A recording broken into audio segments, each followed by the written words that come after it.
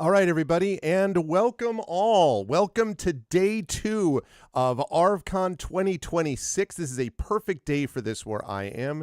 It is cold, it is somewhat rainy outside, it is unseasonable, which means it is the perfect time to be hanging out with all of us to benefit the Damon Runyon Cancer Research Foundation. Very, very excited about the opening sequence that we have had so far. The pre-show and day 1 have netted $1,011, which is a really, really good start, seriously. As we lead into our longest day, this is going to be a very long and very exciting day full of content and inspiration and all kind of amazing stuff.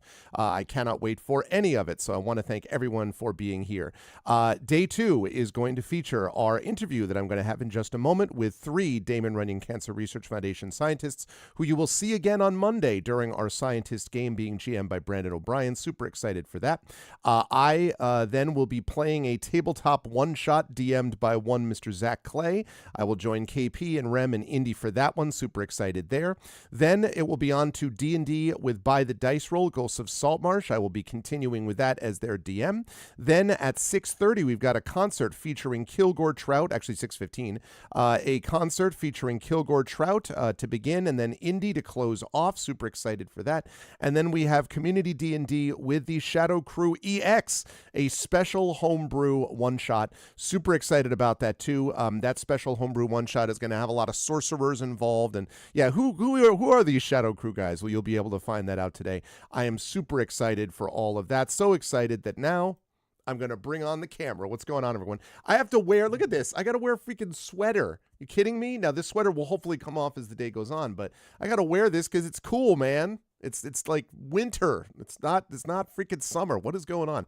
Anyway, but it is a great pleasure to have everyone here. Just a couple of notes. First of all, again, thanks to our sponsors over there, and I do have to add a sponsor to that list. All I see is a floating head. What's up, Dragonsphere? Right over there is a list of our sponsors, and there's an additional sponsor that I'm happy to add. We'll be able to get that updated soon, and that is that Tin Man Games has come back and has joined us again. They have apologized for being a little bit late in their reply. They're super busy. I totally understand that. But they are very excited to sponsor again. They have ponied up many, many game keys to be able to support this. So once again, we have 8 sponsors, all of whom I think all of these folks have sponsored us before. And so I'm really honored to be able to have Tin Man Games to join Alligator Alley, Athos Arts, Catalyst Games, Fatbot Games, Free League, GOG.com, and Nomad Games. Very excited for all of that. Also want to thank all of the amazing mods here.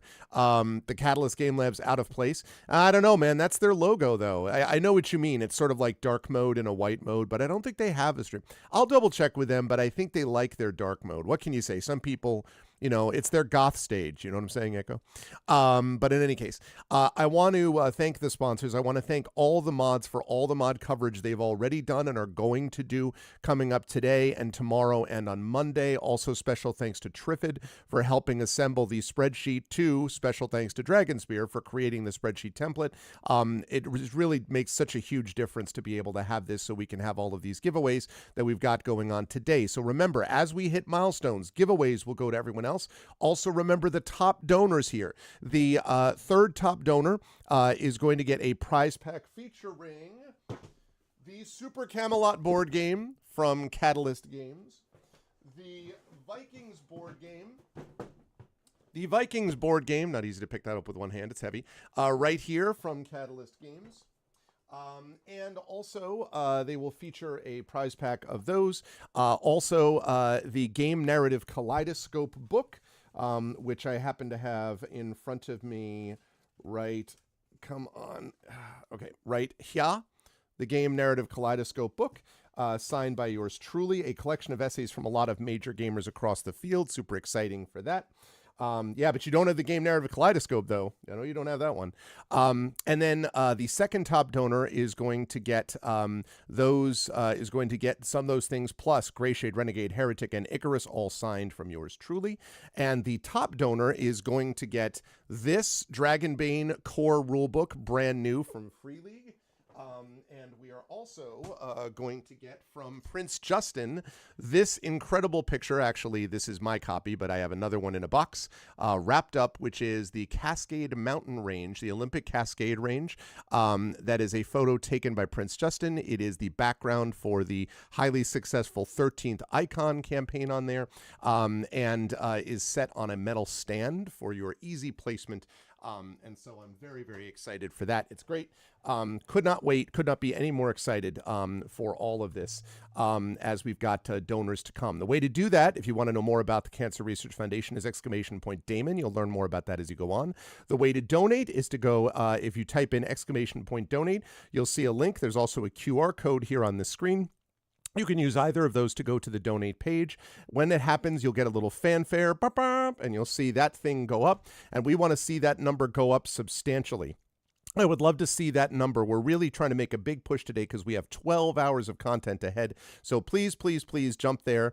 Absolutely, Damon Runyon. There are shenanigans going on in here. We already raised over 1,000. So grateful to Megan McCain from Damon Runyon and to all the folks at Damon Runyon for all the things they do. So super excited for that. And now, with no further ado, I'm trying to get through this quickly because I want to make sure we get to our scientists. I am now going to unmute myself and apologize to anyone I interrupted because I couldn't hear them as I warned them that was going to happen. And then I'm going to unmute them. And last but certainly not least, let's see if I actually am a real boy and know what I'm doing. That's it. Look at that. It's amazing. You can actually see and hear everybody, and I even unmuted them so they can be heard. Wonderful. I'm glad to have them with me. Chat, I hope you will all... Oh! I can't even speak before I immediately get a donation. Before I even introduce them. Let's see. That comes to you from Lil Bazian. Dr. Leslie Day is doing very cool work with DRCRF. Go, Leslie. Actually, it says the phrase. Thanks, Kim. And I have to say, by the way, the scientists have won in our last 2 years the coveted award of most money raised during their collective segments, the interview and this. Now, right now, I have to say the Expedition for the Mysterious Peaks crew raised over $1,000 on their own. So that's a big segment push. But if anyone can do it, it is these people sitting on my right, your left, I guess, as you're looking at the screen. Let me introduce you as we go through. Yes, I know the sound was quiet.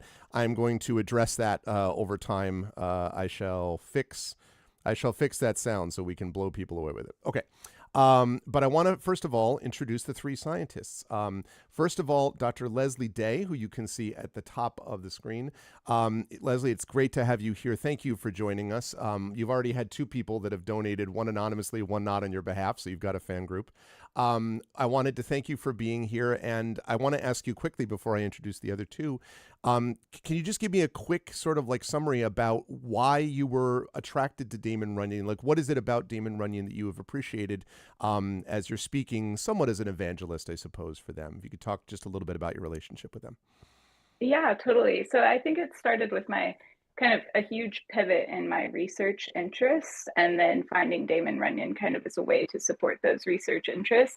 So I have a background training as an environmental microbiologist, and my techniques are more in expertise of growing hard to grow organisms that can't grow in the presence of oxygen. And so I started my postdoc and was working with some new bacteria. And when I was reading the literature about these bacteria, I was originally thinking about them in the context of the lung, where they're not thought to be as like antagonistic, but there's always these one-handed comments about them being an oral cancer pathogen. And so kind of my curiosity got piqued and I dove into that literature, and there seems to be just like a huge need for more tools to study these bacteria to understand how they could be causing advanced progression of tumors like oral squamous cell carcinomas, but also making it more difficult to have positive treatment outcomes. And so I thought, like, this is a way that I could apply my kind of environmental training in a way that could have a really big impact and be a useful tool set to the community and like understanding these rising prevalent cancers of oral tumors. And so that's kind of how I ended up going from being like a methanogen environmental microbiologist to developing tools for bacteria that could be important for cancer. And then I learned about the Damon Runyon through that. And actually, my advisor was a Damon Runyon fellow way Oh, back when. that's cool. And so he was familiar with the program and like what a great positive impact it has on him as a postdoc. And so he encouraged me to look into it, and I decided to apply. And it's made it so my lab isn't focused on cancer, but it's made it so I can kind of pivot my interests there and support myself to do this research. So That's really cool. And I guess just as a quick follow up, it sounds like that's something which Damon Runyon's one of the few, right, organizations that would take a swing at this kind of funding because it's not inside the totally. standard. Yeah.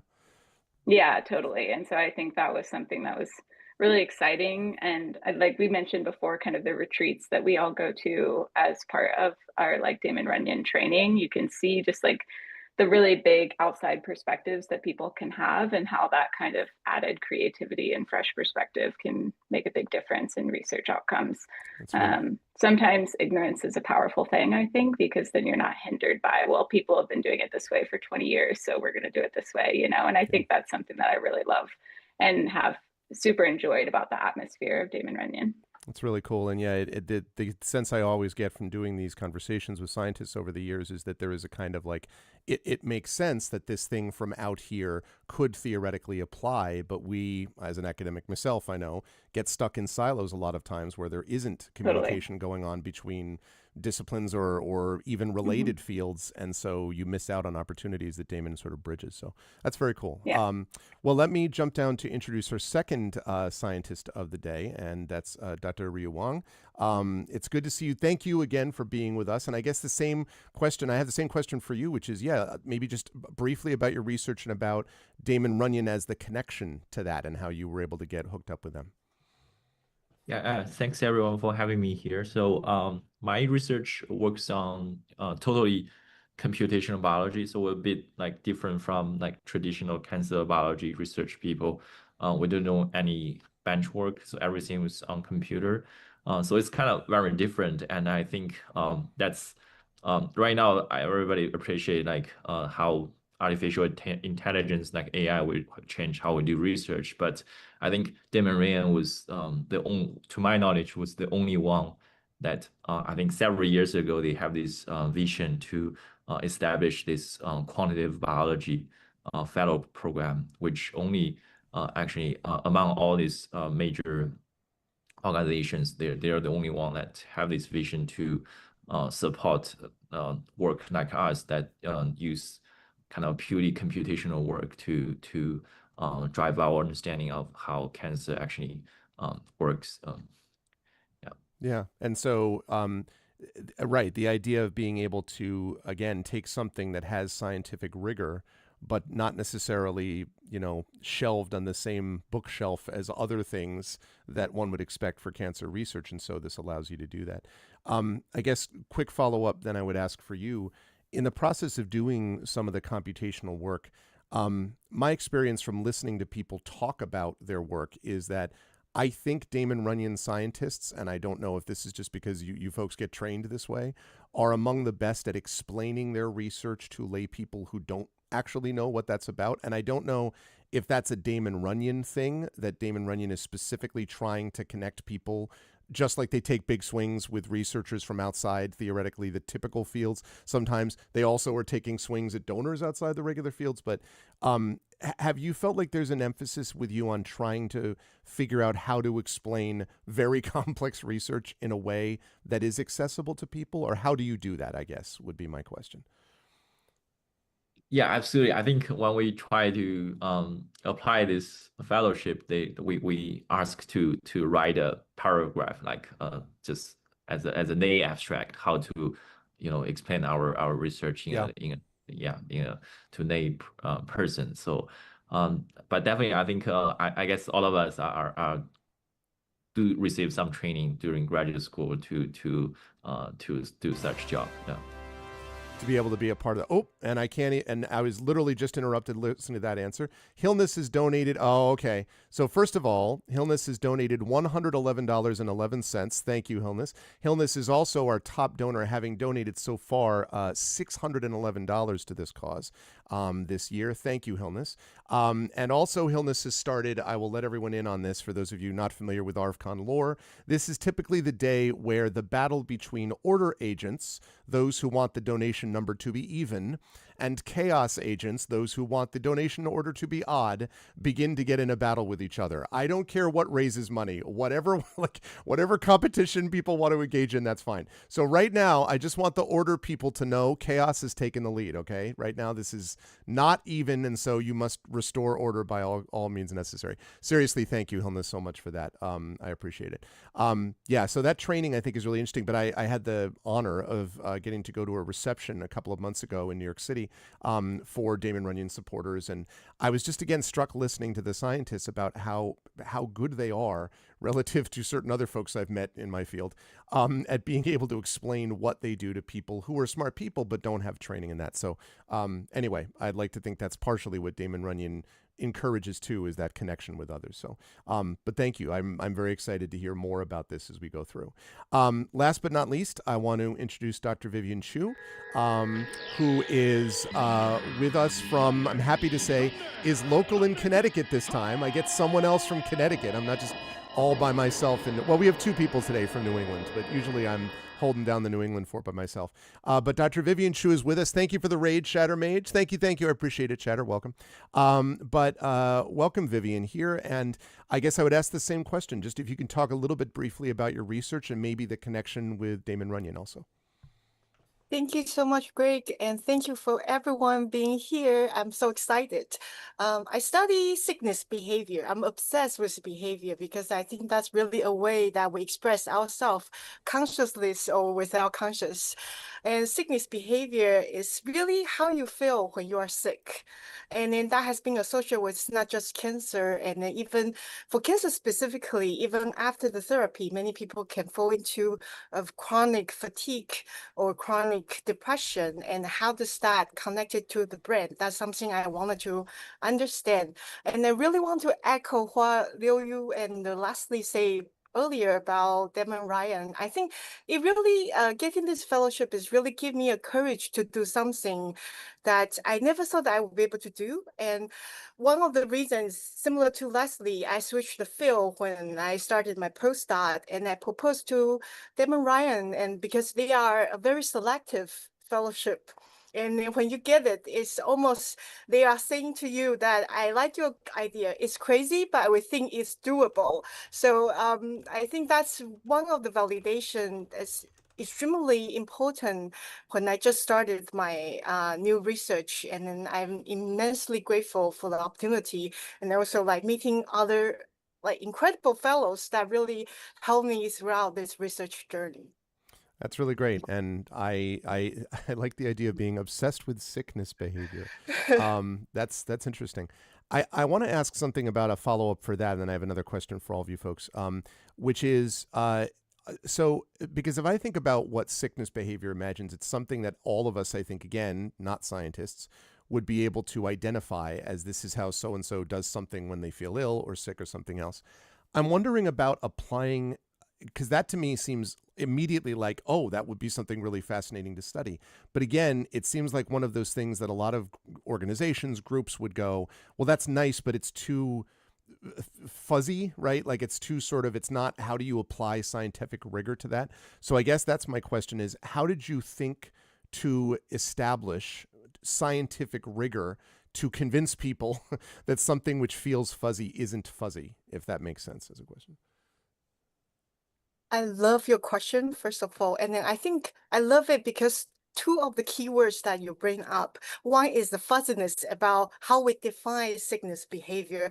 And second of all, it's so general that everybody can recognize it. And the reason I'm obsessed with this behavior was exactly the reason.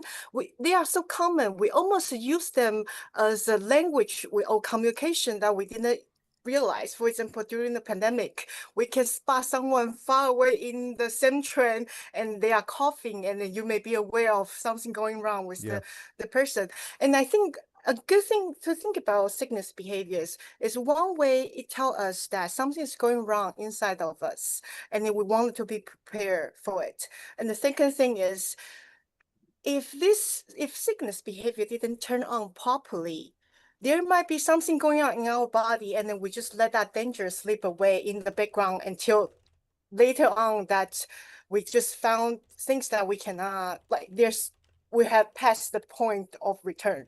So I think the importance is to know how the brain interpret your body status, and then can we actually control through a stimulation of your nervous system, and then sort of guide your immune response that way. So there are many evidence have suggest that, especially for tumor, that inside of your brain, the activity of your brain actually interfere with the tumor development. And how does that happen has been a very growing sort of field now in the cancer biology. And peripherally, we can actually activate our, for example, sympathetic nervous innervation in the tumor to sort of guide the tumor to become hot or cold, meaning that they can become more curable or more treatable, or we can shift their behavior inside of you just by activating your nervous system. So that's one way how I like to think about the connection between sickness behavior and cancer. That's wild. I continue to be amazed all the time when I do these conversations with the vision every scientist has about the study that they do. And it makes so much sense to have a vision that other people have to be able to hold on to. Yeah, that's really, really neat. Well, all right, let me ask then for everybody. I want to ask a little bit of a jump up to 10,000 foot view, because one of the things I have heard from scientists everywhere, but from Damon Runyon folks, is that without getting too into the weeds politically here, given the current climate for science funding and frankly, education funding in general and academic funding in general, that one of the things that is important here is morale. Like keeping the sense that scientists feel like they're not just sort of, scrabbling up a hill that gets ever steeper as they go because of the scenario of what's there. And I guess I want to ask sort of a little bit of a human question, which is about how is your morale? How do you keep yourself up with your own research and collectively moving forward on these things that are really important?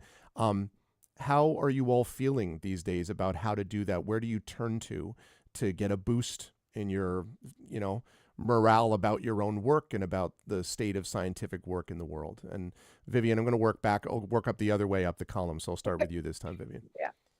Thank you for that question. That is such a good thinking, inspiring question.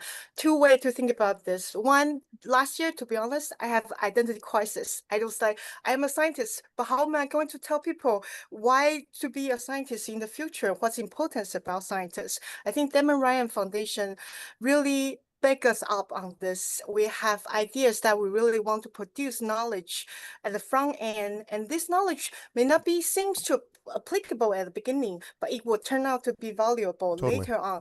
For example, the GLP-1, we know that GLP-1 now has been used widely to reduce weight, and then as a healthy way of changing your lifestyle. But we don't know the background of how GLP-1 can work, and that can bring on side effects that we don't want. And doing research is really trying to help you bring that back, bring the benefits, just the benefit, but not the side effect that you don't want to. Right. So the way I think about doing science, it's really like buying a hope in the future, or buying an insurance for a future that will allow you to do things that you may not be able to do, or you didn't expect now, but maybe need that in the future. Yeah, that's a good answer, Vivian. Ryu, can I ask you the same question about how's your morale these days? How do you keep things going? Are there places, where do you search for hope scientifically or personally with these things? Yeah, sure. I think I'll start with maybe like what Damon Runyon's one of their mission is to fund bold and brave. I think yeah, we're all kind of like bold and brave Yeah. scientists, and I You personally I got my feel vote. You got my vote, all of you. personally I feel everything is still doing good for me. I think doing research as a scientist is a privilege. Um, and it just we're just try to met our own curiosity to answer these questions, and we're paid to met our own curiosity. So that's such a amazing job. And yeah, no matter how the climate change, I think we all continue to be bold and brave. Yeah. Yeah, and bold and brave are very good Yeah. terms that Damon Yeah. Runyon's always used. Leslie, may I ask that to you? How do you continue with your sense of morale and feelings about the world and scientifically through these days? Yeah, I think I get a lot from mentoring and teaching and just like getting to engage with future generations of scientists and all the way down to, little kids. I just last weekend spent time with like my 4-year-old niece and um, being in that era of whys and seeing that like people are inherently inquisitive and they're always going to want to learn and understand how things work, even if there's all this big gray cloud over our heads at the moment. Like that's human nature, is to learn and understand things. And I have, I believe that interest and inherent curiosity is going to prevail. And yeah, I just draw a lot of inspiration from being able to like mentor the bright minds in my lab and outside of my lab. And yeah, I would say that's where I get a lot of the inspiration and kind of like positive outlook on research. That's good to hear. Yeah, I love the idea of curiosity married with compassion, which in a way is Mm-hmm. what all of us try to get something out of. Also, co-sign on teaching, which I've been doing for many, many years.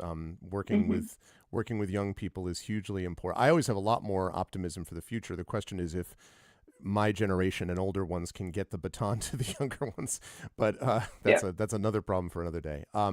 All right, well, let's ask what may be the most important question that you'll answer here before we wrap up, and that is games. Let's talk about games. I'll start with you, Leslie. Like I'd love to hear. Have you played tabletop games before? What is your relationship with games? What did Megan have to bribe you to do? I'm just kidding. How exactly would you say your connection with games is? How are you feeling about Monday's game too? I am terrified, to put it simply. Like role-playing games are totally outside of my comfort zone, and I guess just inspired in being an out of my comfort zone kind of person. And I felt like there was just no way I could say no to Megan. Like when she asked, I was like, okay, I'm gonna do it. Yep. This is like I have a really good friend, Dallas, who's like obsessed with like role-playing games, and Kim as well, who made the donation, is also a Twitch streamer. So I first told them when I got the invite, and then I knew they wouldn't let me say no because they were going to be excited to watch me have that experience. And so Yep. I'm terrified for Monday. I'm more of a like I love Wingspan, Everdell, Yeah, sure. kind of deck building, those kind of games. I would say that's very much my jam. But yeah, Monday is super out of my comfort zone, but I will give it my best. Thank you for being out of your comfort zone. As I said, Brandon O'Brien is going to be your GM. Brandon is very good people, and you are in excellent hands, and you will also do really well. In fact, a lot of times people that have zero, sort of experience with the TTRPG thing often find that they are, I think especially Damon Runyon scientists are good at this, no joke, because I think the same kind of curiosity and thinking outside the box works very well for something like tabletop too. So, but thank you for going outside your comfort zone. All right, Ryu, this is where you have to say like, well, I, with my extensive knowledge of all tabletop games, no, what would you say your connection to games in general are? How are you feeling about Monday? Yeah, I love games, so Haha. I haven't played any TTRPG, but I'm a huge fan of Catan. Okay. Yep. So we actually I just played Catan last night with my friend. It was a 4-hour game. Did you It's win? Oh my goodness. Did I you didn't win? You didn't but win? I Okay. didn't win. I am terrible But, at Catan. I get constantly, people are just like, how about this? I'm like, that sounds good. And they're like, that was a dumb trade. I'm like, oh God, why? yeah, but very looking forward to first TTRPG. Yeah. Awesome. I'm super excited. We have some first timers doing this. That's really great. Also, we just got another donation again from Lil Bazian, who says, hoping Leslie is a defender or striker. So that isn't, listen, I mean, that's what I like to hear. So we're up to 1172.11. I told you it's very hard to take when the scientists get on a roll, man, when it comes to gaining money, to raising money, it's hard to stop. Very cool, Rio. I'm looking forward to seeing how you folks do things on Monday too. Last, Vivian, now are you going to tell me that you have extensive tabletop experience or no? Like, tell me what your feeling is about games and how you're feeling for Monday, please. Same as Liu Yu and Leslie, I have zero experience. And when I saw Megan's email, I just say that if there's one adventure I'm going to do this year, this will be it. So I'm actually looking forward to it. I just want to give me something, surprise me. Oh, you'll get it from Brandon. Yes, 100%. Right. That's so cool. So we've got 3 first timers. Chat, I better see people like pouring in to see this happen, because we need the support, like from these folks. That's really, really cool. I'm excited for it. And again, one of the things I love about tabletop gaming myself is that it does stretch boundaries and, you know, move people outside their comfort zones. But I will warn you all that it's a little bit addicting, in the sense that if you get a good experience out of it, and I hope you all do, I'm sure you will, you may end up being like, you know, where do I find more about this role-playing thing? So, and then you get the one of us chant. You know, it could happen. It could happen. But I am so honored and grateful to have you folks with us for this and on Monday. And I wish that I had time to get bunches of questions from chat, but we have 12 hours of content to get through, so I don't. So I'm just going to quickly ask for just a last word from all 3 of you, and then I'll let you folks go, and we'll see you back here on Monday afternoon. So again, I'll work back up the channel. So Vivian, any last words about research, commentary, anything about this event that you've got, if anything? I just wanted to be bored and then wanted to make contribution, make impact, and as a scientist, that just makes the world much better. Amen to that. Couldn't say it better. Ryu, last thoughts from you.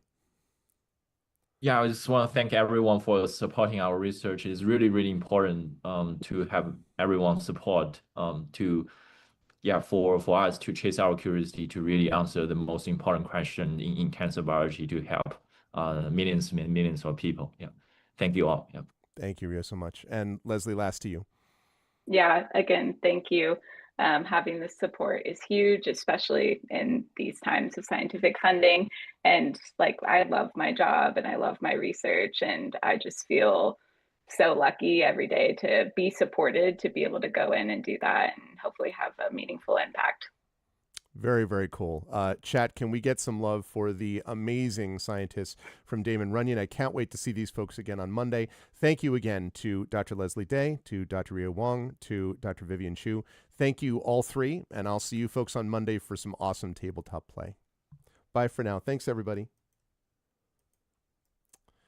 Yay! Oh, man. I am, it is such an honor, like, no lie. It is such an honor always to be able to have these folks on board. Thanks for everyone who jumped on board to donate. And look, I didn't even, we got a little bit, almost $200 just during that, 25-minute conversation. So that is great. And thank you again so much to these scientists. Now I'm going to try to be good about this, and it would be great if people could help me out on this. I'm going to try to be good about this, about stopping and starting recordings, so I don't have one massive recording to do tonight when I upload. So I'm going to stop recording now. Thanks to everyone who came for the interview. Now I am going to start recording. Okay, and now we are back for our next event. So I am going to quickly send off my Zoom link to the amazing R vocalist, because next up is going to be the R vocalist and me, that's right, me, playing some D&D. He. I don't know where I was going with that, but yeah, so I am going to be doing that. I'm going to be playing myself. I am ready to go, by the way. I've got my shirt underneath here. GM equals PC squared is what it says. You can't quite, there you go. GM equals PC squared. In the back of it, it says, you can certainly try. Thank you, Extra Dead. I appreciate it. Yeah, I wish I could go longer with these things, but again, it's like we have a lot to get through, so it's a long day as it is. But if everyone thought it was meaningful too, please donate to support as we do these things. Okay, I have done that. I've done that. I have done this. I've made the copy. So now I'm going to send this over to the R vocalists. As of right now, there we go. I'm going to send that over to the R vocalists here. Our vocalist down there is right there. So we're looking at, this is May 23rd, and it is 12:40 p.m. EDT. Okay, and then we go down to the our vocalists, and then we go like that. Great. Okay, and now as people join us, we are going to studio mode it up, so that I can capture their video, although I've already done what I was supposed to do in terms of capturing everything. There we go. That looks great. Wonderful. I'm going to admit all of them. They are all here because they're all good, amazing people. And so I have admitted all of them in. This time they are live, although their videos are not yet captured, but they will be in a minute. No way for me to capture them ahead of time with these things. But you can hear their voices. So you'll be able to hear their voices right now as we go through. So welcome, intrepid adventurers, as I go through this. I'm going to capture everybody, and as I do, I will try to introduce everybody or let everyone introduce themselves one by one. We just finished our scientist conversation, which was as inspiring as it always is, so thank you for being patient as we went through that. And let's see, go down further, scroll that down so it can go under the overlay. And then I'm going to be showing Zach first. And Zach will be able to, not capture that way, Extra Dead. I'm just talking about, not trying to do anything like weird or, strange or bizarre. Just, okay, there we go. So that's that. And I am going to bring Zach over in just a minute. And you're going to see 4 black screens below the column with myself, actually 3 black screens, and that will be addressed as we look at this amazing overlay done for us by a shadowed mage. Okay, so Zach is here, and I'm going to fix these other things and bring everybody in. So Zach, welcome. It is good to see you. I feel like it's been so long. It's been at least 12 hours since I've seen you, probably, I would say. How you doing, Zach? How's everything with you? Welcome. Any thoughts about today's D&D session that you got rolling for us? Yeah, hello. You can hear me? Yes? Yes, can hear you. Great. I think everyone can chat. Everyone can hear, I think. Should be. Yes, everyone can. Maybe. Possibly. Hopefully. Hello. Yep. Assuming they can't. Oh, yeah, and also, yes, Yep, you yes, can hear CQ can, other yes. R vocalists that are in, actually, I can't see the stream right now, but I'm assuming they're in darkness. They are in but darkness for the moment. They are here. I am forever in darkness. Yes. Love it. So, Hillness, the answer to that question is yes. More on that, I'm sure, soon. But yeah, no, I'm happy to be here. It was a lot of fun running D&D for the R vocalist last year. And so this year I spent just a couple hours and whipped together a little one shot with some Chepeku maps and Nice. a dream and a couple of random ideas inspired by Citizen Sleeper. So should be a lot of fun. Very, very cool. I'm excited for it. As I transition over, you'll now be able to see Rem as well. Still waiting on KP and Indy. I will get to there too. I will introduce myself quickly. My name's Arv. Hi. My real name is Gregory Wilson. I'm an author. I'm a college professor. I've also run this channel for 14 years, and I've been running ArvCon for 12 years to benefit Damon Runyon. I will let all the Arv vocalists know, by the way, that we are coming into this event at $1,172.11, which is a very good opening of our $5,500 goal. Now, the Arv vocalists did raise a good deal of money last time, although they were not the top donor. That went to the scientists who, I guess we can't complain too much about that. But the question is, can the Arv vocalists summon what is necessary to become the to gain the coveted title of the highest earning amount. Zach is part of also Expedition for the Mysterious Peaks, which currently is in the lead, having raised about $1,000 during their segment. So we better get cracking, our vocalists, what I got to say.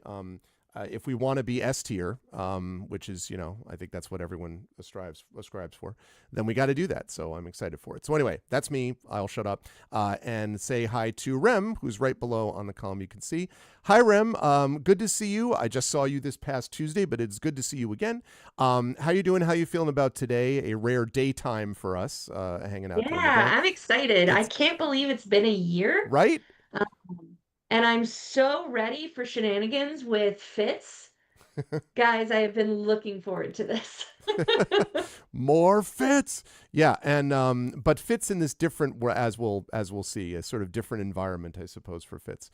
Do you have any sense, as I get KP captured here, Rem, do you have any sense about the thing that I mentioned about our ability to raise the most money of any segment? Do you have confidence in that? I would say, because I used to stream and do fundraising too, that maybe we could do something fun, and for like every donation, we like give someone a nat 20 or an inspiration or something like that, or more chaos from Fitz if that's your jam. chaos. I love the idea of chaos. I also want to just suggest something, if the Our Vocalists are okay for it, which is that the top donor in this segment, so it's 117211, the top donor in this segment will receive a message which can be placed upon their cell phone voicemail or can be played as an alert on their Twitch stream or whatever else, featuring the four of you, the Our Vocalists, Best Voice Team on Twitch, saying something awesome about that given person, like either having discussion about it or in unison being like, I don't know, Extra Dead is the greatest of all peoples or whatever. I don't know, like whatever it is that they say that they want. If the Our Vocalists are cool with that, is that yeah? Is that I love that. Subject to appropriate username. Yes. Yeah, exactly. Yes, if your name is MF or Elite 69, probably not. We're probably You've reached the voicemail of MF or Elite. Yeah. Right. And all of a sudden, Indy's like, "Well, but that was my name." Like, no, that was my username, man. That's my username. Okay. I feel like that we should make it relevant to our streams too. So like Indy could go objection, and Zach could go, he glides, or to, we glide to the exactly. That's funny. That's amazing. Thank you, Rem, though, for being here. Genuinely, I am very pleased that we get to have you back with us. I'm excited to see what Fitz gets up to. Okay, well, KP is now on your screen, everybody, which means that KP is back and is also capable of introducing himself and all those things. So KP, it's good to see you. You've had a lot going on, I know, and all these things, but you're back. You're ready. Any thoughts about what you did on your summer vacation, so to speak, and how you're feeling about today, about re-inhabiting your role? I believe your name is Swashbuckler Swasherson, if I read Discord. I'm sure that's exactly right. If only. But out of respect for Zach, I went with something a bit more grandiose. Yeah, Dad said no. Dad said no. I wanted to change my name to something cool. But my character's name is Sarkel, named after an actually famous historical Indian pirate, essentially. He's a privateer who was very active between the late 1600s, early 1700s, and he's considered one of the greatest maritime captains of India. He literally went and dominated the seas around Indian coastlines, stopping Portugal, British, and Spanish fleets, essentially capturing them and asking for a tax, saying that if you don't pay this tax, I will literally sink your ships and steal your sailors. So this guy's a badass. What's his name? Sarkel? You said his name? Yeah, Sarkel. His full name is, I have it up here. So his full name is Sarkel Kanoji Angre. The guy was an absolute badass. He never got caught. He never got sent to jail in his entire career. He started actually at the age of 18. Like, he captured a fort on his own, led a charge and captured an entire fort, and then went on, became a captain, Yeah, absolute badass. I Oh, will do yeah. my best to try and emulate him. I will fail miserably, but you know what? We can do our best, and that's all that can be asked of us, right? So Sarkel, in this game, what kind of character is he? Is So he he is a swashbuckler. swashbuckler? Okay. I was given this amazing class. Thanks actually to Zach for researching and providing me. He's like, hey, this seems more your vibe. And I think that kind of directed me to change his name to this. Before he was John Cena. Yeah, I remember it well. Pour one out for John Cena. Clearly, I have a great sense Yeah. of naming skills. I feel like you can do Why is the Rum Gone, but substitute it for the popular Indian drink. Yeah. I'm trying to think of what would be an Indian pop. It would have What to be, did Indian pirates drink? That is a great right? question. I mean, That's honestly, Probably rum. still rum, honestly. Yeah, probably just rum. Yeah. I mean, that's famous, popular. Extra wants you to type that in Twitch chat if you get a chance, if someone Yeah, has I'll a do chance to that. do it. Okay, Awesome. so you were a swashbuckler. I'm excited for this. Also, just for my own notes, Rem. So Fitz was a halfling barbarian. What was halfling? What? Barbarian. It was a barbarian, right? Okay. I Yep. just wanted to make sure I remembered properly. Lovely. Impulse control issues. Yeah, just a little bit, but in the best possible way. Okay, very excited to have KP with us. Good to have you back, man. Last but certainly not least, of course, it's Indy, who has already infused himself with this role. That's what I love about Indy, in life and in all things. He infuses himself with everything. It's exciting. He is back and ready to go. So, Indy, good to see you, man. Hello. And I am curious about how things are going with you, and also, I guess tell us about your character a little bit. We introduced our characters in a way. How you feeling about today's session and all that stuff?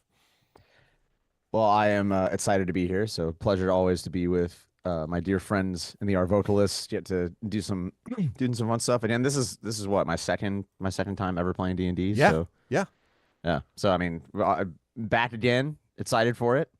And I am Sir Thomas Edgar Valor Entropius. Although you may call me Steve. Wonderful. Sir, wait, Thomas. I'm gonna have to get the full name. Oh.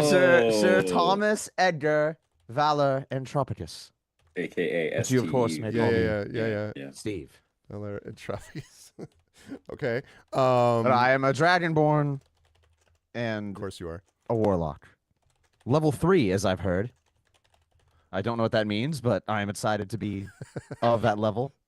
And It's higher than yeah, 1 and 2. we're gonna have a good time. It's gonna be fun. We had the best character arc, remember, last year for Indy's character, as at the end he finally realized he cared about someone other than himself. I care now. Oh my God, it was so great. I am super excited for that. All right.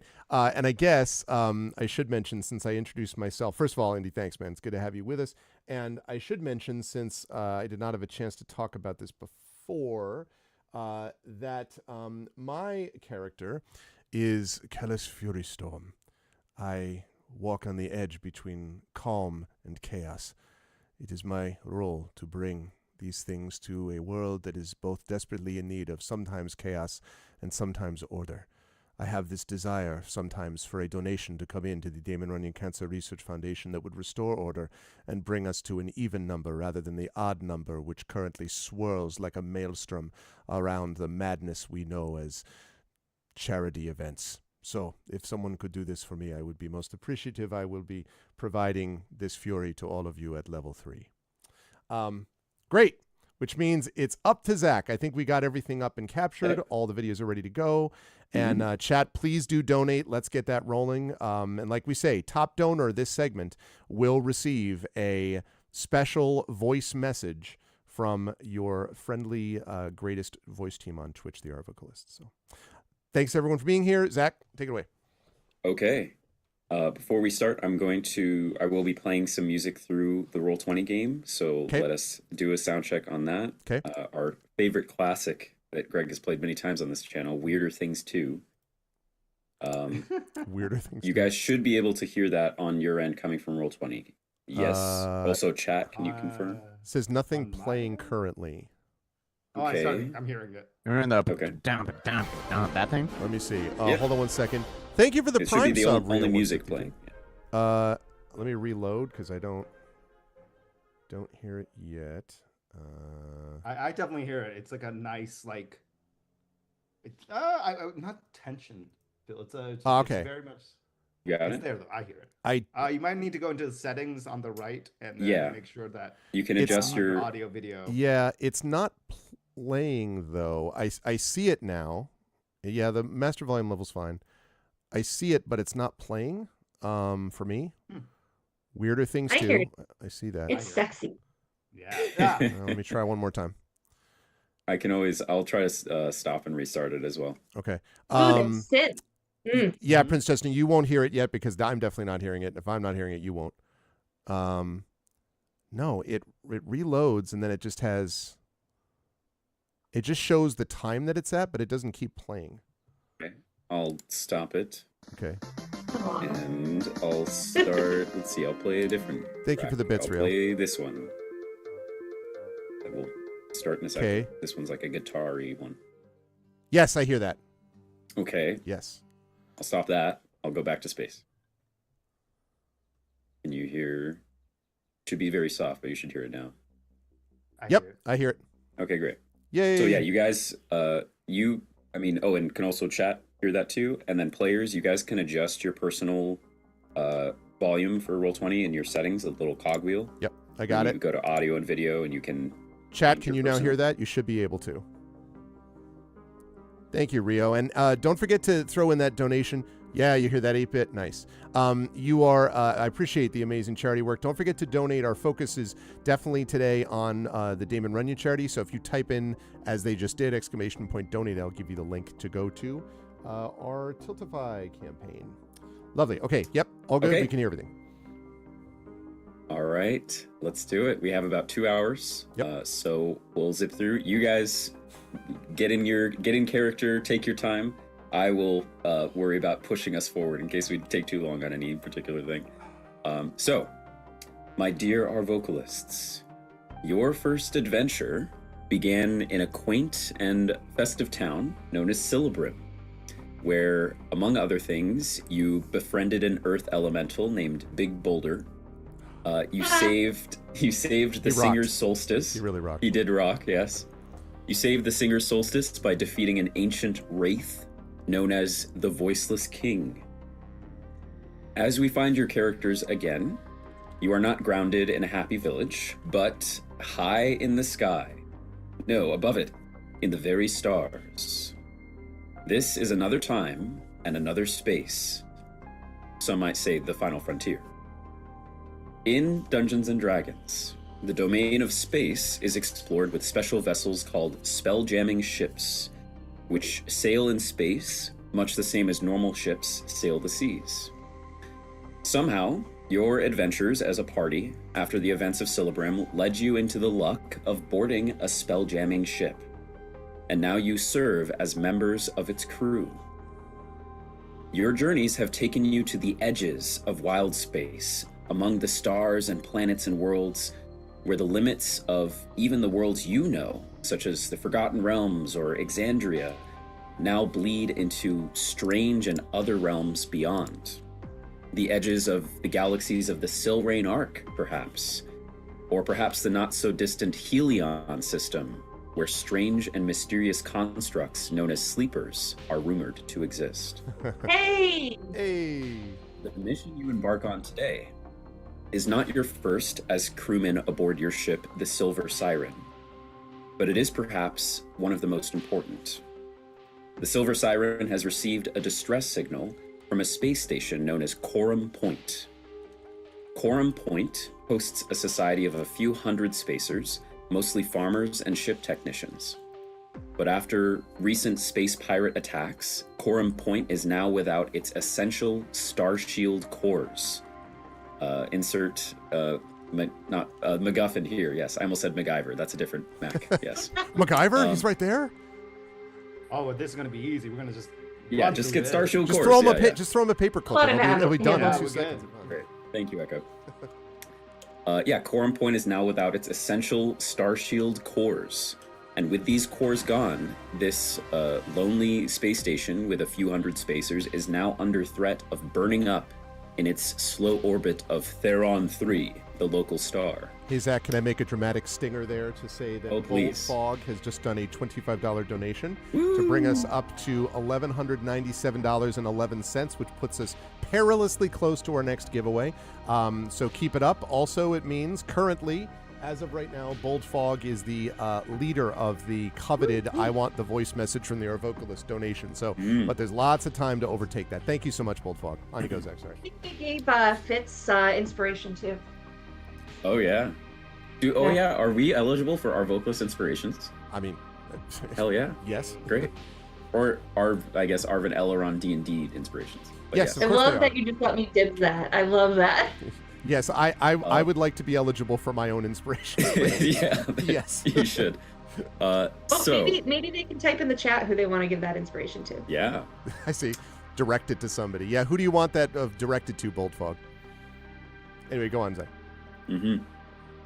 So yes, Quorum Point missing its essential star shield cores. Without them, it will burn in the orbit of the star that it circles around. Evacuation would take too long with too little resources, and aid from outside this system would arrive too late. So the responsibility of saving this station that you just happened upon on your ship, and now the responsibility of saving the hundreds of people that live on Quorum Point, is up to the Silver Siren. This is the only ship fast enough that is stationed on Quorum Point that could possibly recover some nearby star shield core from anywhere and bring Quorum Point back to normal. The technicians at the station had locked onto a faint, dying signal from a derelict vessel floating adrift just a few hours of space away. That signal indicates usable starshield cores might still be on board the wreck. And so here our mission begins. As you approach the wrecked vessel, you can see it in the distance. I will bring you to a different Roll20 page here. That should just be a bunch of speckled stars for now. And I see the speckled stars. wonderful. Does chat see, do we have an overlay that shows Roll20? Yep, I'm not looking sure at the does. screen. Great, cool. So yeah, we just see stars at the moment, but you also see, I guess I could just make it appear, but I'll also do a call out here. So you all see this. Let me know if you see a wreck suddenly appear Whoa. on Roll20. Cool. Perfectly So good you shape. see, this is not your ship, the Silver Siren. Silver I was Siren's gonna say, doing great. That's the Yeah. fastest ship in the. Yeah, fastest ship. Save Quorum Point. It This made, is, it made the jump. What the hell is that? The Corelli? Indy, Yeah. help me out. The jump in 2 parsecs, whatever it was. Yes.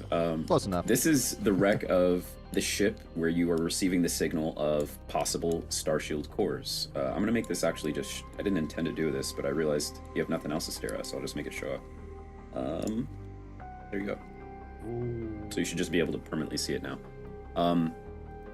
So your ship, the Silver Siren, approaches this wrecked vessel, and your Captain Damon, is holding a like a recorder, or not a recorder, but like a signal chaser of some sort. And he says, all right, well, there she is. Anyone with a good eye able to spot a name? Hopefully, wrecked as she is, she's still got some readable paint on her side. I would like everyone go to your character on D&D Beyond, and you're going to look in that tall column of skills that you should have, and you're going to make our first roll, which is a perception check, please. We all should still have connections so that it'll just automatically send it to Roll20. Oh, that's funny. Yeah, that checks out. KP, it My, still recognizes your 4. character's name as John Cena, so old habits die hard. That's pretty funny. That's exciting. That's great. It's not. I don't know why mine didn't show up. Yeah, mine didn't show either.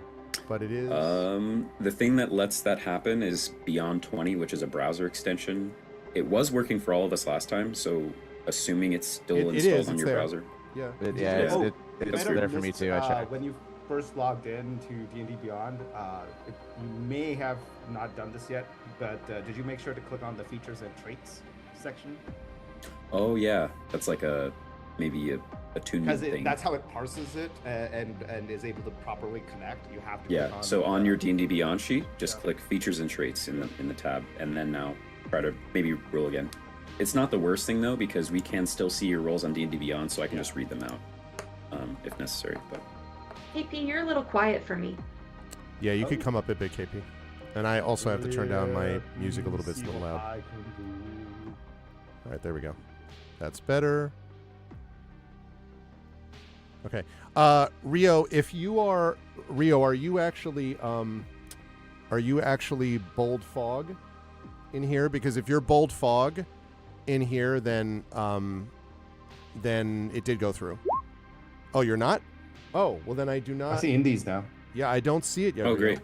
It hasn't updated my It's name working, though, Indy. but that's Yeah, that may not change. I don't know what backend thing. that's fine.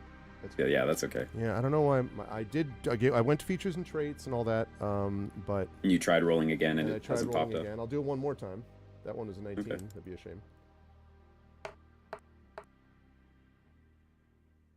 Okay, so it says a 4. I It see you says rolling. virtual tabletop not found.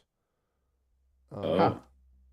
Do you have Roll20 open in I a do. different browser or different Well, it's a different. I mean, a different what? it's the same browser. It says your Oh. DM is not currently hosting a game session. Oh, he is Bold Fog. Oh, you are Bold Fog. Yes, then we saw it, and I did thank you for Okay. that. Thank you. Okay, good. That's good. All right. Um, Well, I'll I let see you try to everyone in the troubleshoot it. campaign. Yeah. Yeah. But we'll read your rolls off of D&D Beyond for Yeah. now. Sorry, everyone. It's okay. So Can you I take guess the you're- 19 of the 4 rolls that I yeah, made? sure. We'll take your 19. Okay. So we had 19 for Kellist, 12 for Steve, or Indy's character, 13 for Sarkel, and then 4 for Bria. So, or Fitz. You all look out from the deck of the Silver Siren, and looking for a name on the side of this wreck. Fitz, as you're looking out, you kind of just see a bunch of debris. You see all the floating and broken off pieces of wiring and tubes and metal plates and grates and so on. And I see a wrecked ship. yeah. And then the rest of you on 10 or above spot a name on the side of the ship. The name reads the Kuiper Echo, which is Kuiper. That is not a constellation, but that's a famous let's see, it is a famous belt, essentially, of icy Kuiper objects belt. and dwarf planets. That's where that name comes from. But It's the Kuiper yeah, of so you what? I'm see sorry, the Kuiper Echo Echo. Okay. is the name of this ship. That you have to kind of parse together from TH is on one left broken part of the wreck, Kuiper is barely readable in the middle, and then Ek is seeable, and then you see one floating piece that finally drifts and turns around with the O of Echo. As you all spot the name. The captain has asked if anyone has seen it. All of you except for Fitz have. Does anyone respond to the captain? Before I do I know of the history of the ship at all? Do any of us would be able to is this a famous ship or? I would say normally, if you had a chance at knowing the history of a thing, I would have you make a history check. If there is no reason to roll a die at all, like if I'm positive that you would have never heard of this, then I won't have you roll. And in this case, there's no roll to make.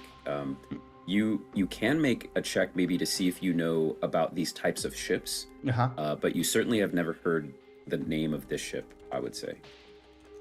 Could I? If you want to maybe... make if you want to make a check about these kinds of ships, maybe I'd call that investigation, I would say, or history. I would take either one.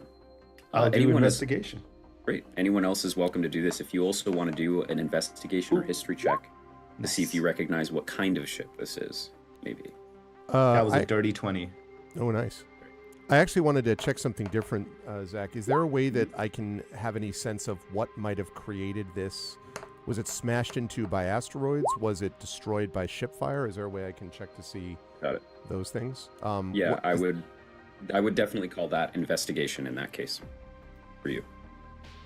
And then you'll have to tell me what you roll every time. Yeah, it's 13.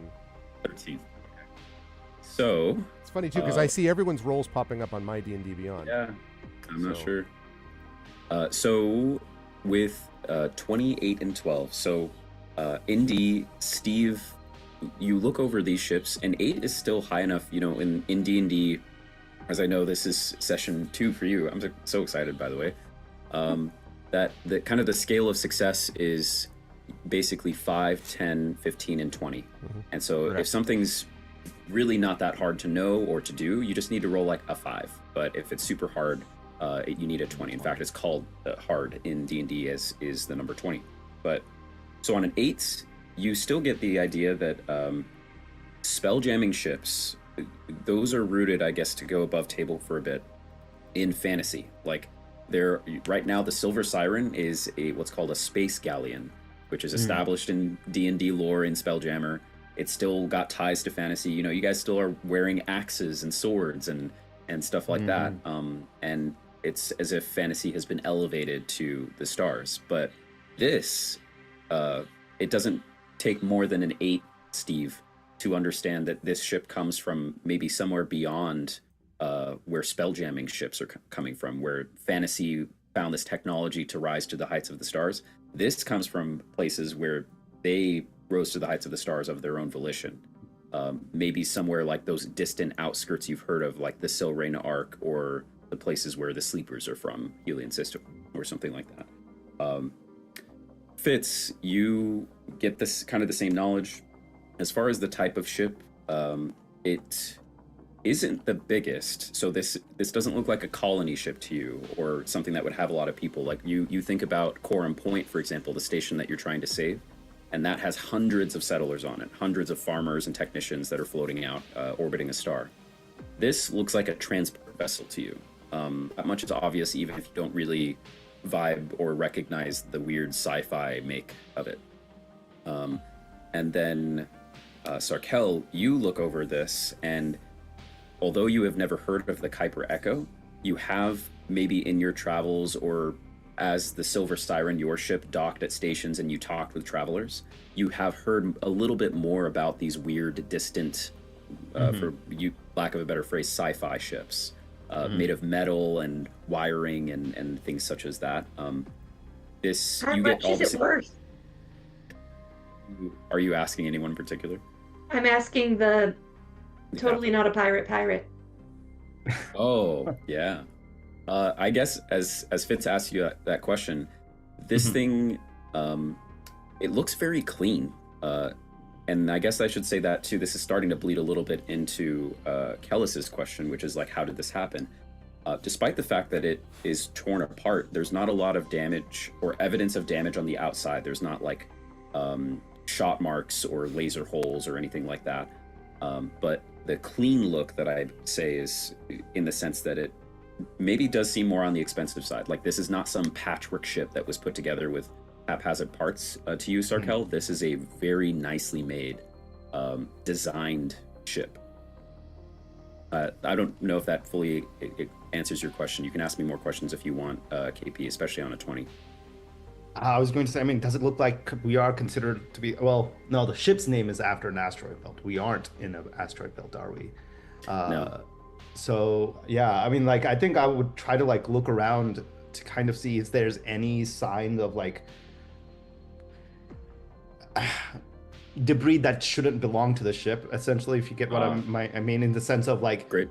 Is it related to maybe another ship crashing into it, or perhaps does it look like there's residue of, you know, in my experience, in my mindset, essentially cannon fire, right? Or but lack of better term for me, not knowing what a torpedo or a missile might particularly be, but I would know like cannon fire and such, right? So essentially, kind of like that. Like, do I see kind of essentially battle scars? What we'll establish right now too on a 20 for you, really for each of you, you all are familiar enough with these outsider types of vessels, and maybe you've even met someone from beyond these the normal areas of spelljamming space.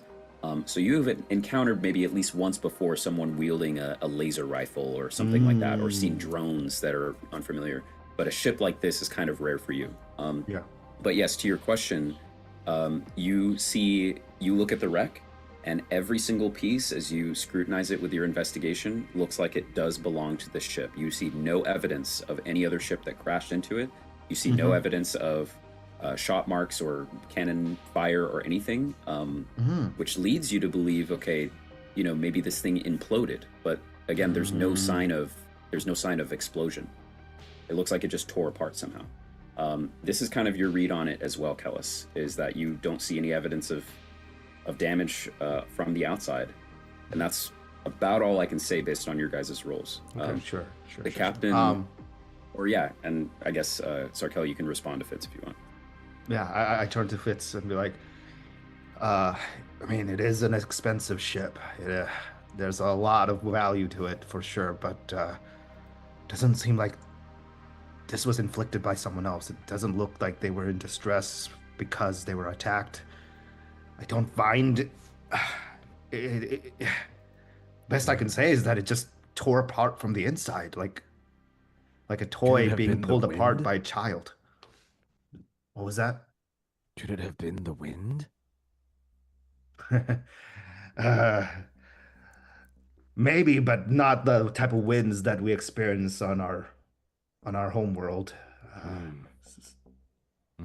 Space is a bit of a vacuum-filled space. I imagine Kellis is just sort of looking out and here's the wind question, and just with my practiced calm continue to conceive of space as if it would have wind in it. The captain turns to you all and says, all right. Oh, and I see there, okay, the Kuiper Echo. Yeah. Well, he looks down at the device in his hand and he says, this device those engineers from Coram Point gave us says that this is it, all right. Looks like he points at a little screen on this device. And you can see Coram Point itself was a bit more leaning in the outside of fantasy wild space. It's more of a traditional sci-fi station, and that's kind of maybe where you guys have had your first recent experience of seeing things like laser rifles and things like that. He holds up this tracker, and you see a little screen on it has 3 like radar red dots. He says, looks like there are 3 Star Shield core signals on board, which happens to be just about the amount that Coram Point needs. I don't reckon, though, that these are the pirates that stole them, maybe. Either way, because they said the pirates that came by were aboard a Spelljammer ship like ours, and my understanding is those guys are long gone. This might be something else. Are these? He says, go ahead. Yeah, go ahead. No, I was just going to say, are these cores unique to Coram Point? Or are they the kinds of things that people can have, like, I just happen to have a couple extra Coram Point reactors in my trunk? As, you know what I mean? Or it was point. Yes. As you met the people on the station and they told you about their problem, they talked about it as if it was a very important but widely known thing that a station like theirs would need. A Star Shield core allows them to orbit a sun that they have benefits for doing that otherwise would burn up their station if they didn't have these cores. Again, more in the realm of outside of anything you all would know for spelljamming ships or things like that. Science. Yeah. Do we have any idea why any ship would be randomly carrying these cores? Like, would they be going to another station somewhere to give them these cores? Like, why would the ship have these? That's a great hypothesis, yeah. Okay. Especially if Fitz kind of was the one that read that this maybe is a transport of some kind. And there's no sign of bodies? Nope, yeah, no floating bodies or anything. The captain says, all right, well, we should probably get you aboard. Yeah, you have all the equipment you need, air bubbles and all that stuff. You shouldn't have to worry about gravity or air blocks or actually, oh yeah, no, this, you won't really have much of a good air pocket. You might need to glide a bit, so just be prepared. We're ready. And he says, despite that, though, you might, if you turn power back on the ship, it might activate that's something Coram Point was talking about. Ships like theirs or stations like theirs, they have some sort of thing to root yourself back to the ground. So you might want to look for that in case you really like floating around. He says, so they showed us one of their depleted Star Shield cores back at the station, and seems like you're just gonna look for some sort of big cylinder battery-looking thing.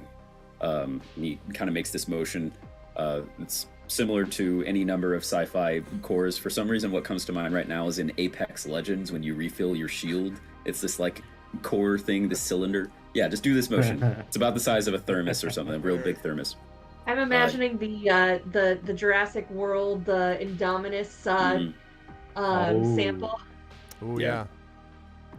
He says, so if maybe to your point, Kellis, if this ship was going near stars, maybe it actually equipped itself with the cores itself, in which case it might be in the engineering deck or something equivalent to that, or if they were just transporting them, I don't know where you'd find it. So either way, though, he shows you the screen. They're somewhere on here, so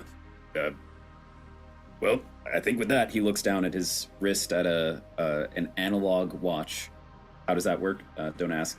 He says, time to get you going. Pocket And watch, I hope. I hope it's a pocket watch. Yes. You all equip yourselves and find perhaps the easiest part of the ship to land onto at the moment, which is the back half that has been blown open so much that it is open out to space. Two quick And notes. so- Two quick notes. Yeah, Just right ahead. one out of game. Welcome to those who have jumped in. Good to see Big Boss. Good to see also Lord Gasumba, who does regular charity streams on Twitch for a variety of things. Runs a Greyhawk campaign, several Greyhawk campaigns. So thank you for being here, Gasumba. Remember, everyone, that we are here for Damon Runyon. If you want to know more, ! Donate would get you to the link to support this incredibly important charity. Our goal is $5,500. We have raised $1,197.11. Not even halfway through. Not even a third of the way through, so we're making excellent progress, but we could use more, so please do support us. The top donor in this segment will receive a special voice message from the best voice team on Twitch, also known as the R Vocalists. In game, I look at Steve as we're prepared to go across, and I say, make sure you are careful about the eddies of the wind. I say completely deadpan.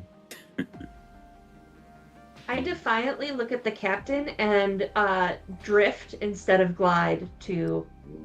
I feel the wind beneath me as I glide. Amazing.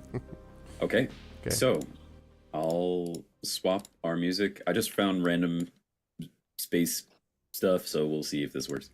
And I'll move you to the map.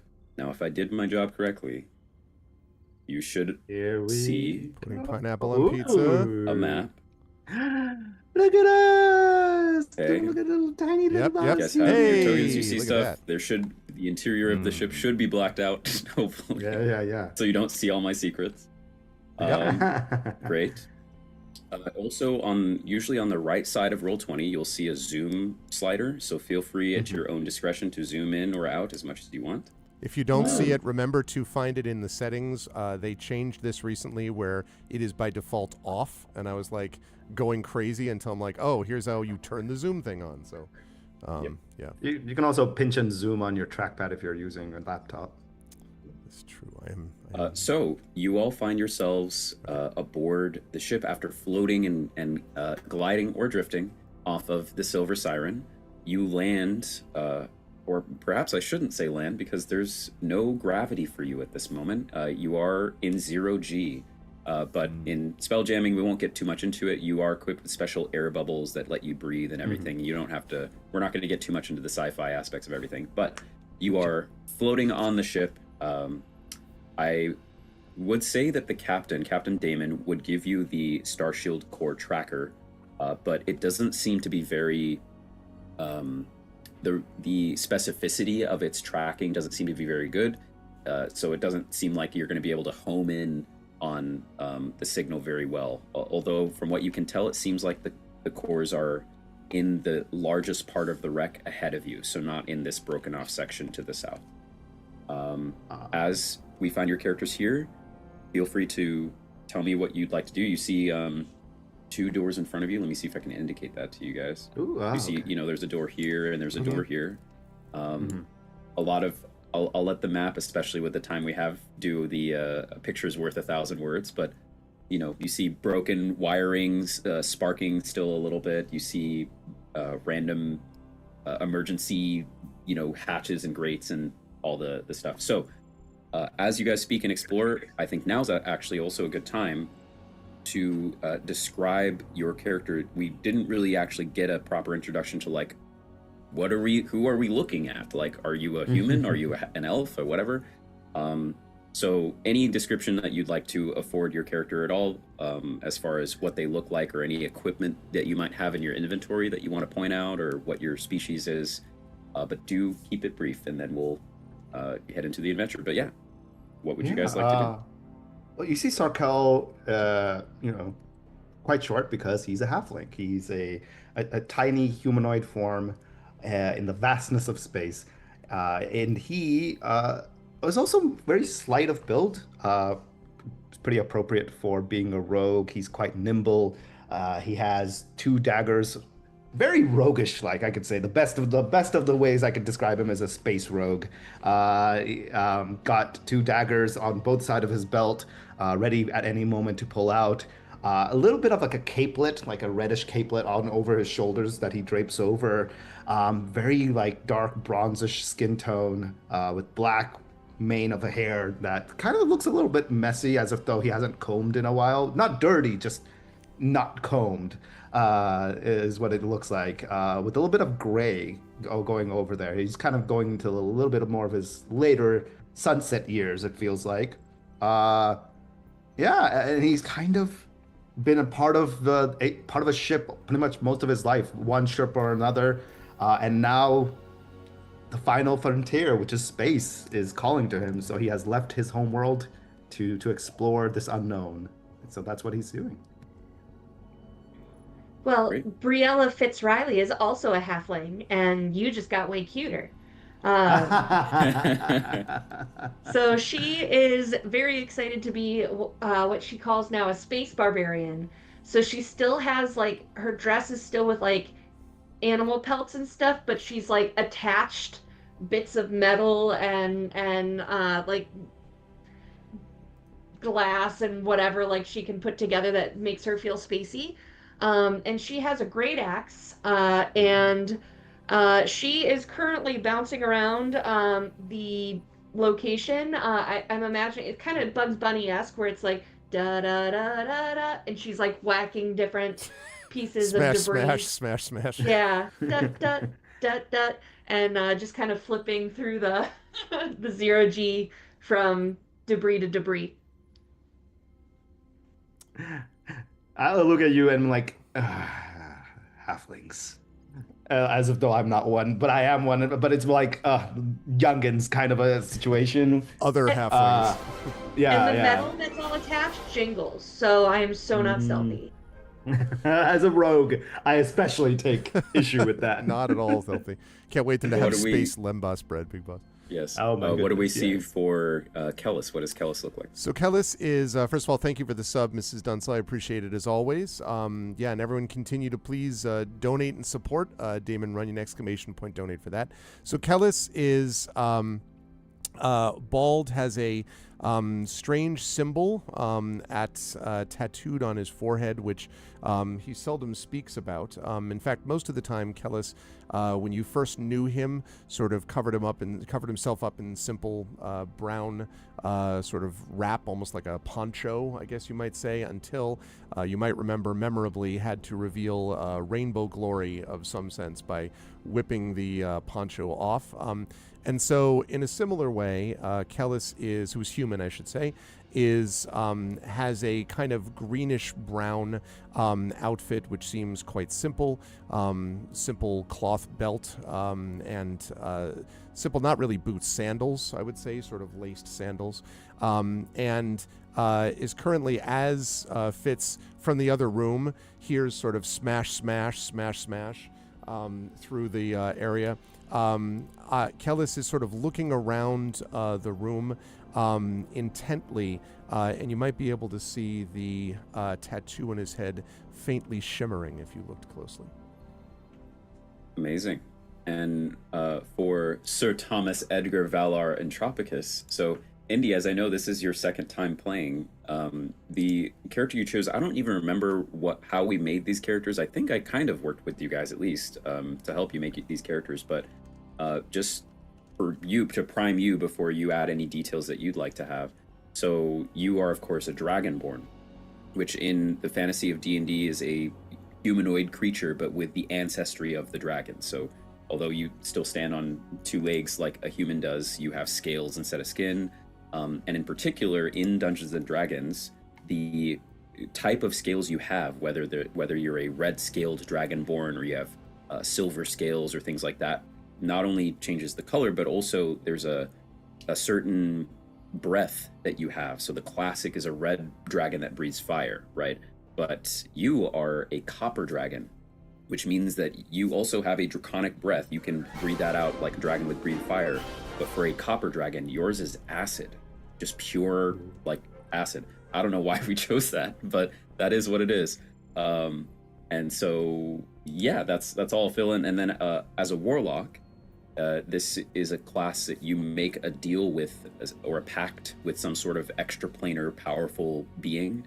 I kind of chose just the default pact for you for a warlock, which is the Pact of the Fiend, which means at some point Steve encountered a demon or devil or some sort of creature from the lower planes and is receiving some power from them. That could even be Tiamat, who is the dragon goddess, essentially, of evil, mind you, but either way. So yes, what do we see about Sir Thomas Edgar Valar and Tropicus aside from this? Yes, I am a dragon. Great. I have a letter. I'm just kidding. I'm a dragon. Go ahead. I have a letter. Quite frankly, it's letter? consuming all of my thought. I haven't been able to figure out exactly what they mean. It's all I can think of currently. What was in the letter? It's a great question. So you're just thinking of a random letter? No, Is that what I you're have it telling right me? here. Oh, It's posing a question. I don't is know the what that question question open? is. Shall I open? How do I go about this? I see it in my inventory. I just don't know Yeah, I was gonna say, is this an item from your backstory or something? What is it? it's another possession that I possess. But I can't move past it. He hands it to Is us. this It's in just your blank. inventory? He's like, I I can't can- figure I it out. can- There's nothing on it. I can try to give you some more specific details. Is it an item you have, or is it like... It says it's okay. I gotta back out. It's in my inventory. It's in other possessions. It literally just says a quill, a letter from a dead colleague posing a question I have not been able to answer. That's all it says. The question is, what is this letter about? You're like, I don't know. I don't know what the hell it is. A letter. I'm I just think that's a. pondering it I at think all that's a times. random backstory item. Thank Look, you for I all the will gift let. subs, I'll let thank you. you. Yeah, I'll let you. Can I do whatever I want with it? Yeah. You can come up with the question if you want. But I'll let you brew on that. You don't have to have it now. Yeah. You want to I'll take your set. time? We have a It's a hype good train que- going. It's a great Woo! question. It's a great question. I'm still trying to decipher the letter, and that's part of why I've been There you unable go. to answer the question. Great.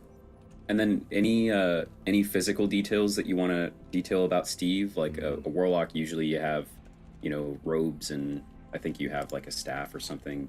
You have a dagger, a sickle. Yes, I have. Any other I have, details you want? I have scales, Great. and I've got a little cloak. So you can see what I'm wearing. I don't know why I need to tell you what Okay, perfect. I'm wearing. You like the color of it and everything? Okay, cool. Yes, it's what I chose to wear today, so I'm here. Perfect. Yes.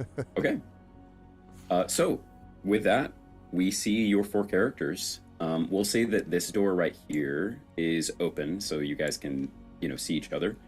But you are currently aboard the Kuiper Echo, searching for these cores. Please let me know what you'd like to do. Because you're floating in 0G right now, this does mean you have the freedom, if you wished, to float out this way and explore around if you wished, but there are doors right in front of you.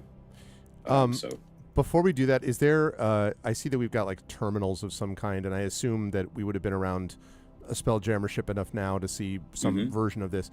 Do any of these look active or powered or making noises or anything? Yes, you look at these ones right in front of you here, and they're incredibly dim.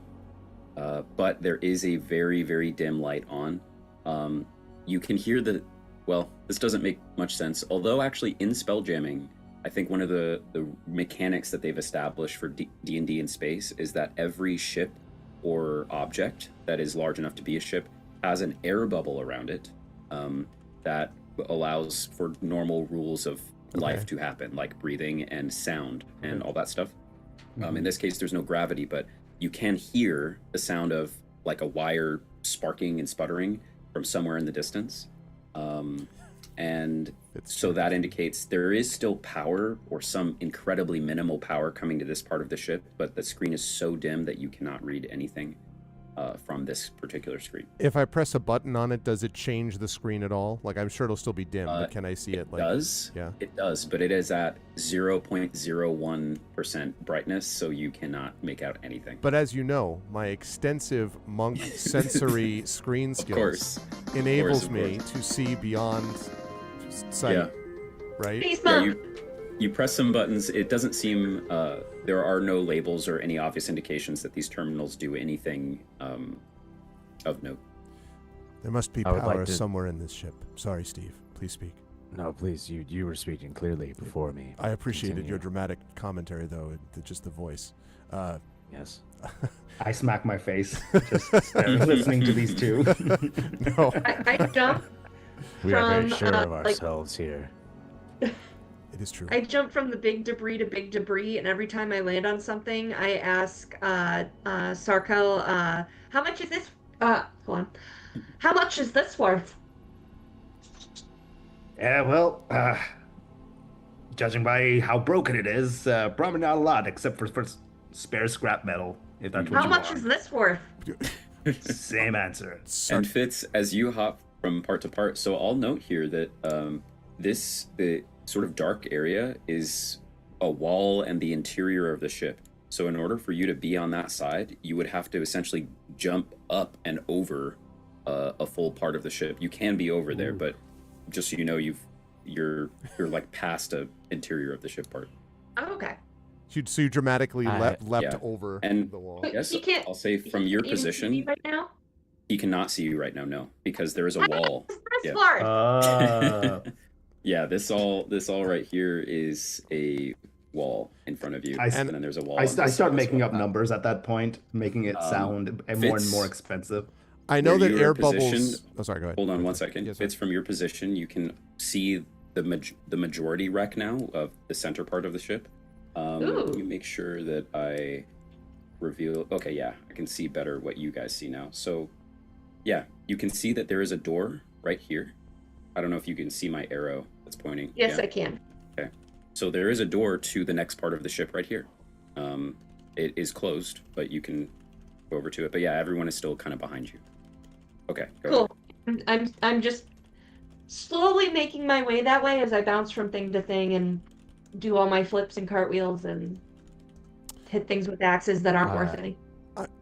So I know that we're trying to skip past the whole like timey-wimey, spacey-wacy stuff to a degree, but I assume that Fitz then is not going to be able to say, hey, what's up, and have it travel from air bubble to air bubble, right? Like, unless the whole ship is under an air bubble. That is the meaning, yeah. In Spelljammer, a ship has one giant sphere of air around it, yes. But so that's powered, though? Or it's just because... it's a property of wild space, essentially. Gotcha. Yeah. Okay, cool. All right, well, then that's great that we can hear Fitz just smashing things in the distance.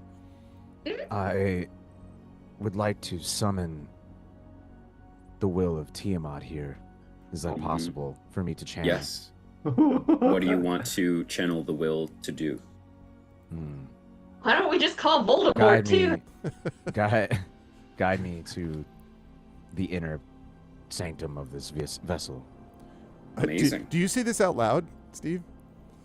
I'm asking our guide. Right, no, I didn't know figured, if I I was figured. I was able to do that. That so I'm because the just- reason I ask is if I'm- you were I'm like, actually- I'm summoning the will of Tiamat, I might have been like, Yes. like, I can help you in that regard. So the magic that you have at your disposal, Indy, on your character sheet, you'll go to spells. Let me know if you see that tab. I do. Okay, so you have, and I actually, as I realize it now, you are the only person in the party that can cast spells, I think. Because Naturally. Fitz is a barbarian and just hits things with a big axe or sword. Sarkel is a rogue and fights, like a swashbuckler. And Kellis is a monk who fights hand to hand. So you're the only one who has magic at their disposal. You can see in your spells tab there, you have what are called cantrips. These are spells you can cast over and over and over without expending a resource. These are free spells, essentially. Oh, the names are kind of self-explanatory. So Control Flames controls flames. Firebolt shoots a bolt of fire. Mage Hand summons a hand that you can manipulate stuff from a distance. Mind Sliver is like psychic damage to an enemy, and Vicious Mockery is also psychic damage, but you have to verbally mock the person. And then you have these Beautiful. other spells below. I won't get into all of those, but the same principle applies. You will see, though, that you have second level spells, and then to the right, you should see 2 squares that say Pact. So these spells that are second level, those are more powerful than your cantrips, and you can only cast 2 total. So that's 2 Burning Hands, or 2 Hellish Rebukes, or 1 Command and 1 Detect Magic, whatever. So actually, if you're like, hey, I want to be guided to the innermost workings of this sanctum or whatever, a spell that I see that you have that could work well is called Detect Magic. That would like let you detect stuff around it. You can click on the spell and it would tell you what it does. And yeah, so that's that. 10 Hopefully that helps. I'm examining within me of my capabilities. I can see how far is 30 feet. So 30 feet is about 6 squares. I can make the grid more visible. But on roll 20 on our little visual grid here, there should be a ruler tool on the left side. You should be able to measure distances. Yeah. Is there another thing at my disposal that I don't have 2 of? The cantrips. The cantrips are the spells you can cast over and over. Okay. Another thing meant I would say. in relevance to this, Right. perhaps. Oh, well, actually, Detect Magic is what's called a ritual spell, meaning that you can cast it for free without expending one of those 2 slots. The thing is that instead of it being instantaneous, like you just snap your finger and you detect magic, to cast it as a ritual, you must spend 10 minutes basically summoning the magic to yourself. Yes. I would like So- to do that. How do I do Okay. that? What you do, you just tell me that that's what you want to do. And what I'll say is, I think normally for a ritual, you have to like stand in the same spot and prepare stuff and everything. But I'll say for the purposes of Detect Magic, if you want to cast it as a ritual, you can kind of start that process right now and still be moving about the ship and doing stuff. And then in 10 minutes of in-game time, you'll cast this spell. 10 minutes. Oh. Yeah, which isn't Understood. that long. I would like to do that. Great. So, Steve, you start preparing Detect Magic. Is there any like visual? The look and the vibe of your magic is up to you. So, what do you imagine as Steve begins casting this ritual? I summon complete and total inner peace, contrasting with the energy of Tiamat so that it may be channeled through me. There's a Ooh. gold aura rising around me. If there were gravity, you would see rocks slightly rising, but everything's kind of floating anyway, so it doesn't really look like anything's changed. And the ritual has begun. That's awesome. All right. While this is all happening, I look around as everyone's doing their own thing, and just kind of wondering, did we kind of just lose track of things a little bit? We're like, what are we doing here? And Yeah, you guys haven't opened a single door.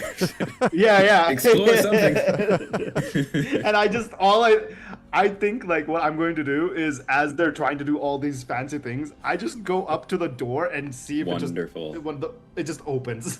My savior. Great. It does. It does. 5 space demons pour out. Yes. We can finally start combat. 5 stays.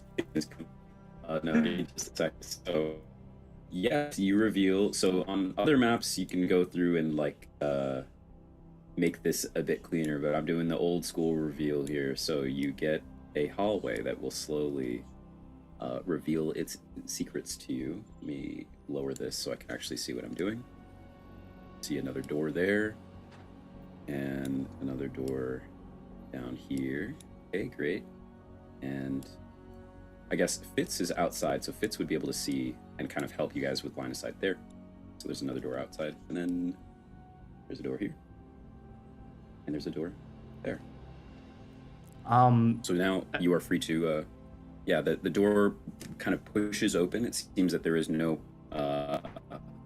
perhaps, yeah, these doors into the wall. So Is it just me, or there is no power. is Yeah, Zach like Zach's very from the choppy? side. Zach is roboting a bit, yeah. Yeah. Oh no. no. Is it continuing to happen? You are No. no, but you're a little bit Hello. I am internet jerky right now. I am a robot. Yeah. Let's see. I'm not sure what I can do to help that.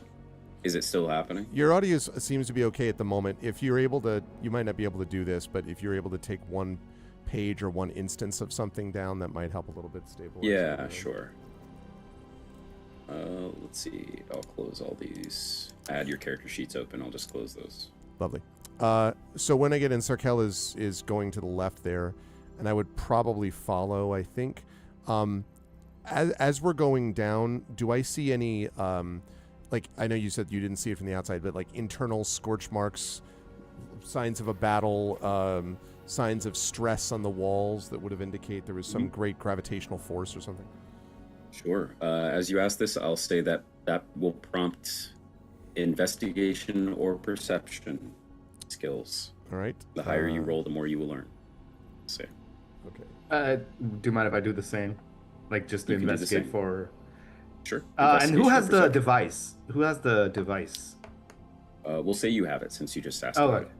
okay. I mean, like I try to kind of like use it kind of almost like a Dragon Ball Z Dragon Radar to see if I can kind of figure out the direction of where the signal is coming from, if that's a possibility, and then kind of compare that to the signs that like, I mean, I would imagine a vessel like this would have like arrows pointing in directions of where to go for Right. things. Yeah. You look around, and at the moment, you don't see any clear indications on the walls of like, this is this room or this is that room. You don't see any labels in a way that almost makes you feel like it's intentional for some reason. And as you are holding the tracker, it does, as you've been here in the air bubble of the ship for a little bit, it does seem to clarify. And it seems like all 3 signals are coming from the larger part of the wreck, which is to the north where Fitz is. Gotcha. Steve, I see you approach that door, but then Kellis, you asked, both Kellis and Sarkel asked about blast marks and stuff like Yeah, that. I What'd got you a get? 7, which means I probably recognize that they're blast marks. Or that Yeah, that there are no blast marks or whatever. You do see that there are some scrapes and scratches, but you're unable to tell if that is from specifically blasters or if that's from the ship hitting itself and scratching itself. You do Right. see obvious signs of damage, but you're not able to discern what it's from. Okay. Sarkel, did you make an investigation check to do the same yet? AP? I didn't not make it yet, but I was. You can do so. I think I was more so looking for like general direction and signs, and I didn't get a good. I got a 7. So. Got it. Okay, so you kind of get the same thing. Steve, you are able to push open the door that you are in front of. I see you're exploring. You see some sort of monitoring room, several like terminal computer screens and things like that. Again, they're all very dim. However, one of the central computers, the one in the middle here, does seem to have a bright enough signal to show you something. And as you approach, you take a look and you see this. Damn. Odo Venus. Yeah, I remarked at the name too. I was like, is that how you say that? it is a species genus. You know how species is like, Triceratops anthropicus or whatever is their like species name. Odobenus is the name. I thought it was Odobitus, but no, the internet says it's Odobenus. We know they're from. Wow, I was jokingly saying it that way, but I guess I think what it's happens. literally that. We know they're from the Commonwealth because of how they spell armor. So that. Yeah. Odobenus is a genus of seal or sea lion, I think, or something like that. But also seems to be, Steve, as you look over this blueprint, it is the like class of this type of ship. This ship in particular is named the Kuiper Echo, but it seems to be of this class of ship. Am I able to click on the flight log and specs? Yeah, you just try to click around and the device does not respond. It seems like this is the only thing. You actually then realize at that point, give me a quick investigation or perception. I'll take either one because it depends on how you're approaching it. Look at that list of skills and choose either one. I have rolled. Okay. 13. Yeah, you realize this isn't currently showing to you on the screen. This is burned on the screen from screen burn. It was on the screen for so long, even though power has diminished, that it still remains. It's an after image. The OLED technology. Yes. I sense the flame from within. They didn't even have a screensaver. Can I knock on this door? Yes, you knock on the door, Fitz. Give me a perception check as your ears listen to any possible response. I hear the dulcet tones of some. An anonymous donor has donated $100 to the Damon Runyon A Concert Research Foundation. Let's go. Must have been Odobenus that did it. Thank you, Anonymous Odobenus. Thank you to the Odobenus Anonymous donor. Thank you, Anonymous. So we are up to $12.97.11, which is tremendous.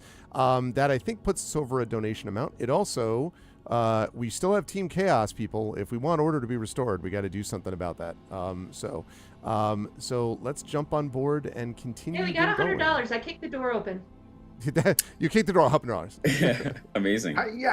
You rolled perception 9. Yeah, you listen for any response on the other side. You don't hear any clear sound other than the echo of the knock against the door. You go to kick it open. Give me an athletics check. The difficulty to kick open this door is a 30. Okay. So that's not possible? I like to give that to her before. Nearly impossible. I have faith that Fitz can do it. Yeah. Unless you get a nat 20. Well, a 6. A nat 1. You kick the door with the lowest possible roll. The door kicks you, really. Yeah, you break your foot. No. This is highly reinforced metal. Fitz, you actually learned something here. You were walking around on Coram Point, the station that you're trying to help out, which is built, not to these specs, but it's of a similar origin, like, the sci-fi elements of space. Coram Point did not have doors and metal this reinforced. Now maybe this connects with something Steve just learned, but aside from the point, yeah, you try to kick the door. This is the heaviest and most reinforced door you've ever encountered in your life. I make my way over. In space, no one can hear you scream, but I'm gonna try. No one met Fitz having missed a door opening. Yes. I hear a faint scream. Yes. I sort of turn back and I go to the corner and turn around and I sort of lean over the corner and I say to Steve, "It appears our halfling companion has found some problems. I am going to assist if I may." And then I come back and. Okay. I just yell out to you guys. I'm like, "Hey, weirdos, come over here!" Yes. Before I get to the three of you, since it sounds like Steve will probably catch up to join you guys in a moment. Steve, you do open this section. Sorry. Where you do see a glass display case that has a cylinder in it, but it is much too thin and doesn't seem to have any integration in it to be a Starshield core. It looks like a rod of some sort, and you see written on the display case glass, it says break in case of emergency, and then on the bottom it says immovable rod. Ooh, the immovable rod. I would like Steve. to acquire this. Okay, great. How do you go about breaking the glass? Do you use your hand? Do you cast one of your cantrips, or do you use an item from your inventory or something else? I do have scales. So Okay, I'll you just punch it want to open. bash it. Great. You're Yeah. going to go to actions on D&D Beyond, and you should have an option to make an unarmed strike. You're going to hit, it should say hit/DC, and you're going to hit the number plus whatever that is. It should say like plus something.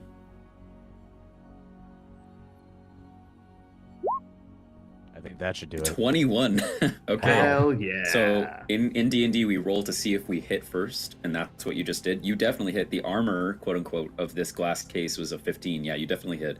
Okay, now you're going to do damage, which next to where you clicked hit DC, to the right of that, it should say something about damage. What does it say?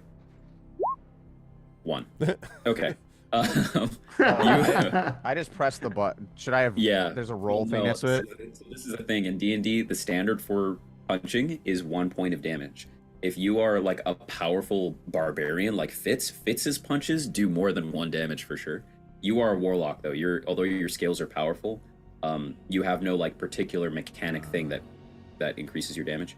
I will say though that after a few hits like this, you rolled so well on that first unarmed strike, you do eventually break the glass, and are able to grab this immovable rod. So before you join the rest of the party, I'll hear what they want to do now. But Indy, you're going to go to your inventory, and you're going to go to manage inventory in the top right, and you're going to search for immovable rod. Immovable is one word. It might In the list filter. in when you go to manage inventory. Right. Yeah. It should. There's like it there's should add just have a items and search then bar. filter. Yeah. Okay. Yeah. Add items, I guess. Yeah. You're going to search for immovable rod to try to add that. It might list. I have. There's legacy rod and non-legacy. Yeah. non-legacy. Got it. And Okay. The rest of you are. Do in I front add of it to equipment or backpack? Sorry. Equipment is stuff that is physically on your person, and backpack is stuff that you're putting in your backpack. Doesn't make much of a difference unless something happens to your backpack, I guess. Okay. Okay. Cool. All right, the rest of you are outside the door as I imagine Steve catches up. What are you guys? So I do? watch as Fitz kind of is hopping around in pain after trying to kick this door open, and then I instead just walk up and see if I can like. I mean, it's locked, so I would imagine that as a thief, as a rogue, despite this being a bit more tech heavy, tech advanced, would you say I'd be able to kind of at least make out a way to start opening this up or Right. clicking it open? Yeah. Give me investigation. This would have to be. I'll say Investigation, no sleight of hand, no. Sleight of hand will be what you do when you go to open the Okay. door, but you're looking for a way first. Okay, gotcha. Yeah. Okay. I'll say Oh, difficulty. come on. 11. Okay. Yeah, you look at the door. I will say 11 is still high enough to notice pretty clearly that there is a button to the side. We'll say like on this blue wall part to the left of the door. There is a button, a big button with a black and yellow outline around it, like the caution outline that it looks like you could press. Do you wish to I press it? look at it and then kind of just look at Fitz and then I press the button. Okay. You press the button and you do hear a the door does slightly open. The doors sort of like slide into the sides and then move aside. It is a big enough gap for a person to kind of squeeze through. And so I shall reveal to you. Let me make sure I got nothing that you should see. I was gonna say, reveal to you the space demons that are waiting Reveal to you here. literally everything that is inside. Great. Also, Steve, you saw that Yes. blueprint. Do you share the knowledge of what you found with the party? Yes, And do you of also course. share the knowledge of the... Okay, great. I'm a team player. Okay. So I say, you say this was a prison transport. It appears so. And I That's nod not and I good. say, then we must be on the lookout for the prisoners who escaped or the ones who lost their lives. Either way, we may not be the only living things upon this ship. As I In the dramatically float background, over. you hear, "Open the door!" The door is open, and you all are able to kind of squeeze in if you like. There is as I'm revealing What last is little bits here, this is this? difficult because I'll describe that in a moment. Okay. It's a little difficult because the ship is not perfectly straight up and down. But As that you're should arranging everything, work. I'll just quickly ask mention Yeah. to chat as you're watching us for the Damon Runyon Cancer Research Foundation event known as ARVCon 2026. You're watching the amazing ARV vocalists, and I am enjoying myself immensely with these folks as always. Right now is the time to get in on this giveaway, which I believe is Otabenus, if I'm not mistaken, is the actual giveaway word. Oh, So great. please type that in chat. That's the word that keeps on giving. Please type that in. Our vocalists are are eligible to win. It's not limited to the Our Vocalists, though, so anyone can enter if they want to. Also, please continue to spread the word about this, and let's continue to get as many people in as we can. Also, please continue, if you have not already done so, to donate and spread the word about donating so we can get past 1,200 and move on up. I would love to see us put a couple more hundreds in that total, in the hundreds column there. So please do that as we continue to support Damon Runyon, and thank you all. Okay. Okay. Steve, I'll return to you in a moment as I see you're doing what any diligent explorer would do, which is get all the rooms that haven't been explored yet, which is great as your party is marshaling forward. I am So a yeah, the completionist. doors slide open just enough for you all to squeeze through. You see a long hallway with some exposed wiring and some bits of damage that are indicated. The hallway seems unoccupied aside from a single strange looking drone or robot of some sort. Here's a visual of what it looks like. Although at Perfectly the moment, the wings that unfurl with rockets and the gun that comes out of the front are contained inside. It just looks like a happy little closed ball. And I lean over to Sarkel and go, "How much is that worth?" Ooh. Do I have any idea?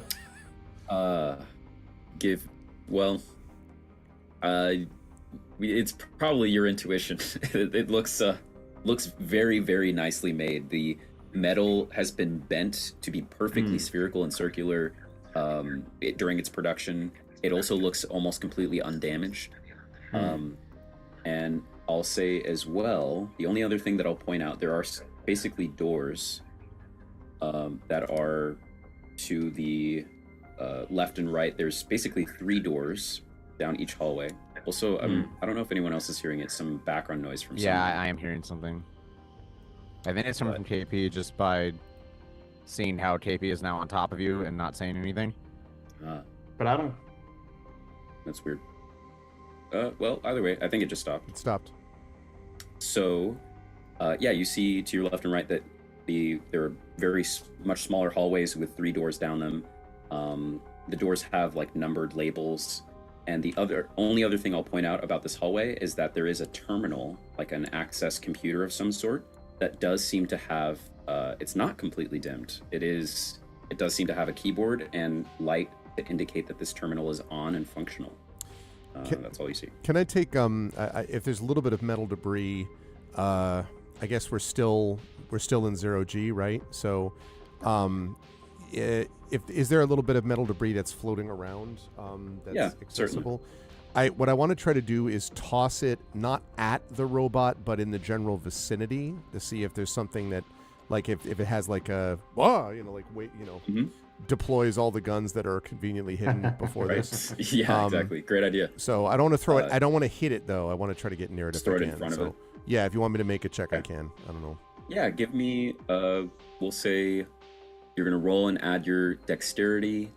Would you say that Kellis has experience You're proficient in simple weapons. If you throw a thrown weapon or something like a dagger that's meant to be thrown, I would let you use an attack roll. Otherwise, you would just be adding your dexterity. Because you're proficient at throwing weapons, not exactly. Yeah, no, I know. I'm rocks. worried about losing it. But I have Meanwhile, I have a Fitz. dagger and a spear. Yeah. Can I use a dagger? Yeah. To do Yeah. this? Mhm. Okay. All right. So just if the dagger, if you're looking at it in your inventory, you would just unequip it by clicking the square. And But keep it in Zach, your I inventory. was trying to in, but I can't see. It's all black. Oh, is it all dark for everyone else as well? You guys see the whole I hallway? can see the hallway. I see the whole hallway. Then just refresh. I'm Ryan. refreshing, see if that helps. But Okay, so I unequipped it, but that meant I no longer can attack with it. It doesn't look like. Is that That's right, because it has left your hands. But I mean, it's still in your inventory, quote unquote, but you threw that dagger, right? So you can't attack. Oh, I see. You need to attack in order. That's to what I throw. mean. Yeah, yeah. Okay, yeah. So go back, equip it, throw it, and then unequip it. Okay. That makes sense. All right. Right. So. Did that fix the problem, Rem? yeah, it did. Great. That looks Okay. like a 23. Yeah, perfect. You throw the dagger in front of the robot without hitting it or getting close to it. As the dagger passes by, and you time the throw too to be just fast enough that it would register as movement, but not so fast that it wouldn't. I also did this with my eyes closed. I just want to be clear. Great. Yeah, on a 23, why not? The robot does not respond whatsoever. Okay. Fitz, I do the Mad Max. That's bait. Yes. You approach these doors, Fitz, they are all sealed.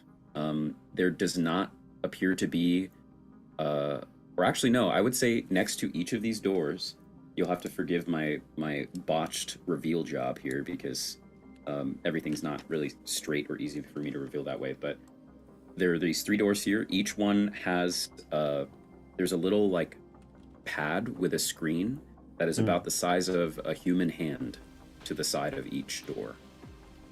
Fits. Oh, and is the detection? Am I able to say before? Oh. I'm going to go up to the robot in the middle, but can I say to the to Sarkel, like, does it appear that the cores are nearby? Because you said it was I look north at of where the- we were, but Sarkel, as you look at it, the signal tracker, although the captain said it wasn't going to do a very good job, it has gotten more and more specific the longer you've been on. Sarkel, there is an indication that all 3 cores are somewhere very nearby, perhaps in this very hallway or chamber. As you near the bot here, or as you get closer to it, you believe, let me do this, that this robot here, whoops, didn't mean to move it forward. Yeah, the robot comes alive. The bot right there. Multiple crossbows. The signal is drawn. coming one of the 3 Star Shield core signals is coming from somewhere near that bot. Another one is actually coming from near where Fitz is. And the last one is kind of blinking in and out, but seems to be in this general vicinity. It seems to be kind of near this terminal, the third. Speaking of detection, as you said that word, Greg, that reminds me that I think at this point, Steve, your detect magic ritual would activate, and you are now able to sense magic, which in the case of this sci-fi universe as well, would also sense like anything, any enchanted item or like powerful item or things like that, whatever would be equivalent to magic in sci-fi, I guess. You sense, Steve, as you're down here, what's good about this area, in every game, you got to have a beautifully decorated and detailed room with absolutely nothing of interest in it. You walk forward into this room that you've been waiting at. You go to the terminal. It's dark. There is some sort of device right here that had some sort of use. It looks like a pod or a stasis chamber or something. It's destroyed. It's scratched up. The wiring is disconnected.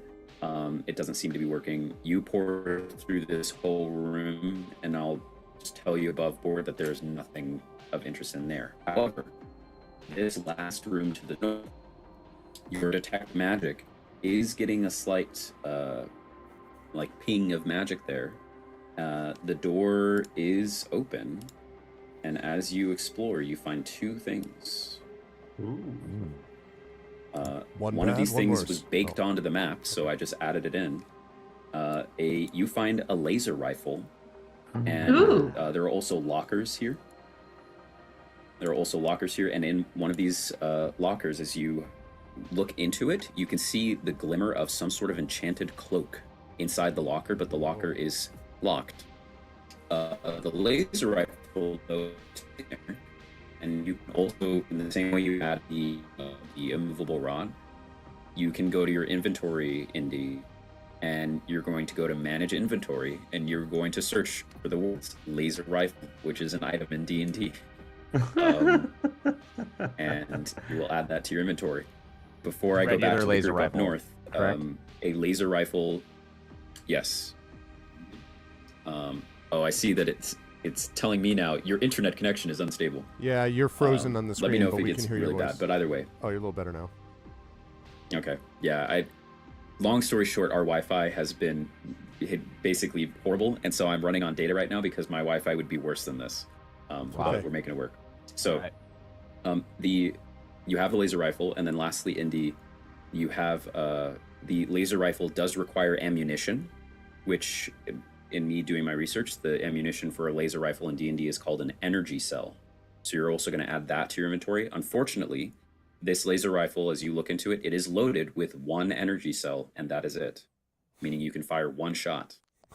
I will have you know, though, once you go to equip the laser rifle, the damage of this laser rifle is, I believe, 3d8 per shot, which is a lot Nice. in D&D terms. Nice. I had this image of Steve gradually like as he's aiming at the locker to get into the cloak. That's literally, yeah, that's what I was actually thinking. Energy cell be damned. Great use of a new item. That's hella funny. What happened to Steve? Oh, Well, he man. was hit 5 times by Yeah, ricocheting laser fire. I guess before I move on, yeah, how does Steve try to open this locker in any particular way? The way that usually you would open a locked object is with sleight of hand. This is something Sarkel would be very great at because he is a rogue, is opening locked objects. Do you call me? But I have. Oh, I'm looking to see what abilities are. I'm checking within myself. Of course, yeah. Pondering inward. So the cloak is in the locker, correct? The cloak is in one of these two lockers, yeah. They're in the computer. I got that. Cloak is coming from within the locker. I'll let you ponder on that. Can I actually damage it with vicious mockery? Is that a possible thing? That I can do? it needs to have sentience and an ego. What to kind be of viciously a mocked. door? Yeah. I was just gonna Stays talk closed. shit Yeah. to the. You know what? I'll let you try. Nah. Open up, I'm fine. stupid. Keep Lock progressing in. on my Oh, Okay, you okay, already okay. are. Keep doing- Suck All right, it. sounds good. Yeah, our view returns back to the main hallway. What do you guys do? I mean, I don't hear Steve doing or calling us out, so I'm just gonna continue to start using the device, the tracker, to kind of see if I can make my way towards wherever the signal is getting stronger. So as I make, Got it. the robot is still inert, right? It is not moving. Yep. And as you approach it, that continues to be true. Can I investigate the robot? What are you trying to learn about it? I guess like, When it will come to life Well- and kill us. yeah, as in looking for traps in an essence, or if this Got thing it. is going to be an issue, or if I don't know, pet. Right. Yeah. Pet? Okay. Make a pet. Sure. Make a familiar. Give me an investigation check. Kellis, I'll say while Sarkel is doing that, you can look over Sarkel's shoulder and see that the signal tracker is indicating that there is apparently some Starshield core pretty much right where this robot is. Maybe it's inside the robot or something. Ooh. And then, Ellis, you also see the, like I indicated, this other signal. The terminal. Yeah, that's where I was headed for, was the terminal. I figure Sarkel's got the robot for now, and when I hear screaming from Sarkel, I'll turn around to deal with it. Sarkel, I'll get to your role in just a second. And Fitz, what are you up to? You found these doors with. Yeah, I'm gonna put my hand on the Great. thing. You put your hand on. As you do, a very, very dim response appears above the screen that says auxiliary power not enabled. Re-enable auxiliary power to activate. Well, that's a big word.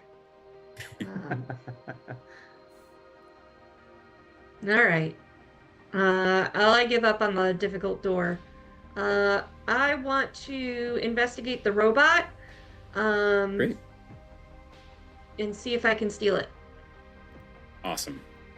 Give me, if you want to investigate it kind of in the same way that Sarkel did, then give me an investigation check.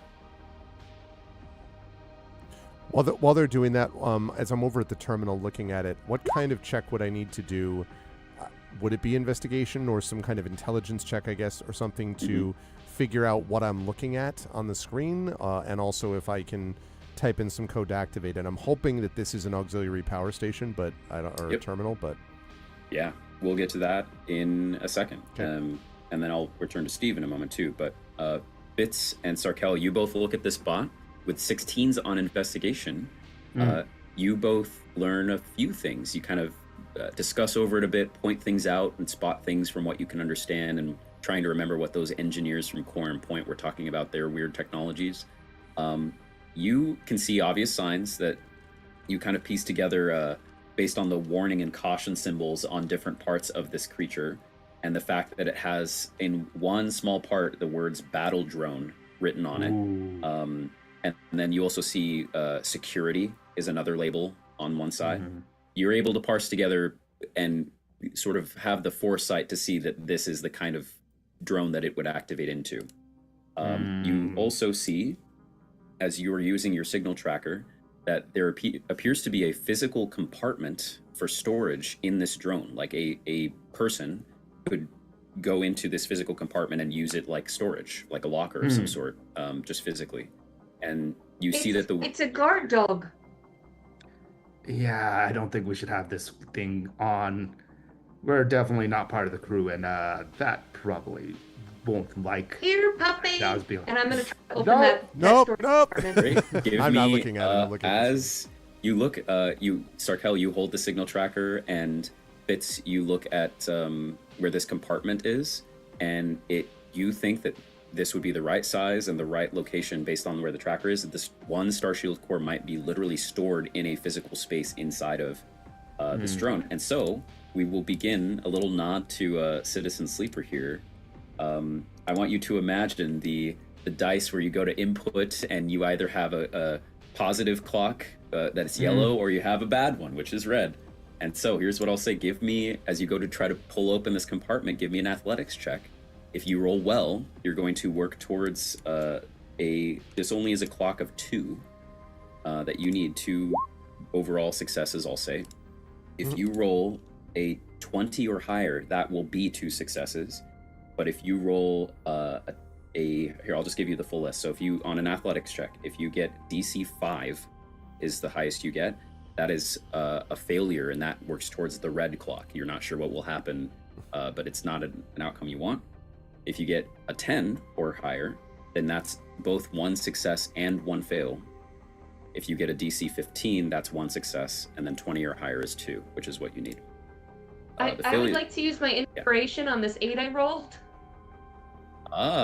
Okay. I didn't see chat earlier, but yes, if you were inspired, then please go right ahead and give me another athletics check. Thank you, chat, for the inspiration. Woo! 22. Hey, let's go. Immediate 2 successes. Nice. Which means, fill this in here. Oh, wait, not this. This over here. So now you can see it's filled in. And as you use your athletics, you kind of pinch the opening of the compartment. And although you realize you think the drone is meant to be on and for you to like press some digital button for it to command it to open, but you're the master of analog as a barbarian. Yeah. You pinch the compartment and you pull. Some screws and bolts come loose, and a slightly glowing, beautiful crystal cylinder now slowly floats out in front of you. Well, I win. Wasn't expecting that. Nice work. 1 down, 3 to go. I put out my hand for a high five. You hit it with the cylinder, it explodes. I high five you, but then interlace my fingers and try to hold your Oh. hand. I just look at you, like, look at that, and like, and then I kind of just take a breath and go, let's go. I don't like, it's not, it's like it's like this, like more of an awkward, like, if you can pick it up, it's like more of him being very awkward about it. Not because he doesn't want to, it's like, just like, I don't know what to do in the situation, kind of a thing, like as if though he has no experience. And then just walks away. So Fitz, you grab the floating core, or is it Sarkel that does it? I do. And Okay, great. I gently tap the robot and go, good puppy. Wonderful. All right, you have 1 Star Shield core. That isn't a D&D Beyond inventory item, but you have 1 on your person. Before I get to Kellis, Steve, Indy, did you have any idea? Have you come up with something to try to open this locker, or have you given up? I have a question. Okay, I have an answer. Is it even possible to corrode this entire thing with my acid? You think so? Yes. I would like to do so. Great. I believe as a Dragonborn that you have a certain number of yes. Yeah, so you'd use one of your, let's see, you'd use one of your uses of your breath weapon. Yes. And as you do so, we watch as acid shoots out and corrodes the outside of the locker. Nicely done. So expend 1 use of your acid breath as a Dragonborn. You reach in, you're resistant to acid damage as well, so it does way less damage to you. Also, your own acid doesn't really affect you. Oh yeah, great. Yeah, thanks. So yeah, you do 6 acid damage to the locker. And the cloak. It didn't. It's It still shows 2. It shows was 2 that? of 2 usage for me still. I don't know how to change that. Just click it in. Just manually click one of the uses in. Oh, I see. Okay, there we go. Yeah. Okay, And got it. you reach into the locker and grab this cloak. With your detect magic, we see it like a Batman transition as you understand what this item does. This is a cloak of protection, classic D&D item that Nice. helps with things, makes you harder to hit and protects you. Go to your inventory. You have all the loot, man. Yeah. This was in the case, and I saw too. I know we're on time, but I think we'll be able to fit everything we need in. In the longer version of this, there's loot all over this whole place. You guys, unfortunately, with the time we have, you will not even see the whole front side of the ship, I think. But that's for a future Our Vocalist session, perhaps. Indeed. But you grab the loot, go to your inventory. You're going to add a Cloak of Protection. Ooh. And in all of these cases, if I ever tell you to add an item, do not use the legacy version. Just use Okay. the So normal. I only see one. It's wondrous Right. item. Yep, that's Ooh. right. It is one. Now I'm That, tempted to that just sounds sprint that sounds through very the good. ship. Yeah, just sprint through the ship, loot everything. So yeah, and then once it's into your inventory, you're gonna want to make sure you go to it, and if there's a square next to you, you're gonna click that in. I also don't know if it requires attunement, which means you're gonna scroll down to the bottom of your inventory and see if there's something to fill down there, but if there's not, you're good. Yeah, items requiring attunement, cloak of protection. Yeah, click that into. So Okay, that's got going to it. increase your armor, make you harder to hit and everything. Great. So you have, you come back with a rod, with a laser rifle, He's with got a a laser cloak. rifle, a rod, a cloak, I- billowing. I've brought the goods. Amazing. Wonderful. So, Wait, sorry, I'm not. I can't say that yet. I'm yelling it. Ah! yeah, I'll say you're able to catch up. You can move your character to catch up with everyone else. Kellis. Bang into Sarkel. Yeah, you guys see all the items that he has. I got the goods. Where how were much you? Wow. Fitz asks, how much are those worth?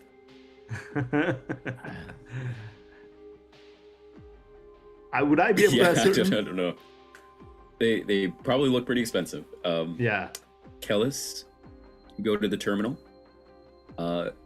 Base with the prompts that are available, with no rolls needed, Kellis, you are able to see there is actually just a simple prompt waiting for you at this computer terminal, which says reactivate auxiliary power ? And there is an enter confirm button or a deny no button.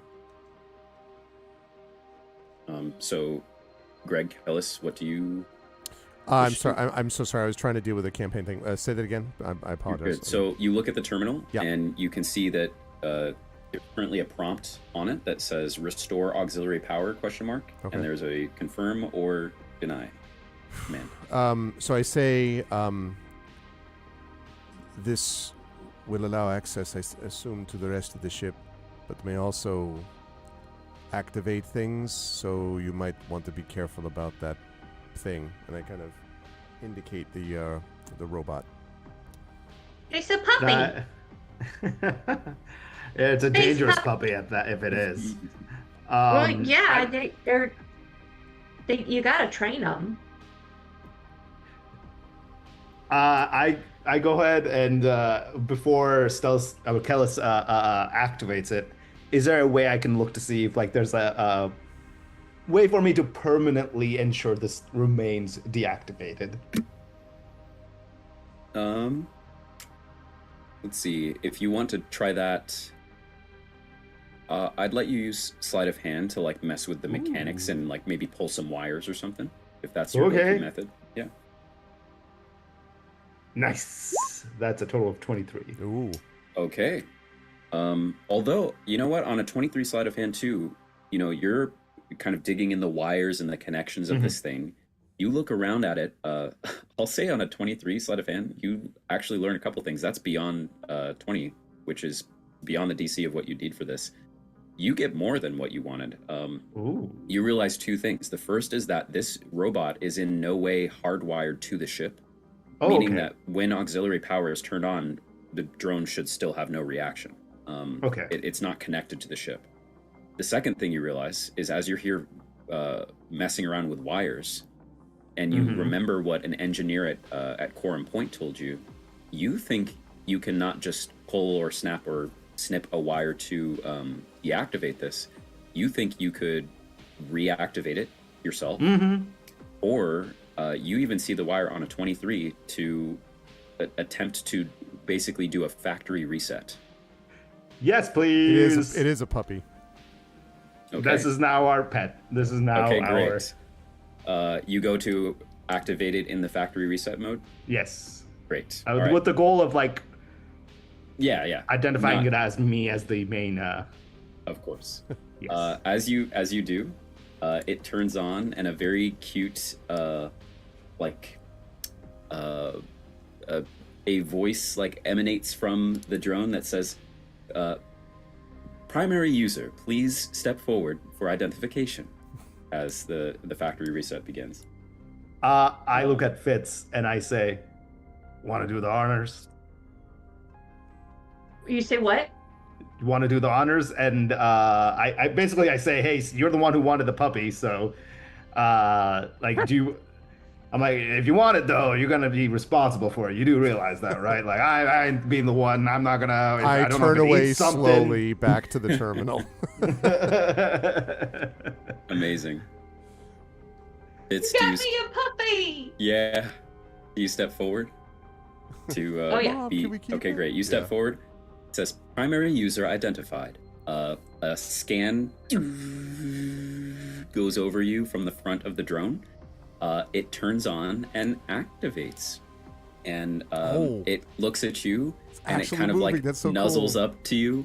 I know. I found these tokens. That's Okay, so and wait, cool. watch this too. Someone made these amazing 3-dimensional tokens. Oh. Yeah. Crazy. Sick. So you see it nuzzles up to you, and one of the wings like pops out as it's there. You rockets strapped in the wing, and this. I'm pellet, gonna name it Cuddles. Turn on. Wonderful. I will apply the name right now. With that, Kellis, do you turn on auxiliary power? I do. So then I turn on auxiliary power. Okay. All right. Let me see if I have a different soundtrack for this. Activated ship.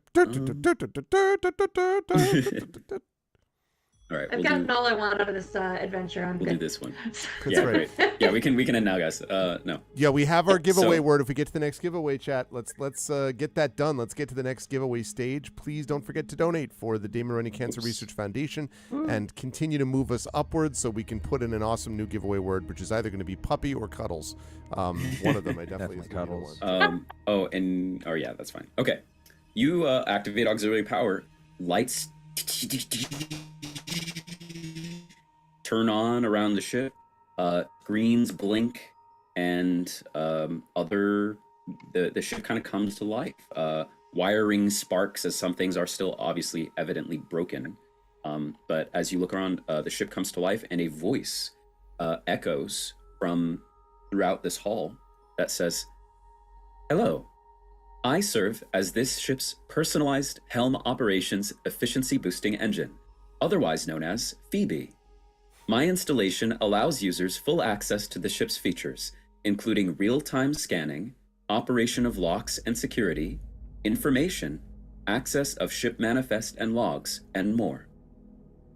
As the ship is kind of coming to life, the voice continues speaking and says, "The following commands are available: crew and cargo manifest, door controls, live ship scan, ship designation and mission report, or ship information." We scanning this or? Yeah, exactly. I was like, that's Yeah. I like too that I looked over and Steve is like nodding as you get the yes, I appreciate the acronym. Totally. Yeah. So I guess we just would speak, I would say full command, hello Phoebe, full ship scan. Hello. Full ship Okay. scan, please. Command recognized. Live ship scan. Live ship scan. As this is happening, speaking of scanners, Sarkel, the one that you're holding, Fitz has the one shield core that you've acquired. Yeah. The other one, there's the two other ones. One still kind of coming from somewhere to the south here. I see. The one that was by this terminal, soon after the ship comes alive, everything kind of blinks on. Sarkel, you watch as there's a little beep, beep, beep, beep from your tracker, and you watch as the one that Kellis, that for the most part was standing right over here, the Starshield core tracker signal rapidly moves away and goes out of range. Moves away. What the hell? I look at that and I look at Kellis and I go, what, do these things move? And I look at the one in Fitz's hand and I'm like, that. Do you guys, did you see anything? Did you see anything move? And I say they move if something is carrying it, and I move to the front, like rapidly. Don't go off on your own. God damn it. He's like, I'm not going to go through the door, but we should. I will add that there was a sound that you all heard. I would say based off your passive perceptions, you heard what sounded like something moving through the guts of the ship below, through the wiring and the inner parts of the hull. Great. That's great. BB, the AI, responds and says, "Live ship scan complete. Additional command now available as well. Final captain's log." To conclude the live ship scan, however, scans indicate all listed crew are still aboard the vessel. What? All listed cargo is also still aboard the vessel. There are also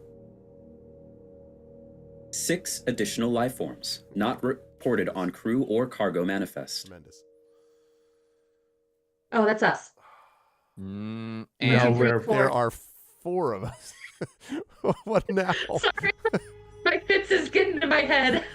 No, it's really useful too, because I'm like, which leaves 2 unaccounted for.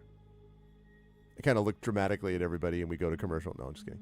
Don't you count as 2 people with how big your brain is? Oh. Please I think it indicate was next calling you command. fat. Should we do the captain's log? Team. Yes. Also, Okay. perhaps you should assume more positively than negatively. I assume that we win My these. pirate brother. I assume we win these. We win these. Yes, yeah. we do win these. Yes. All We right. win these. You go to play the captain's log. Yeah, so I give that Okay. command, yeah. Great. You hear this. Captain's log. Wild space date 1155.93. That's it. The fuel lines are cut. So there goes our 1 in a million chance of still landing this thing. That's it. We're dead in space. I don't know what's doing this. My only hope at this point is to direct all power to the cryopods. Shut off auxiliary power until someone can recover us. I've already put Mabel and one of the star shield cores in a cryopod. Another core in the drone. Now it's my turn. Look, whoever hears, just be careful. There's something dangerous on this ship. Aside from some of the creatures in the pods, I mean, there's something else. I don't know what it is, but it's tearing the ship apart. It took the last core. And okay, look. You'll probably figure out. I know that exotic beast smuggling is not exactly the most altruistic work, but we're still worth saving. Okay. I'll give you whatever chits, whatever you need. Okay, whoever you are. We'll be in the cryopods. Okay, please help us. Wait. The door just opened. Nothing's there.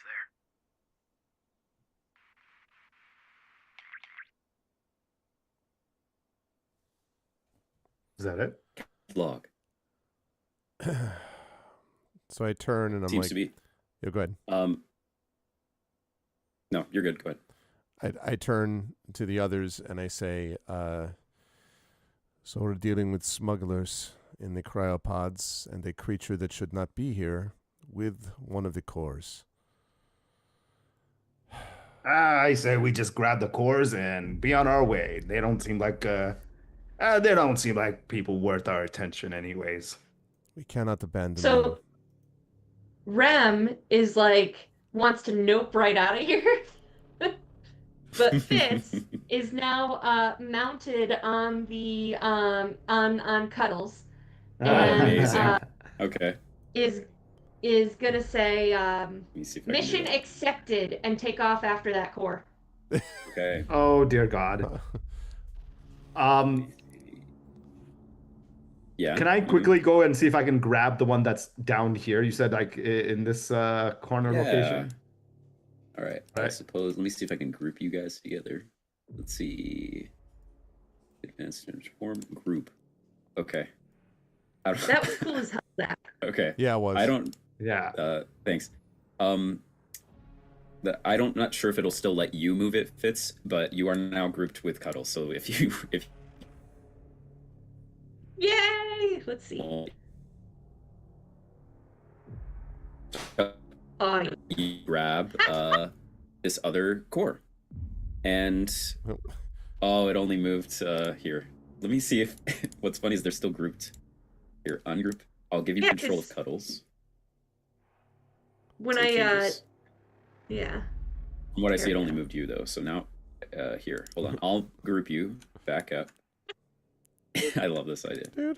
This and that, great. Transform group. All right.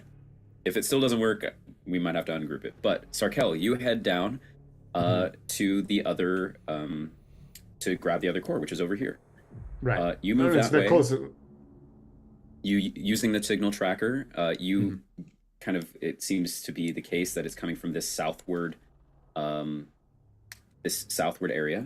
and you go to open the door. There is like this hand trackpad thing next to it, but this one seems to be glitching out. And as you approach the door, it simply opens and says emergency activation mode, and the door slides open without any command. Okay. As you walk inside, I'll describe to you what you see first before I reveal it.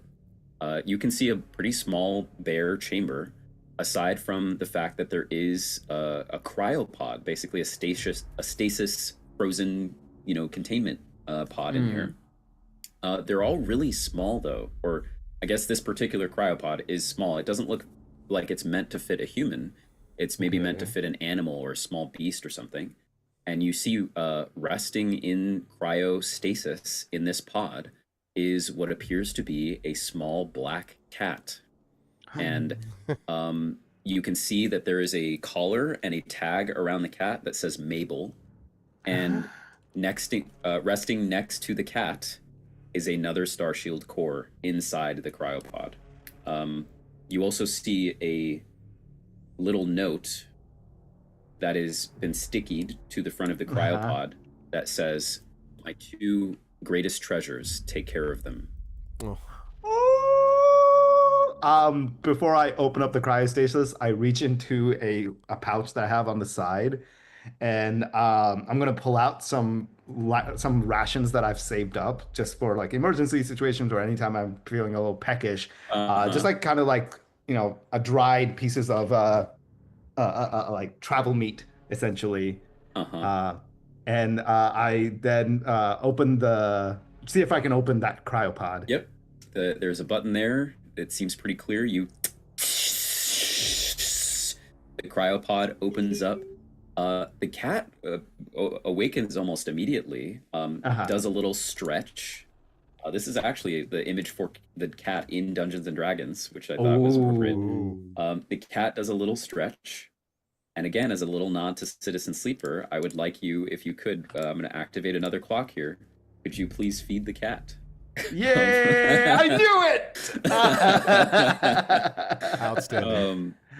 So you pull out your rations. Give me an animal handling check, please. This is a clock of 1. You just need a 10 or higher on animal handling. I got an 11! Okay, good. All right, you pull out a I ration. have 0 on animal handling, so I got exactly one. The cat stretches and gives a little meow and goes up to your hand, nuzzles into it, and eats the food. As the cat gets up, the Starshield core rolls off of the cryopod and falls to the ground, but it's very durable. You look and you're like, kind of rolls off. The other thing I should say, I almost forgot, sorry, is that when auxiliary power was turned on, at about this point now, you all find yourselves standing on the ground as gravity has reactivated. Okay. Cool. Nice. The cat is free. Can I look to see if it has a name on the collar? Yeah, the tag has the collar has a name, Mabel. Mabel, that's right. Yeah. Here, Mabel. Here, pretty girl. And then I kind of like after she finishes eating, kind of offer her my shoulder to see if she would like go up, jump on it. She does. I got my pirate pet. And that is how the party got both a puppy and a cat. Yay! So much better than our experience with Citizen Sleeper in this regard. That took forever to get that damn cat. That's true. Of course. We don't have to give away all of our supplies to get it. I know. As the rest of you head to the north, and let's see. We'll do it. As the rest of you head to the north and approach this door here, the door. At about this time, a signal goes over, and Phoebe's voice rings out again, coming from further in the ship. It almost seems like this is a command that's been executed somewhere else, and you're just hearing the feedback of it. Oh, great. You hear Phoebe say, "New command, DNA signature recognize. Captain Terrell Creed. The captain is now in command of the ship." Then you hear Phoebe say, "Command recognized. Closing and locking all containment hall doors. Thank you." Oh, boy. Can we get to the door and, like, as that command is going, and see if we can keep this unlocked or, like, open it before it does all that? As you run over, as you're doing it, the door was already locked, it seems like. And so now as you get to it, you go to put your hand on it. There is a hand access pad to the side. You go maybe to put your hand on it, and it says, "DNA signature not recognized." It says, "Please provide DNA signature of a member of the crew." Oh, the cat. The cat is a member of the crew, his greatest treasure. Get a DNA signature of it. idea. Do you run forward, Sarkel, with the cat? Yeah, as soon as I hear that, I realize something's going down, and I make my way over to where the rest of the crew is. I don't know if I'll make it in time, but can the cat pair up with me? Oh yeah, yeah. As soon as I see you with the cat, I go, Sarkel, will you marry me? What? We're gonna let's put a shelf on that. Put that on the shelf That's there for a funny. second. Put a shelf. Please put a shelf on that one. You say, huh? Yeah. Put that burner on the back front. Yeah. There we go. Do this. Group. Okay, they should travel together now. All right, Sarkel, you join up with the rest of the group. Do you try the cat thing with the data pad? Yeah, I try to see if I can try to see if I can put her paw on top of it and see if that scans, or if not, then I pet her and a strand of her fur comes off and see if I can use that as a good DNA scan. Yeah. You move forward to the door. I did not conceive of this, but yes, I think knowing this particular captain, I think it would make perfect sense. You kind of get the idea that if this was the captain's pet, his greatest treasure, you heard in the captain's log, I've already put Mabel and one of the shield cores in a cryopod. That during the ship, when it was active, the captain maybe let this cat have a run of the ship, which would involve needing to be able to open the doors on its own. And so as you approach the data pad, I'll move you up here.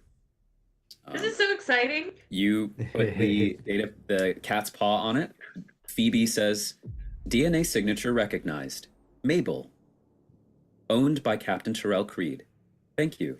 As the doors open up, at the exact same time, so I'll reveal the front of the ship to you, you hear a rapid movement from beneath you, and now as it's moving so quickly, and you've heard it again from before, it sounds like the same thing when the Starshield core moved away earlier.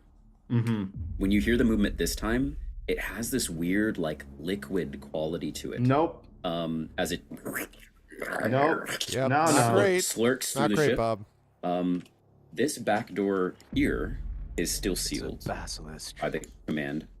But you all see now, rising up from the wiring and mechanical parts of the ship from inside its guts, you first see a couple bones, strangely enough.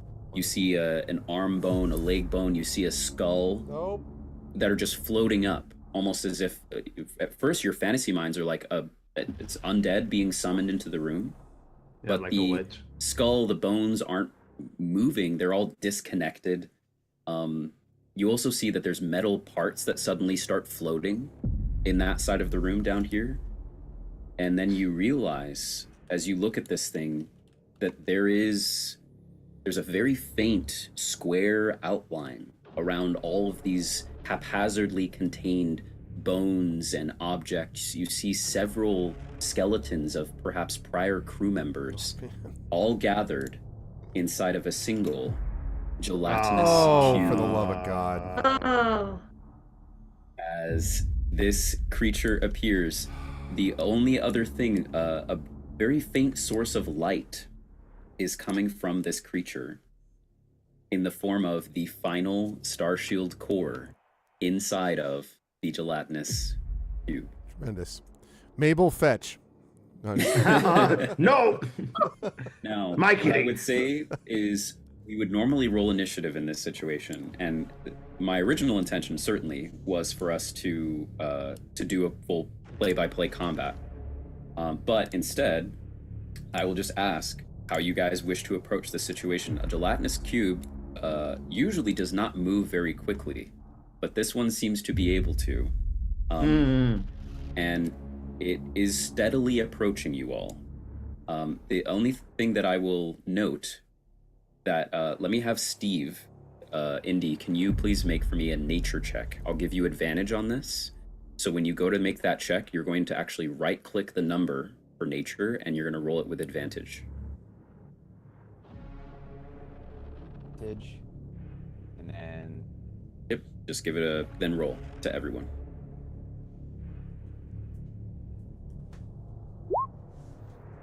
Man, it looks like a 13 for me. Wow. Okay. So a 12. The DC on this though was 10, so that's still enough to have a little thought cross the back of your mind.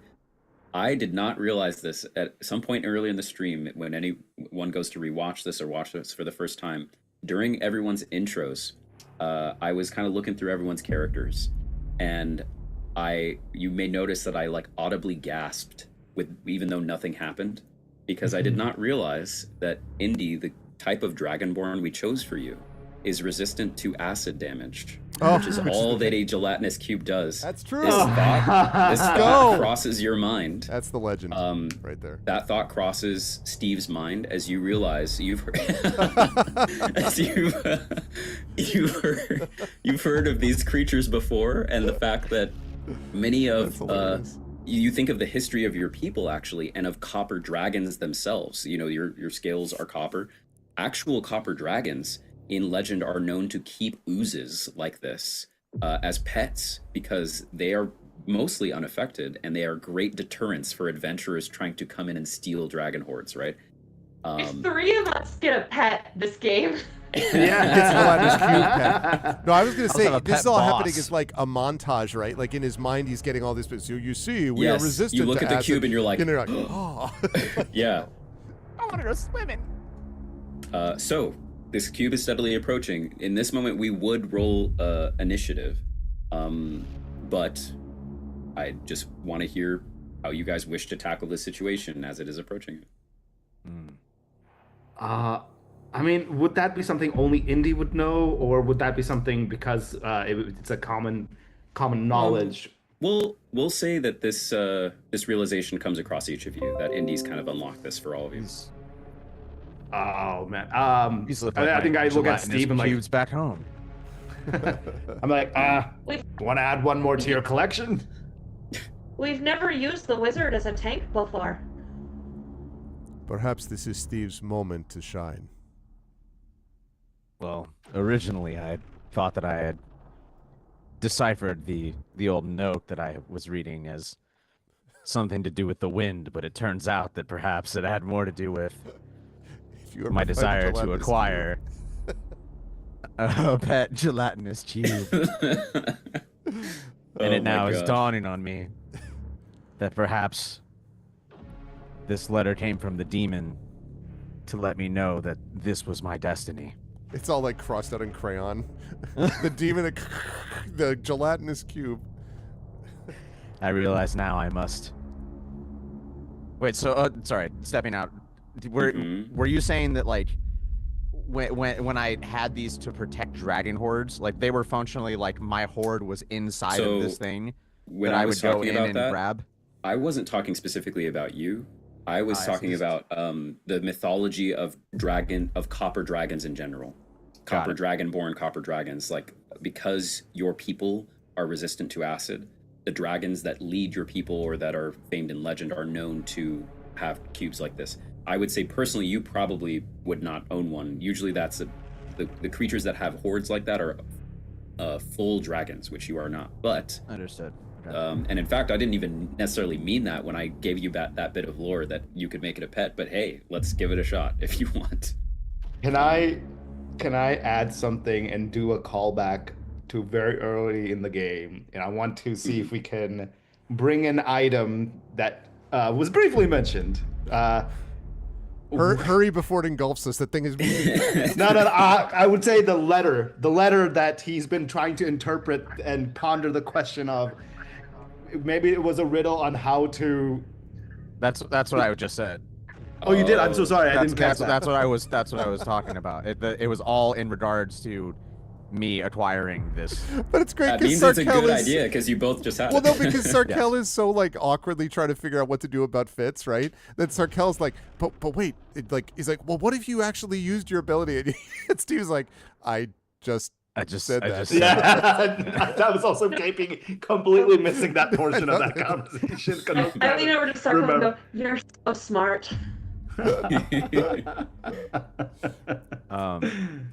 Then the time is now, Steve. Now, You should move. Now, I don't know what the most like effective. Okay. thing is, Yeah, I'm so taking a look here.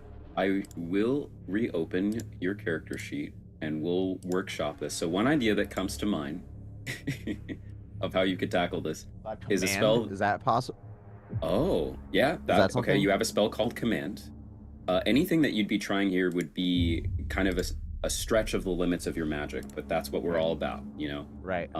You also have a spell called Find Familiar, which lets you summon creatures to your will. Anyway, you hadn't done that yet.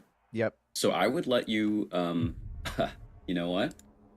Let's make this a clock. Okay. I'm just gonna have you make a series of checks, and the other party members can help with this if they so wish. I'm gonna change this from health to a clock. Get my pet gelatinous monster. Uh-huh. And Some we'll people are being say- vaingloriously devoured by a gelatinous monster. Yes. Okay, and I'm gonna copy the mechanics of the one that we used for the robot and put it on this guy. So what I'm gonna require from you, I'll say that this is a clock of 4, we'll say. Right now it's at 0. And the negative part, the red part, which is very bad and you don't want if you roll badly, is I'll say also a clock of 4. And that should appear here. I'm gonna do that. So that's like this, visible to everyone, and visible to everyone. I'll also make this visible to everyone. Show. All right, so now if you mouse over the cube, it should show you some mechanics, I think, for the tooltip. Oh yeah. So that was the mechanics I used to retrieve the core from the robot. So here's what I'm going to have you try. You're going to make an action, essentially, and if you want to use a spell to help you, then I'll give your action advantage. It would be something like animal handling. Essentially, we're going to root this in a skill, like animal handling or persuasion or something like that. And then if you choose to expend a spell to help, I'll give that roll advantage. So a spell like that could be Command or Find Familiar. Other party members, I suppose, could also help. Let's start by having Steve act first. Okay, quick question. So you said choosing any given spell will give me advantage. Do they all give me equal advantage? Yes, but they have to make sense. You have to make your case for how it could help you. Sorry, yes. So my point being, like, I don't see a point in me using one of my only 2 of options if I could use Find Familiar to also gain the same advantage. Does that make sense? I would say yes. You can cast. Oh yeah, that's true. I will. Oh yeah, I'll say you can do that. But it will only count towards the clock once. Okay. So you'll eventually have to use some other option. Yeah. Yeah. Okay. We'll start with Find Familiar then, and I'm going to use that with Itis Persuasion. You said, was that one of the ones you said? Yeah, that's awesome. Okay. So you're going to roll that with advantage, and then we'll get to the other party members. We'll kind of treat it a bit like an initiative where, after Steve takes his turn, the rest of you can try to take some sort of action to help if you wish. Okay. But yeah, give me a persuasion check with advantage, Indy. Ooh. Hasn't come through to me yet. Come on. Oh no. What was it? Someone give us some inspiration or I haven't no. seen this yet. You Yeah, know, it hasn't popped into Roll20. if we were able to get a donation, I imagine that an inspiration would be forthcoming to the member of the party who has attempted to do something awesome while we're waiting. If you were to do exclamation point donate, for example, to support it might just someone help me. Foundation. I mean, someone help me. Did it roll? What did you roll? It rolled like he got a 2 and a it was a 3 2 on and the a 2 and a dice. 3. Okay. So that is one Why didn't it failure. come through, though? I'm confused. I'm Roll20 not sure. didn't want to accept it. I don't blame it. Yeah. I also don't want to accept it. All right, so I'm going to take this negative clock up 1. You reach out with your warlock magic, calling upon the powers of Tiamat. As you do, you reach out with the ability to bind a familiar to you. As you do, the gelatinous cube just continues to slowly move forward. Could I? Yeah. maybe as a way to give him a bit of an advantage, or perhaps to help him make another more powerful attempt. I would imagine that part of it is like just showing off his grandioseness as a dragonborn, and showing to this gelatinous cube that he is worthy of its allegiance. Could I do? I have essentially a tinderbox, oil, and a hooded lantern. So my thought is I hide behind, and I'm a halfling, so the thing can't perceive me. So I was hoping to stand behind Steve over here and essentially kind of create a pyro effect using that, like a performance of some sort, to kind of give this aura, essentially like a fiery, cool, dragon-like aura around Steve, to kind of make this creature feel make him more seem like... more appealing. Yes. Awesome. Is that okay? Yeah, yes, that is certainly something you could do. right. I would call that. Let's see. Oh, my internet might be crapping out. Can you guys still hear me? Yes, Yeah, I I can can hear still you. hear you. There we go. Okay. So yeah, I think I would call that a performance check. But Okay. because you're using all these special items from your inventory, I'd give you advantage. Ooh. You want to give it a shot? Yeah. So I'm just gonna roll advantage, Yeah. meaning just double roll, right? Oh, that's a 10 with 15 on the first one. Yeah. Okay. And then, do we want me to roll again? All right. Yep. Okay. Yes. Just see if we can get something better. That's an 18 this time. 18. Okay, that's still that is one success towards the creature as you do this little light show behind Steve. Steve looks really appealing right now. All the lights and everything. You see the gelatinous cube slows slightly. Who would like to act next? Me. Okay, Fitz, what do you want to try? So, as the first pet parent on this team, I'm expert at animal training. Ooh. So Mhm. I'm gonna go ahead because impulse control issues. I'm gonna go up to the side of the cube, here, Okay. and reach into it for the core, and go give. Okay. All right. So you reach over and try to just nab the core. You Yep. would take damage from this, just so you know. Okay. I understand.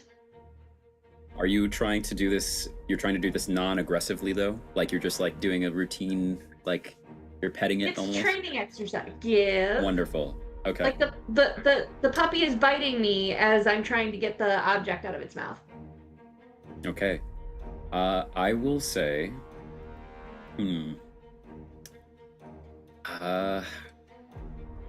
Let's see. If you expend a use of your rage, then I will give you advantage on this. Sometimes Okay. a lot of the way I play rage is that it's not pure mouth frothing anger destruction. It's also like a primal focus within yourself. And so you expend a use of your rage if you do, and I'll give you advantage on your choice of animal handling, sleight of Ooh. hand. Animal handling 12. Oh, sleight of Okay. hand is, What that does is what? but sleight of hand is way better. Okay. Well, how about we use these same rules, but then we'll add the sleight of hands bonus instead of +1. Okay, so I got a plus So 4 what was- instead of a plus 1. So 11 plus 4 is 15. That does make a difference. That is now one additional success instead of also a failure. Okay. You reach in. Oh, you are going to take some acid damage really quick. Yep. Really quick. Oh, whoops. Hold on. Not that. Nope. Also not this. Not Jesus, 3d6. you're dead. This. You take 8 points of acid damage. You have your. Bad You are. puppy. The core is pretty. 3d66. The core is pretty deep inside. You're getting closer. Kellis, what do you try? Fitz is getting closer to the core, but doesn't quite have a hand on it. But the cube isn't reacting to her much aggressively. And the doors behind us are definitively locked, right? No, they are open at this point. Yeah, because Oh. you used the cat. But you're the last core you need. The last thing is right in front of you inside this creature. I know. I'm wondering though what created this elsewhere in the ship. I'm just not sure what I'm going to do because I think everyone's got good ideas here, and I don't know what I'm going to add to it. You're wondering about the Captain DNA signature recognized thing? Yeah, I mean somebody else like triggered it. Give me an investigation check real quick. Unless that's actually the gelatinous cube that did, but okay. Advantage. Investigation advantage.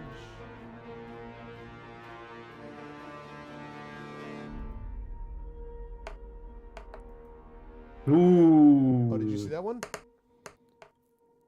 No, I think KP's looking at D&D Beyond probably. Okay, is it Yeah, I've been 20 looking at or a D&D 3? Beyond. What'd you get? So 20, not a natural 20. Dirty 20. 20. Yeah. You look inside the cube. You kind of think over this question in your head. You kind of spot two things. You see that the cube has like slowed in response to certain things it has, and it was moving very quickly. This might be more intelligent than the average gelatinous cube. You also see a mostly melted uniform with a tag on the front that so says the captain's Captain DNA Creed was on in it. there. I got you. Okay. Yes. Gotcha. You think the cube did this? Well, damn it. All right. Then. Okay. If Fitz is gotten halfway or close to it, is there a way that I could? All right. I have two thoughts. Yeah. One, do I have enough control over since we're all stretching the extent of all these things, can I expend focus points to make my flurry of blows so specific that I am surgically cutting out an area around the core without hitting the acidic creature that surrounds it? Like a type of thing? Or alternatively... Basically like you'd be you're touching molten lava before it can burn you, sort of thing. Exactly. Like or you're attacking so quickly that it doesn't. Yeah. I'm Remo Williams running over the water before I fall into Got it. it. Or okay, I understand. Could I use again the focus point to step of the wind, zip through the cube now that it's been partially opened, and grab the core and emerge on the other side? If I use 3 focus points? 3? Oh, do you want to do all of them? Okay. Yeah. Well, in that case, this seems like a fairly high difficulty level. Sure. So yeah. I'll say if you use all 3 of your focus points in that way, the DC for you to not take any damage from this action would be 20. But that's just for the damage against yourself. Because I'm going to still ask you to make, I guess we'd count it as an unarmed attack roll. We'll just make that your roll in this check. Okay. And that will be what factors for the DC. But if you're using all 3 of your focus points for this roll, I will also lower the DC of the success or fail margin by 5 each. So the DC for you to not take damage, which is separate, is 20. But now everything is 5 less difficult as far as getting progress on this thing. And wouldn't disrupt the cube at destroying what they're doing theoretically, right? Unless you roll, I would say it. a 5 or lower. Yeah, if you botch it, then the cube is probably going to go after you. Yeah. All right, chat. You have a good chance, I think. All right, all 3 focus points are in. Okay. I am going to. You step of the wind which is the dash action. We'll count that as part of it. Yeah. Okay. So we'll unarmed say strike. You're saying make an unarmed strike, and that will be the let's say. No particular advantage on this. The advantage that you're getting, quote unquote, is that you're lowering the DC of everything. So just make a single unarmed strike roll.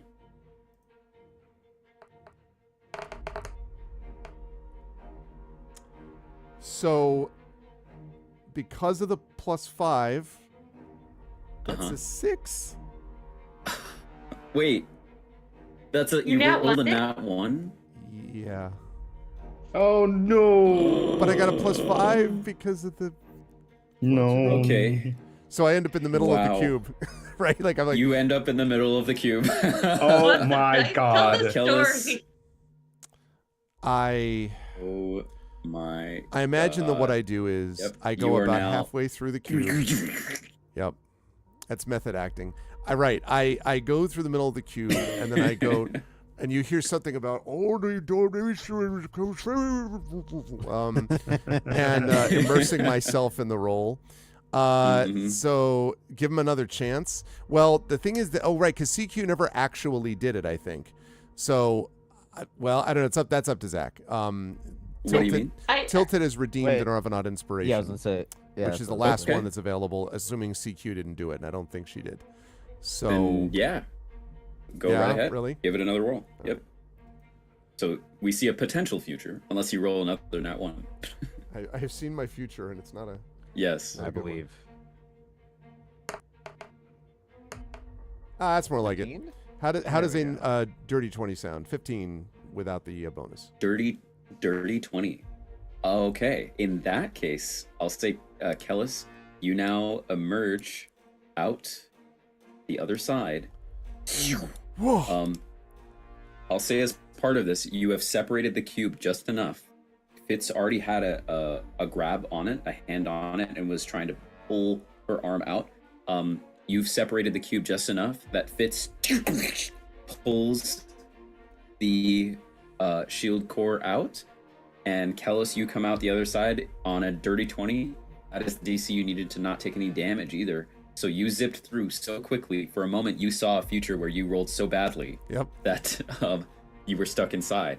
But with the inspiration from those around you, you zip through, and the cube is unchanged, aside from the core being gone. I turn back and I say to everybody, "The future has been tilted through gaming." And then Amazing. Thanks, Tilted. If you ever wanted to see this character in a future Art All right. Vocalist D&D session, thank you very much. Oh my god. Now that you have all three cores, and so I'll kind of bring us to our conclusion. What I would like to know, though, is Steve, the cube is still here. You guys can see the silver siren kind of drifts down the space galleon as the captain says, "All right, you got the cores. Let's go. Let's go." As you all prepare to leave with your new pets, and as this is here, Steve, do you have an idea as it comes back to your turn? The cube is slowly chasing after you guys, but you have all the cores you need. What do you do? Do you try to still befriend this creature? Yes, I turn around and see the creature still approaching, and I call upon the ancients, dragons from within, as well as Tiamat. I reach out and I activate my command spell to one more attempt and bring this crazy beast into my own. Awesome. Okay, I'll say the difficulty of this is a 15. Oof. I'm going to give you advantage on a persuasion check.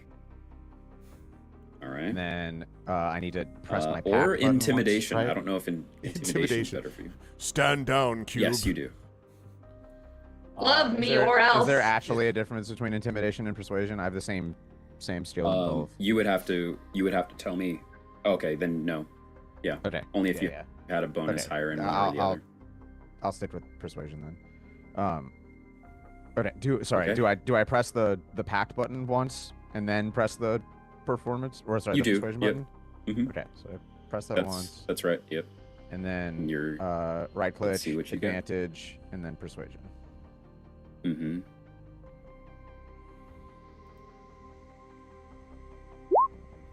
It's not gonna do it. That's a 10. But What'd it you- only a rolled 10. once. What's the advantage? Advantage. It should be rolling twice. And you pick the higher Yep. roll. It only Roll rolled once. once. You have one more chance. Roll Okay, one Come more time. on. I just roll again. Okay. No pet left behind. Come on, let's go. Oh no! Oh no! Man, that's I awful. haven't seen it yet. A 4. That is 4.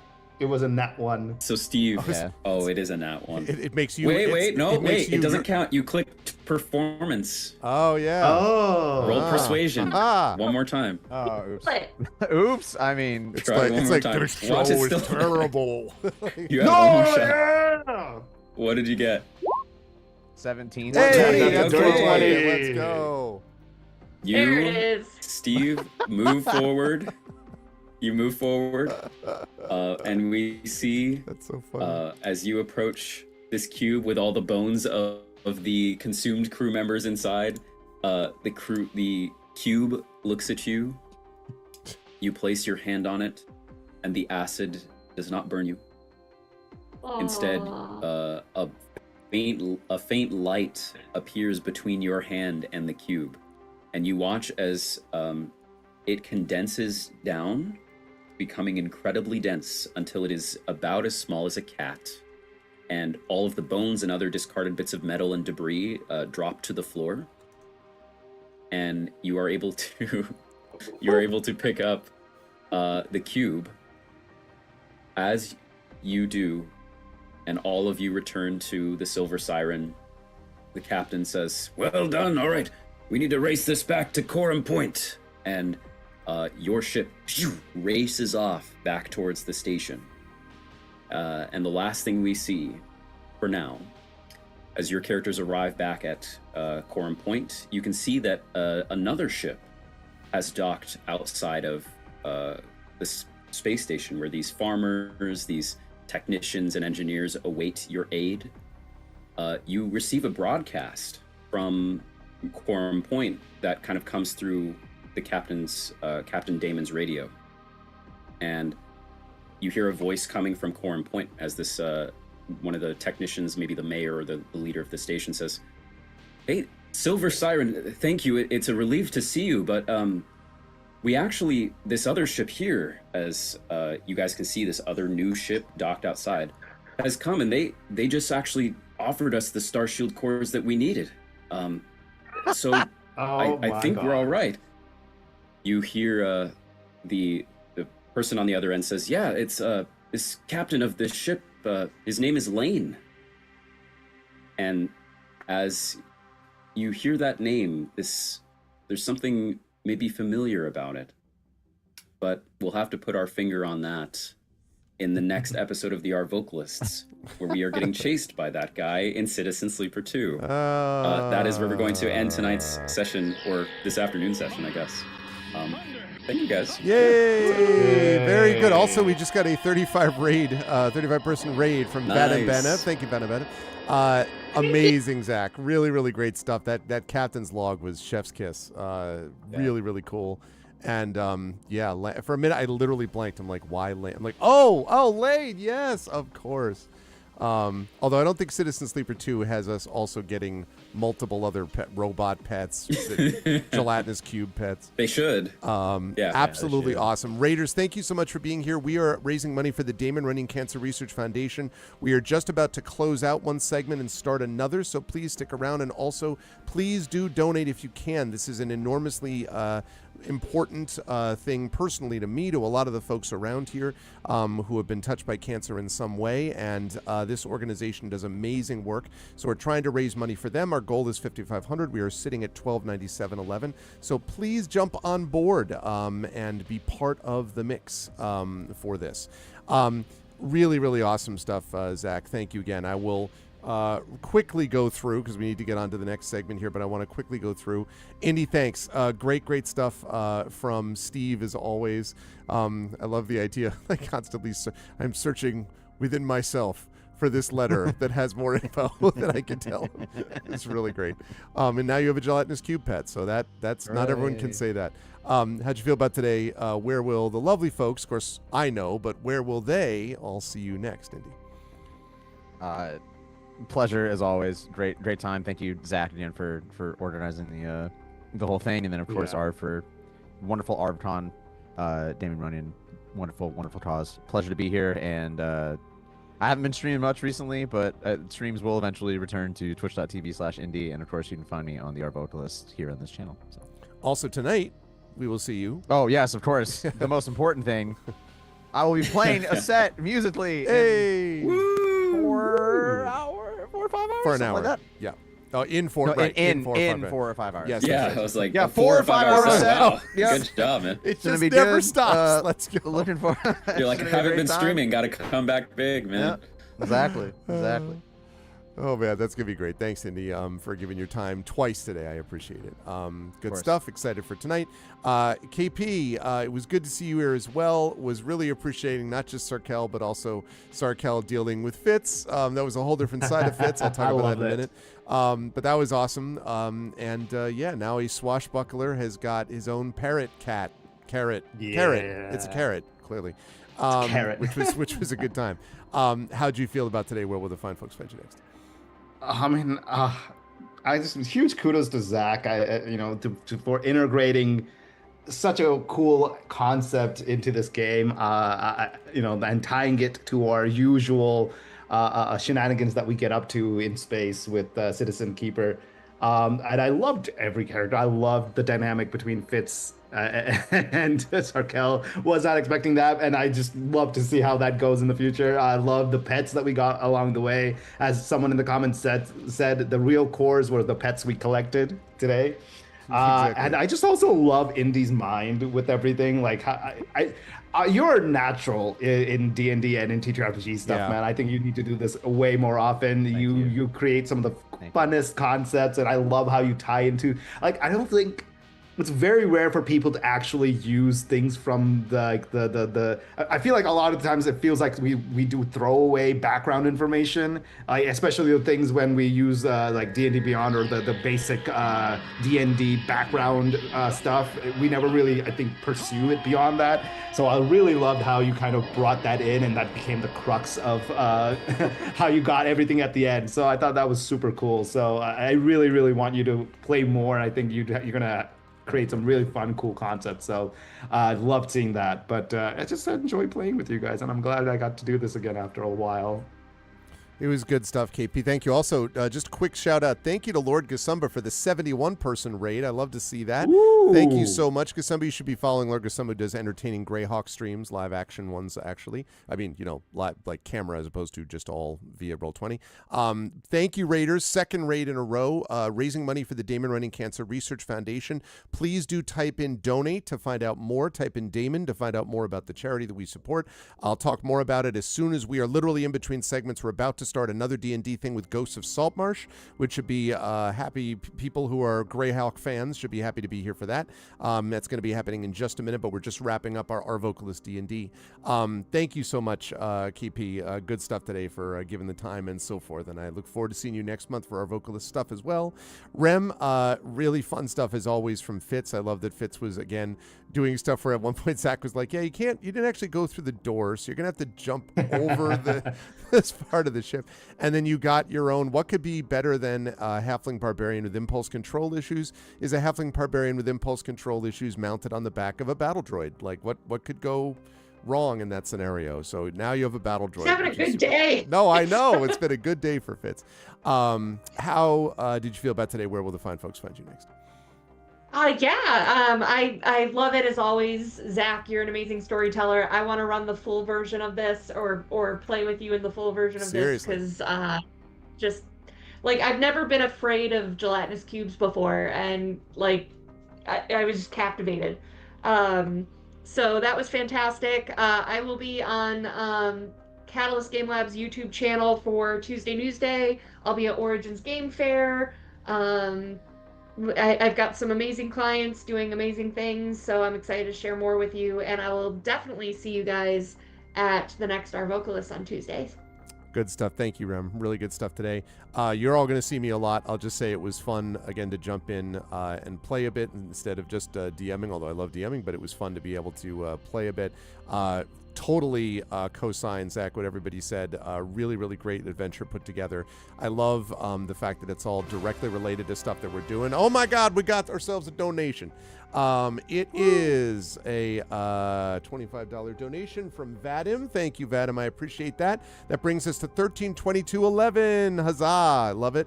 Thank you. Thank you. It also means you're tied up, by the way, for the voice thing with with Bold Fog. Both of you contributed 25.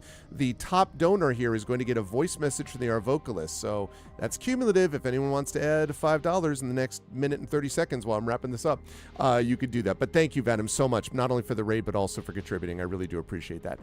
Zach, great stuff, again, with the storytelling. I really, again, agree on the very good introduction of the gelatinous cube. But also, oh my God, we got another donation. Savage Splendor with a $50 donation. Savage Splendor moves into the lead. Awesome. Good job, Savage.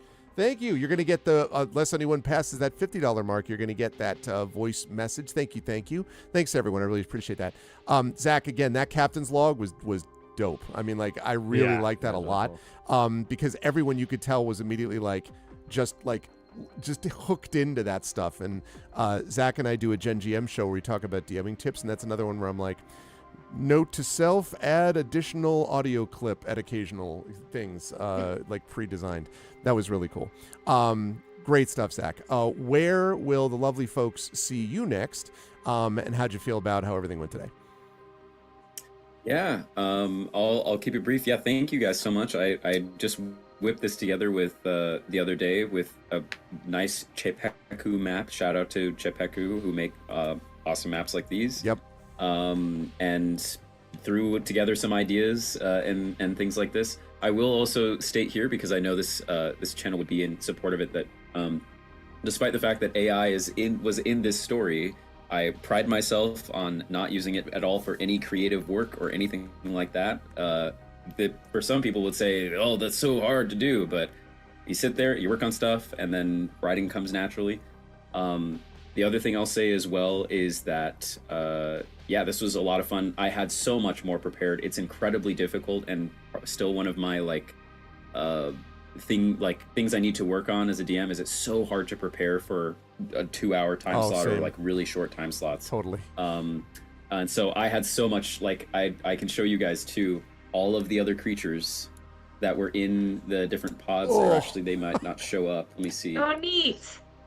Oh yeah. Oh my. There was also a Grick in there. There was all sorts of stuff. So if we had That's more so time, cool. That is really we neat. would have had. You could basically, it would have been like the drone could have fought the cube, could have fought the Grick, could have fought the penguin, could have fought the so many more pets and options and things. And then, but anyway, so I think this just means we have to do an actual full D&D session at some point together. Yes. So that'll be. If That'll be you good. We said this a remember- year ago and we haven't done it. We need to Yeah, do yeah. We it. really need to do it. Last year, we talked about the fact that we did add Mhm. in, because we couldn't get it all done the one time, so we made it a 2-parter. But yeah, no, I mean, Yeah. listen, sign me up. I would love to be able to do that. So let's try to all collectively see that we can make that happen at some point. Yeah. It would be fun to do that. Yeah. But something too, I take shortcuts, especially if we need to trim down on time. But anyway, so yeah, no, it was a lot of fun. It's a pleasure playing with you all as well. And yeah, the audio recording that came from my days, which are long gone, of narrating audiobooks. I did enjoy it a lot, but it was a lot of work, which is why I stopped. But a short little clip like that, I was able to bang out pretty fast. Love it.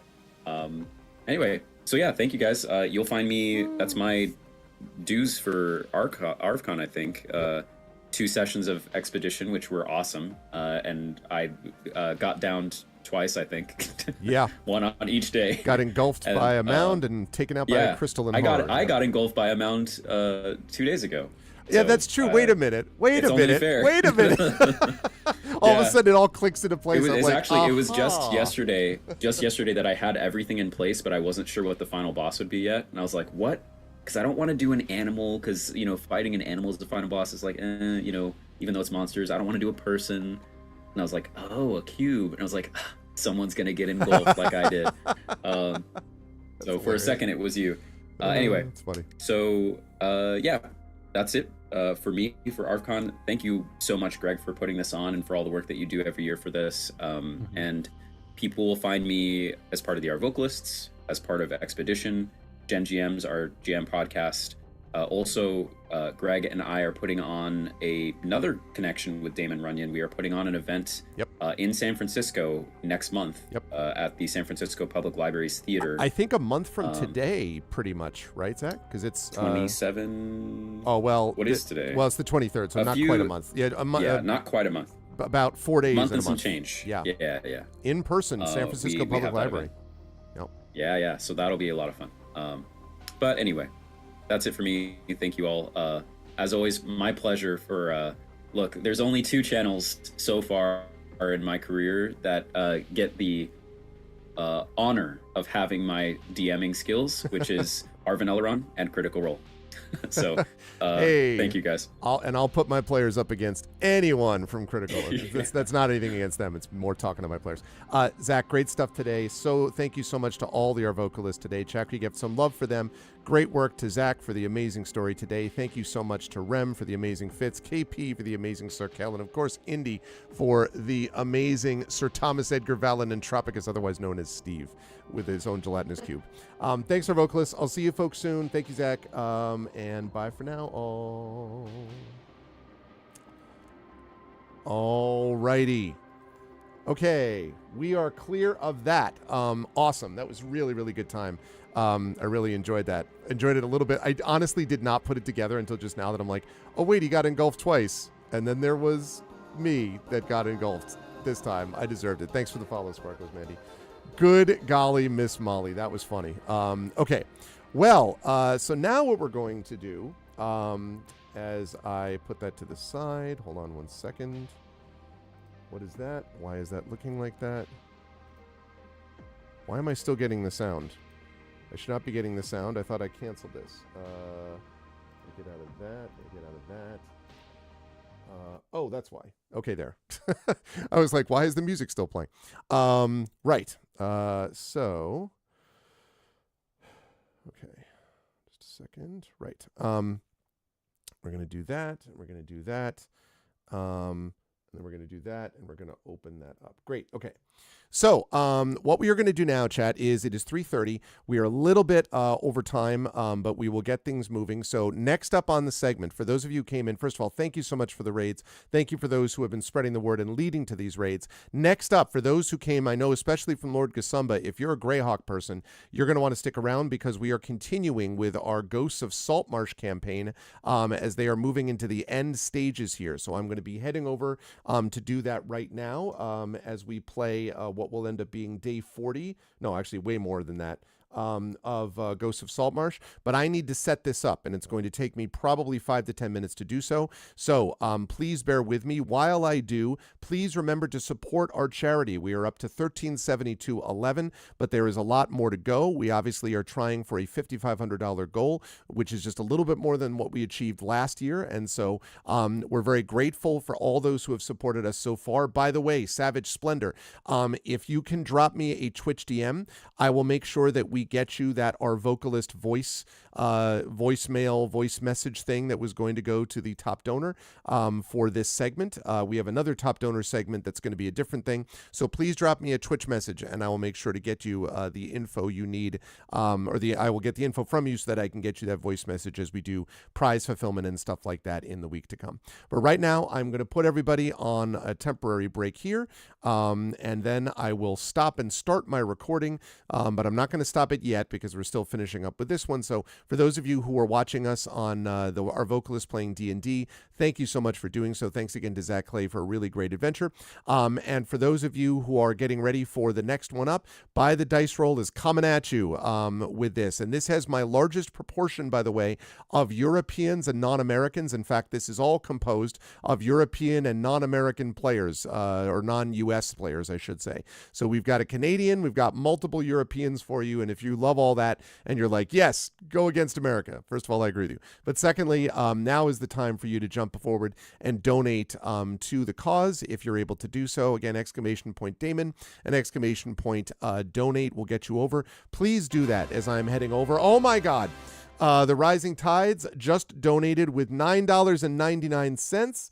Thank you, Rising Tides, donating in honor of Holly Lynn Walrath, the wonderful poet and publisher of Interstellar Flight Press, who I am happy to report does not have cancer. I am also happy to hear that. Thank you so much, Rising Tides, for that. You will see Rising Tides on Monday, GMing, by the way, for our 3 scientists, our Damon Runyon Cancer Research Foundation scientists that you met earlier today during the interview.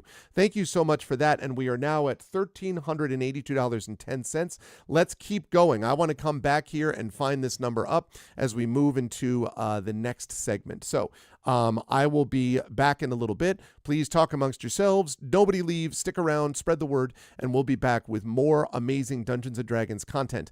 Ghosts of Saltmarsh in just a bit. Until then, thanks everybody, and hold tight. We will be right back.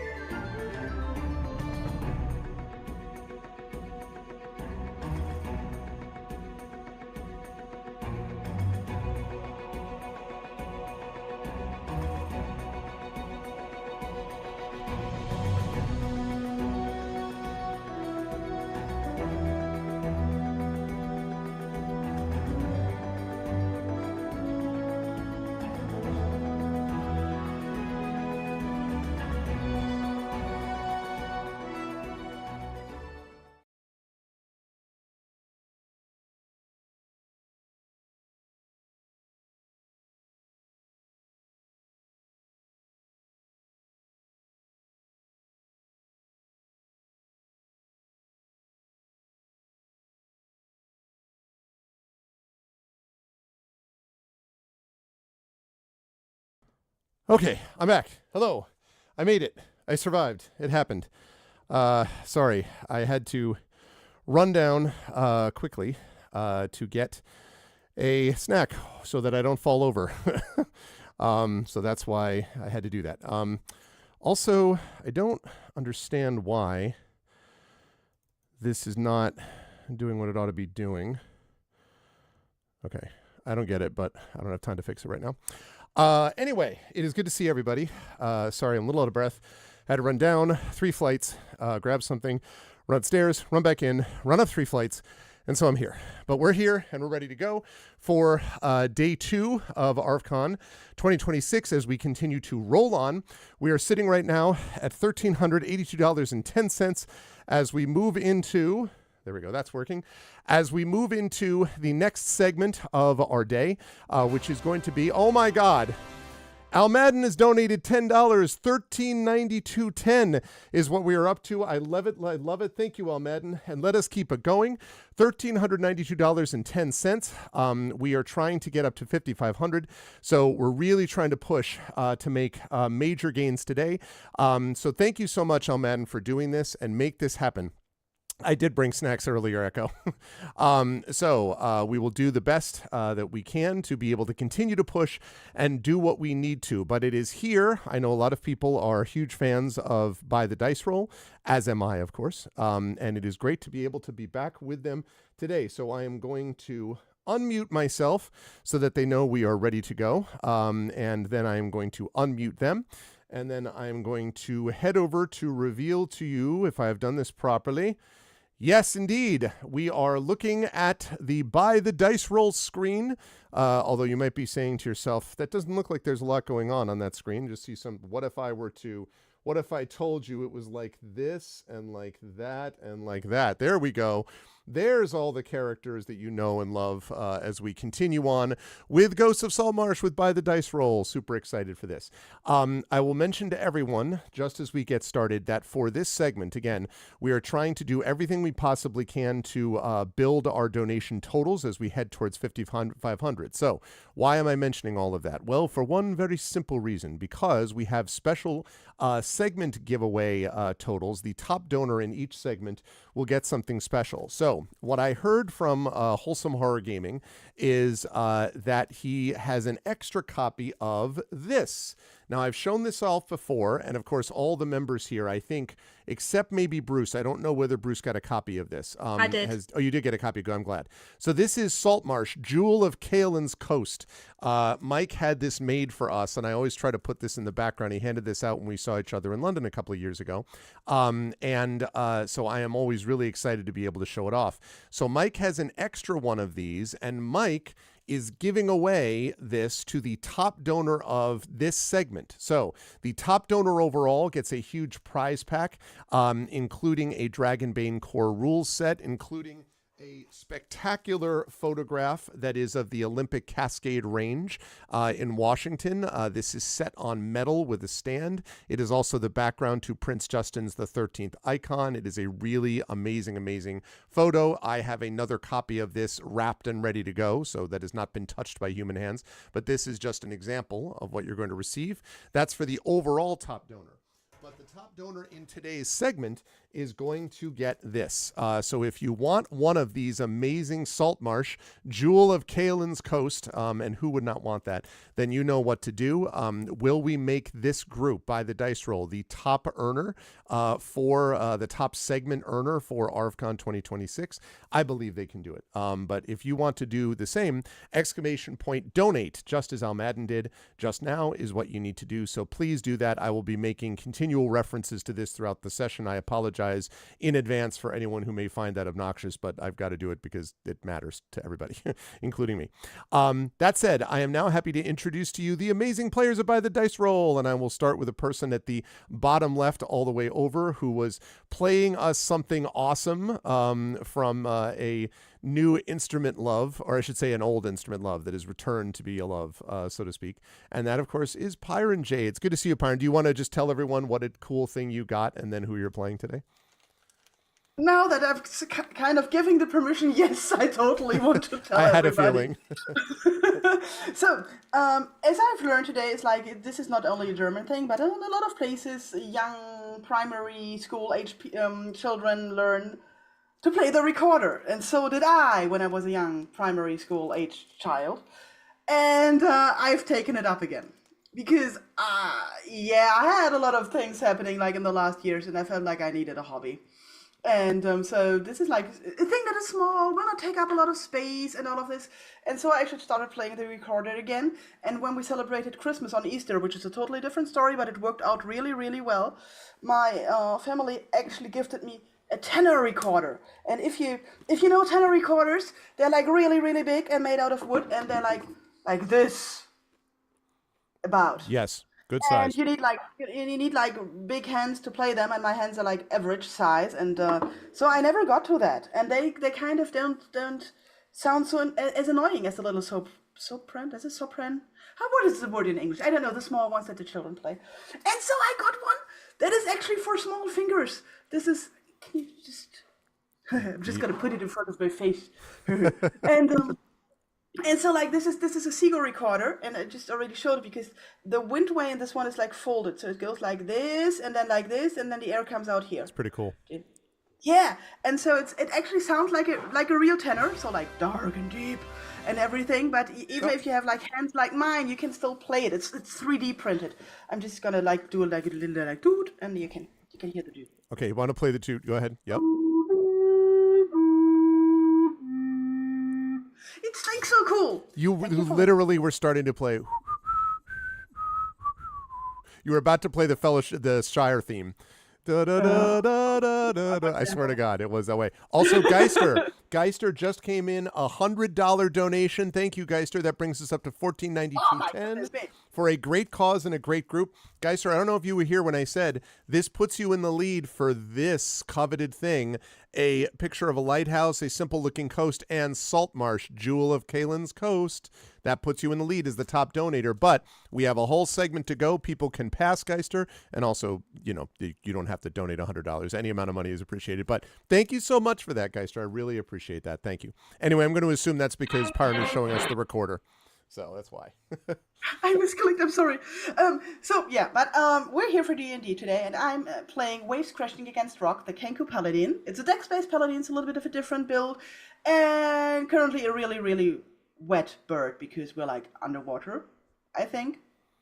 That is yes. You have that's correct. You have been underwater, dealing with a water breathing spell. Also thinking about the heading towards secret doors that are underwater. But yes, pretty much. So I'm an underwater bird now, which is kind of the closest thing I'll ever be to a penguin, and penguins are awesome. So this is wonderful, and I hope I get out of this alive. Thank you. Yes, and we talked actually about penguins last time in the session, so penguins came up repeatedly. Always a pleasure. Thank you, Pyron. I'm glad to see that thing with the recorder. That's very cool. Moving right along, it is, of course, our good friend Darksaber2K, who is with us. And stuff I will say to Saber, who will appreciate this, that one of our sponsors, Nomad Games, of course, is responsible for doing a lot of the Talisman digital editions, and was talking about, and I quote, a lot of exciting new stuff in the pipeline for Talisman, end quote. So I bring that up. Launch a new game mode. Yeah, that right. I don't know, but as a fellow lover of this game, I thought I would mention that. In any case, though, it is great to have Saber with us for the first time. The poor guy does not need to deal with a dashboard. I did that all that myself this time. But it's good to see it. Do you see you, Saber? How's everything with you? And who are you playing today? Still plodding along as I always do, and now I'm back here as Morthwil, a dwarven artificer of some skill and many tricky gadgets, which I'm usually having to fling out in a panic when things go wrong. That's true. But they're always a controlled panic, though. Like, it always has a positive effect on the panic sometimes, or contributes to it. And on the bright side, there's very unlikely to be an acid pit trap in an underwater tunnel. That is a good point. I just had, in our last session when I was playing, a terrifying encounter with a gelatinous cube in space. Do not recommend. Ran into one of them in Esoteric Ebb as well. Yeah, no, don't like that. Don't like that. Anyway, but it's a pleasure to have Saber with us. Thanks for being with us again. It is also a pleasure to have now Wholesome Horror Gaming, unfortunately, is not able to be with us today for a variety of very good reasons. But we will just say that we are, as always, happy to have Mike back with us next month, and all that sort of thing. We will have someone, probably, I think Pyron will be Jaegering Silvo, because Silvo is going to be someone important to this. But otherwise, him out. Exactly. And we're going to be talking about something that's going to help with the donation level in just a minute with that, possibly. But that person that you see there is not Wholesome Horror Gaming. It is actually Fleos. It is good to have Fleos with us because it is a weekend, which means we're able to get this busy teacher back with us. So it's great to see you, Fleos, playing Oceanus again. So I'm super excited about that. Do you want to tell us more about Oceanus? And also, do you want to tell us how you're doing and how everything is going? Wait, before you do that, Effect Life has just donated $47.90. Is Team Chaos versus Order still a thing? Doing my annual duty to help here today. It is a thing, and I was hoping that we could get these things rolling. So thank you for restoring some order. We are up to $1,540. That is amazing. $47.90. Team Chaos, Team Order. Order has been restored, but for how long? Thank you so much, Effect Life. I really appreciate that. Good to see you. All right. So as I was saying, Fleos, it's good to see you. Anything about Oceanus and about how you're doing? How's Tricks by you? Well, Oceanus, he is a sea elf warrior sidekick, I think they call him. I should have brought up my character sheet there. Now level 6, technically should probably add a few hit points to that. I would think. Probably not many. I accidentally rolled a D8 in there. And if you want me to take that natural one to offset all the high rolls everyone else got in their HP rolls, I'll take it. But if not, we'll worry about that in a minute. Okay. But I get a second attack. He gets a second attack, which is always exciting, at least for someone who likes to hit things. As for me, I realized that I forgot to mention that I have a new puppy, which isn't that new anymore. She's been wow. Yeah, bury the lead. Yeah, she's sitting quietly right there because the rest in a kennel because the rest of my family is gone, and she is not super great at just sitting still on her own yet. Hopefully that'll change, but I expect by the end of the stream I'll be able to show her off just a little bit. That is really exciting. Congratulations on that. I didn't know that. That's cool. Thanks. Yeah, it's been good. And yeah, let's leave it on a positive note. That's enough for me for now. I hear you. Good to have you here as always, Fleos. Thank you. It's great to be here. Also good to have Inanda with us. Inanda's here, a second puppy owner. I got not the out of let me see. We have a grand total of 3 puppy owners, I believe. We have some people who also own cats, but we've got 3 puppy owners here now. But Ananda is one of them. It's good to see you, Ananda. I hope all is well with you. I have heard it is fairly hot in your neck of the woods. I've heard that rumor. Can you confirm? And who are you playing today? Yes, I am currently melting. So if you see me slightly dissolve or wilt during the stream, that's why. The biggest question I have for Flaos is what breed of puppy do you have? I mean, these are the Right. important I should questions. have said that. I apologize. She is a Bichon Shih Tzu Schnauzer mixed. She started off black with like a white dip on her tail, but it's starting to actually silver up a bit, which is a little unexpected, and a little brown in the beard. She's changing color as the days go by. It's quite interesting. So, yeah, she's small. Oh, yes, I agree with Pie. Ish. Puppy pics, please. And what is her name? I'm terrible at this. Her name is Penny. Yeah. See a penny, you pick Penny her up. puppy. Penny How's it go? puppy. If you see a penny and pick it up all day long, you'll have good luck. There you go. So, Nice. Absolutely. I Thanks look for forward to asking. seeing pics. As for me, yes, I'm melting. I've got the doors open behind me. So I might have to go and puppy field at some point this evening. So apologies if that happens. But yeah, other than that, I am ticking along. I'm coming to the end of my first year of retraining. I've just done my final essay, which I'm really happy with. So yeah, big exhale before hopefully the next couple of years happen. But yeah, I am hot in not a fun way, but I'm playing Brine the Bloodthirsty this evening. Hopefully the thought of being in very, very cool water will help. She's a water genasi fighter pirate. We are currently underwater, which myself and Green, I believe, have a slight advantage that we don't have to use spells to be able to breathe there, but it's still very, very tricky. So yeah, hoping for no imminent deaths this evening. That's a good thing to hope for. Also, I want to thank Pyron Jaden Ebenezer, whose comment is Team Chaos as $33.33 goes to bring us to the total of the very chaotic total of $1,573.33, which means order. You got to restore it, team. Like that's how this works. You know, you can't let that stuff just sort of sit out there. Team Chaos with our own strike back. Thank you, Pyron Jade, really, you and Ebenezer both for that, and thank you, Ananda, for hanging in there despite the heat. Hopefully we'll keep you constituent parts together and not melted by the time we get to the end. Always a pleasure to have Ananda with us, and also a pleasure, of course, to have undeveloped Bruce with us. Most of you have seen Bruce on here a lot more recently in Dragonbane, playing the inimitable Frogor. But I actually, as much as I love Frogor, and I really do, I've been looking forward to some of Bruce's incredible stylings with Green tonight, so I'm excited for that. But how are you doing, Bruce? How's everything with you? You're kind of you're a veteran puppy owner. I mean, listen, your dogs are hugely important, have been for a while. This is not some new thing. But how are you doing? How's everything by you? And who are you playing today?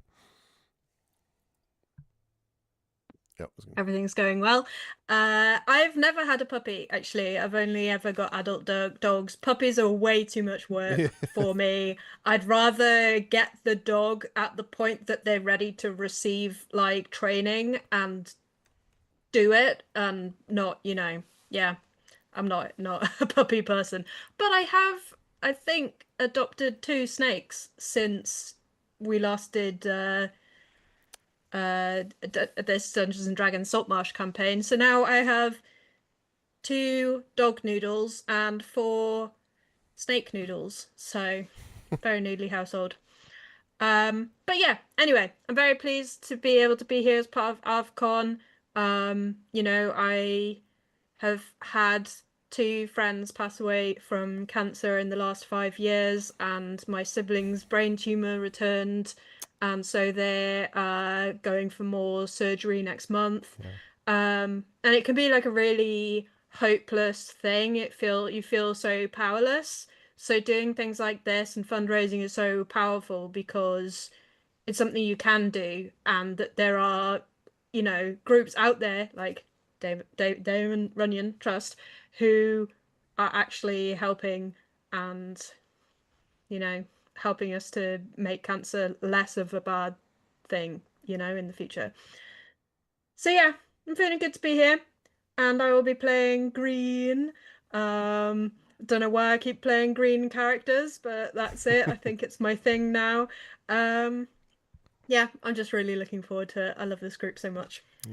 Big fan of you as well, Bruce. And yeah, what you said, it's very well said. I'm sorry to hear about your sibling. And this is exactly why I started this 12 years ago, was this sort of helpless feeling that I had and wanted to feel less helpless. There is nothing more inspiring than listening to people like the scientists I had the chance to interview this morning, talking about the work that they're doing and the incredible advancements that they made. As I talked about several times, the HPV vaccine, which has saved tens of thousands of lives, came directly from research that Damon Runyon funded directly. So it is having huge effects in a positive way. So, but I wish all the best for that. And yes, that's exactly why we're doing this thing, which with no further ado means let's get to it. Day 2, D&D with By the Dice Roll, Ghosts of Saltmarsh. As I have called this episode, What Are You Trying to Sahuagin? So, I'm sorry, I did what I could, sorry. In our last session, let's fire up a little bit of music here. I think we have, appropriately, we have the Sunken Temple, I believe is the music. In our last session, the members of this intrepid party have descended through the waves to enter a fortress once belonged to lizardmen and now belongs to the Sahuagin. And yet the Sahuagin, who typically are these shark-like fierce creatures that are capable of doing small little raids on coasts and so forth, but are not organized to pose any real threat. But something has got them organized. Something has got them together to pose a true threat to the people of the coast and the people of Kaeland. And so the party has decided it must do something about it, and must do something, of course, for each other. And so they have come down to this fortress where they have discovered several things. First of all, they discovered a set of prison cells down here, one of which contained Borgus, who you can see right here on your screen, and sadly, his giant eel, who is no longer with us. The giant eel was killed by the Sahuagin, and Borgus has sworn vengeance, which I think we all hope he will receive. They also, however, met a Triton known as Kish, and Triton's trained sea lion, Coral. And that is more of a sort of warrior kind of individual that may be able to help. So much so that we can talk about the donation that just came through from Team... Let me see. Team what?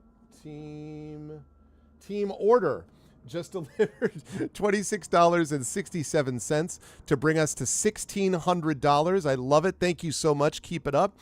Team Chaos, the ball's in your court. But thank you so much to whoever Team Order is for that. I appreciate it. And again, so far, still out front for this coveted Saltmarsh Kaeland, Jewel of Kaeland's Coast, is Geister with 100. So you know what to do, everybody. Thank you so much for that donation. So they sent out Silvo, and I believe it was Silvo and Brine, or was it Brine and Waves? It was Brine and Waves. It was me and Waves. It was Brine and Waves, sorry. Brine and Waves went out and did a lot of scouting all around everywhere until they ended up finding a secret door. And this secret door is something which, frankly, Waves thinks is really important, and so came back and said, we all need to go to this secret door. And so the entire party decided, rather than splitting the party, which, you know, in the past there's rumors that hasn't always ended well, is decided to sort of join with each other to be able to go and find this secret door. But just before that happens, I do need to mention that just before that happens, you hear the sound, specifically Waves and Morthwill, and I suppose Silvo, who I will give control of to... let me see. Let me give Silvo's control to Pyron. 1 second. Silvo. Okay, there's that. And yes, go ahead. Roll 20. Okay, edit. Oh, it's already in your journal, so you can control it already, Pyron. I'm sorry. So you should have control over Silvo's token as well. Can you confirm that you can move? Let me check. Silver's token. If not, I can. Yeah, you can. Yes, Okay, I good. can. Great. All right, He is so in my hand. so or in my mouth. Silvo, Morthwheel, and Waves, you do hear the sound of very clear swimming or splashing or something coming from the tunnel out of this cell right here. So from behind us, from the open sea. Yep. Something coming towards you. That's where we put the body of the eel. Yeah, we dragged it out. Maybe I'm something fairly certain sort. it's dead, though. Something is definitely not dead in there. I tried to close the cell door. Okay. You can do that if you want. You probably would need to make... No, you wouldn't need to make a strength check, I think. You can close that. You mean the inner cell door, right? Like this thing here, or do you mean the outside door? Actually, the inner cell door is kind of not easy to close, so maybe you would mean this one, the actual bars. Yeah, the actual door. Okay. Oceanus, you, having come down to find what you know were your companions coming down this way, Oceanus, you passed the body of a giant eel that was floating outside the entrance. And when you saw the eel, it turned and looked at you and opened its eyes, and it said, "Thank you for the donation to the Allen family. Let chaos reign."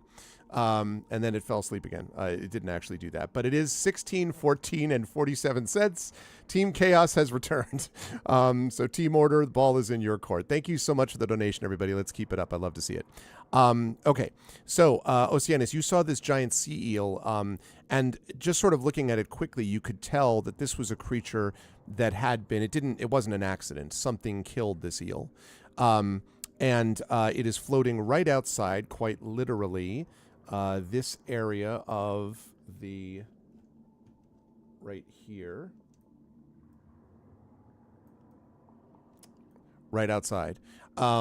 And so as you come down, I don't know if you want to stop to explore the eel more or if you just want to go through, but this is where you have been told your previous companions have come.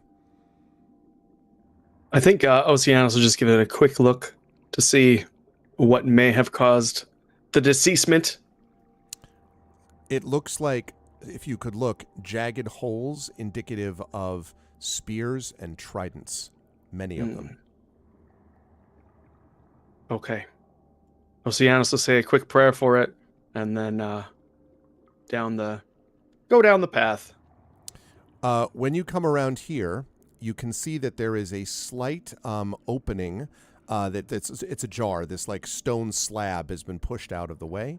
And beyond it, you think you might see bars, but you don't actually know until you get down to it, and then you would be able to, like, you go through, and then you'd be able to see what's on the other side.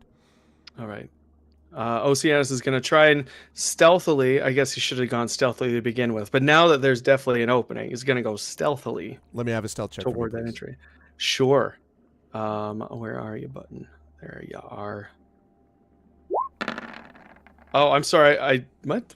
Why is that at advantage? No, it doesn't. I don't know why it rolled both, but it would be a 5. You are in this armor, so you all hear a kind of clanging and clanking as something starts to push its way through the door. Does it sound anything like Will banging off cliffs as I drag him through the water? I think that was a very appropriate comp, yes. I'm staying very still, thank you very much. It's not me. Pushing through the door, you see the figure of Oceanus, who looks at you dramatically and says, "Team order is restored. I have been saving up to maintain order all year. Y'all will never defeat me." 35 and 53, $1,650. Thank you so much to Team Order. I love every bit of this. Okay, so yes, you see Oceanus on the other side. Hello. How you doing, you old pirate? So I wanted to say I'm happy to see him. Silvo, you're not looking so well. You okay? Is that blood coming out of your nose? And eyes? And ears? It's fine. It's getting washed away by the water. Welcome back. Hi, everybody. Oh, that's a relief. I saw an eel back there. Was that your work? We It was didn't a do it. nasty. I know we say this a Oh. lot, but it was like that when we got here. Yeah, sadly It's- not. It was a casualty. Oh. It's a sore topic. His best friend is here. Oh. I'm sorry for your loss, cousin.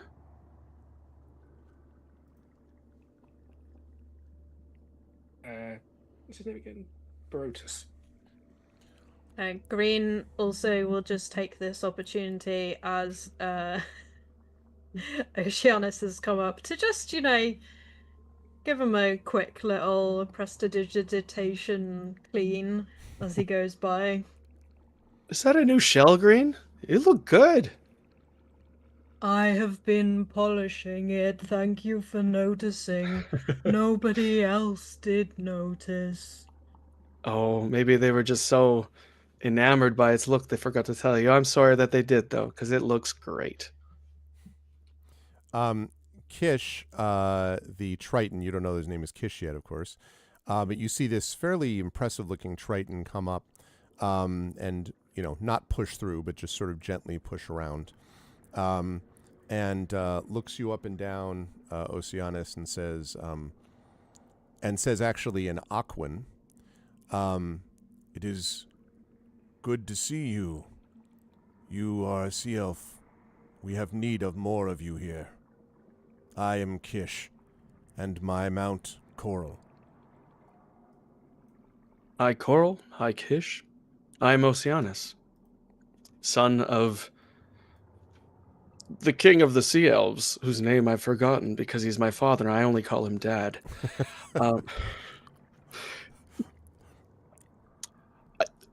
I've been trying my best. I've seen the difficulties that we have here. I think we have a chance to get everyone united against this threat. The sea elves, they're coming around. I expect we'll get more. So, perhaps your hopes have hope.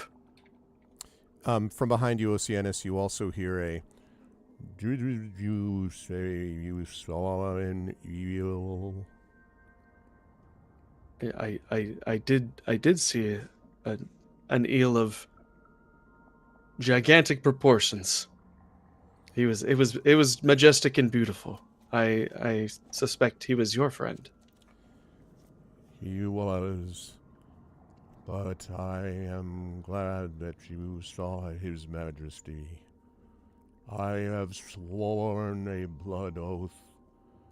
The pieces of his attackers will float for the creatures of the coral to scavenge for the next 100 years. You have my trident in that.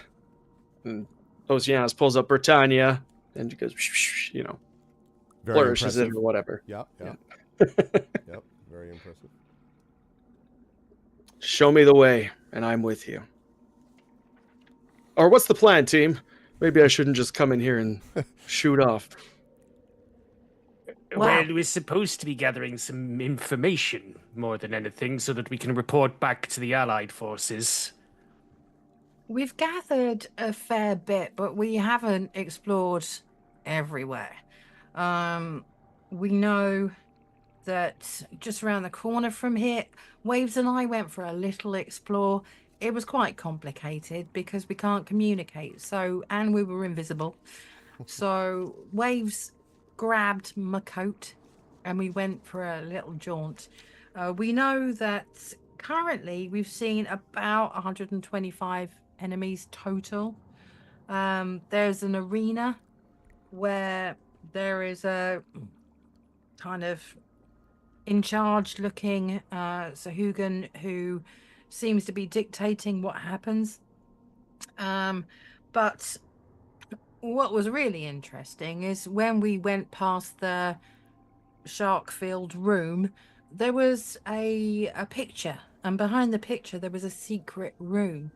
But after talking like mind to mind with Silvo, he's very good at this. We decided that we all should go together rather than Waves and I venturing on alone. So yeah, that's kind of where we are.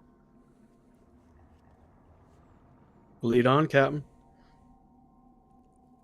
Okay, are we? I can't remember because I didn't write down how long the spell lasts. Are Waves and I going to be invisible for much longer? I think invisibility, I should double check, is probably 10 minutes. 1 hour. Oh, it's 1 hour. It was about to wear off. Ask me how I know. Oh, yeah. That's fair enough. So then probably it would have worn off, I imagine, by the time you go. Because you were also being stealthy or trying to be all the way down. And as if we zoom out the map for just a second for chat, they explored a lot, relatively speaking, all while trying to keep silent because the idea is not so that they can defeat 100 plus whatever it is Sahuagin, but so they can let the people of the coast know before the assault begins. Yeah, I wasn't sure if it was the invisibility that was about to wear off or whatever's helping Waves to breathe. I think it's both, to be honest. Because if I remember right, the breathe underwater was 1 hour as well. Yeah, that sounds about right. That's right. But then, but the breathe, but then it could be restored. You could re-up it, let us say, to be able to do that. Okay, so yeah. Who down here needs to breathe and might not be able to soon? Yeah, I'm fine. I was gonna say, seeing no one, I just get Waves is like frantically like. I got my cloak of the mancer, right? Okay. Waves seems to be having a fit. Sorry, Gordon, go ahead. I You're can choking. hold my breath for 1 hour, or if someone is trying to eat me, 1 hour and 3 minutes and 15 seconds. Don't ask me how I know. Okay, does anyone have any ideas as to how we can maybe extend that length of time for the immediate future? Or do we need to find somewhere where people need to maybe have a bit of a nap or a rest beforehand? So, looking at Silvo's character sheet, he does have water breathing spell and can do it on up to 10 targets. There are no spells marked off, so I have guess got a note. We were given 5 healing potions, and I've got a note that someone mentioned that they can count as air. So I've got that noted as well when we came down here. Where did I actually get my water breathing from? Didn't I get it from Silvo? Does anybody remember? I honestly don't recall if it was through a potion or through Silvo. Silvo gave it to you. He used a spell. Yeah. I don't remember what it was he touched. Yeah. Then we are fine because the duration of that spell is 24 hours. Ah. Oh, okay. I'm sorry, I misremembered. No worries. I just had to look it up. If you were smart, you would have cast that as a ritual. No immediately unheroic dying. So, yeah. So could Silvo potentially cast that on Green to prevent having to surface? I pick up Silvo. That one's done. And point him in the right direction. Oh, it was done. Okay, then. Silva did it to himself and to Green and to Waves. Excellent news. Awesome. I think the invisibility possibly isn't going to spread around everyone, though. Is that right? Single target that she can touch. Fair. Then I suggest we be very, very quiet. Yes. Before we go, I want to kind of, I believe, this room, Waves and I drew a map on the wall of the caverns that we'd explored and what we'd seen. Yep. And then Green went and cleaned the wall. So we had to find a different wall to redraw it on. so that we could show everyone where we'd been and what we'd seen, and where the secret room was, which was up the stairs, as I recall. But down in this room here, there was also some sharks circling and potentially some loot. So I just want to kind of reiterate that before we head off. You turn around and find that your map's gone again.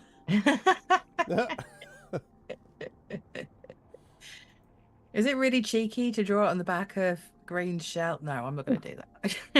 Oh, boy, them's fighting words, I think. Yeah, it was an errant thought that Brian had that immediately was quelled by just knowing green.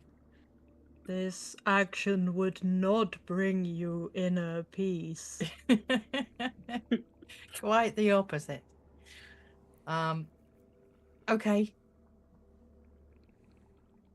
Should we head off? Yes. Okay then. All right. Remember, everyone, to stay calm. Okay. As you are making your way back to where the secret door is, I do need a stealth check from everybody. Again, this is a group stealth, so the idea is to get more people stealthy than not as we get here. I think Borges, unless you ask him to, will probably stay behind. But Kish and Coral will come with you. All right, so we got a 16 for Brian. We've got a 6 for Morthwill. We've got a 4 for Oceanus. We've got an 18 for Waves. And we've got a 7 for Green. Wait. Waves, are you... Or was that a disadvantage? You rolled twice, it looked like. I tried to roll for Silvo. Oh, I see. So Silvo's got it. So Silvo's a 6 and you're an 18. Did I understand that? Yeah, Silvo got a critical fail. Okay, so if already. Let me add this all up. So Brian succeeded, Waves succeeded, Morthwill, Green, Oceanus, and Silvo failed. And let's see about how Kish did.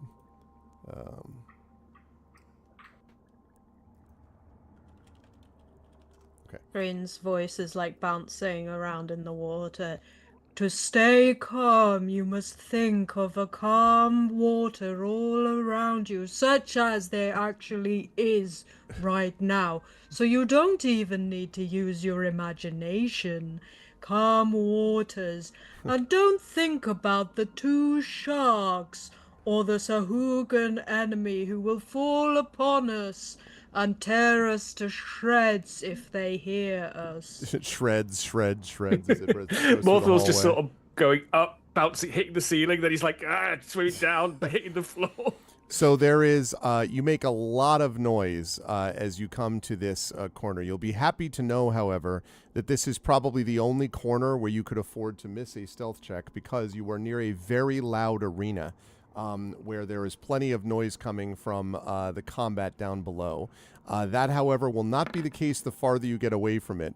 So as the kids say, get good when you get to your next stealth check so that we don't have this problem again. But it does not seem to attract obvious attention.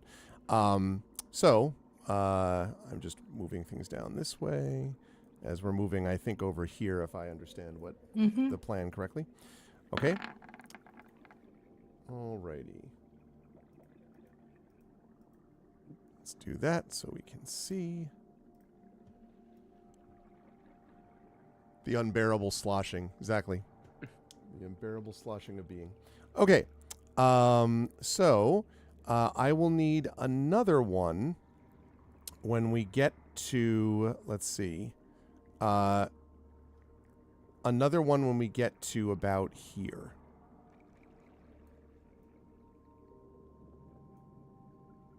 So I'll need another group stealth from everybody there.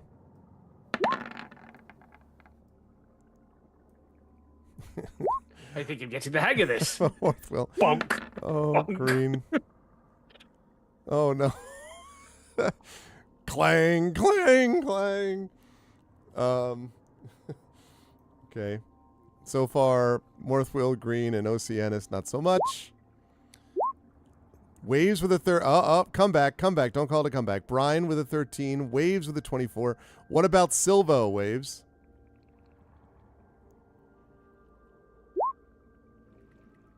$10 is very close.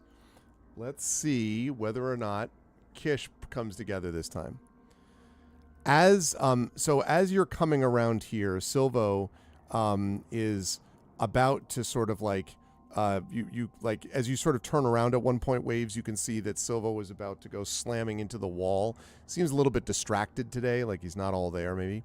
But just in the nick of time, Kish stops him from smashing into the wall and says, "We must be silent and steady. There are creatures about that wish us ill," he says to Silvo. Green slows and he turns around and he goes, shh. Okay. And just as that happens, there is a loud trumpet sound in the water.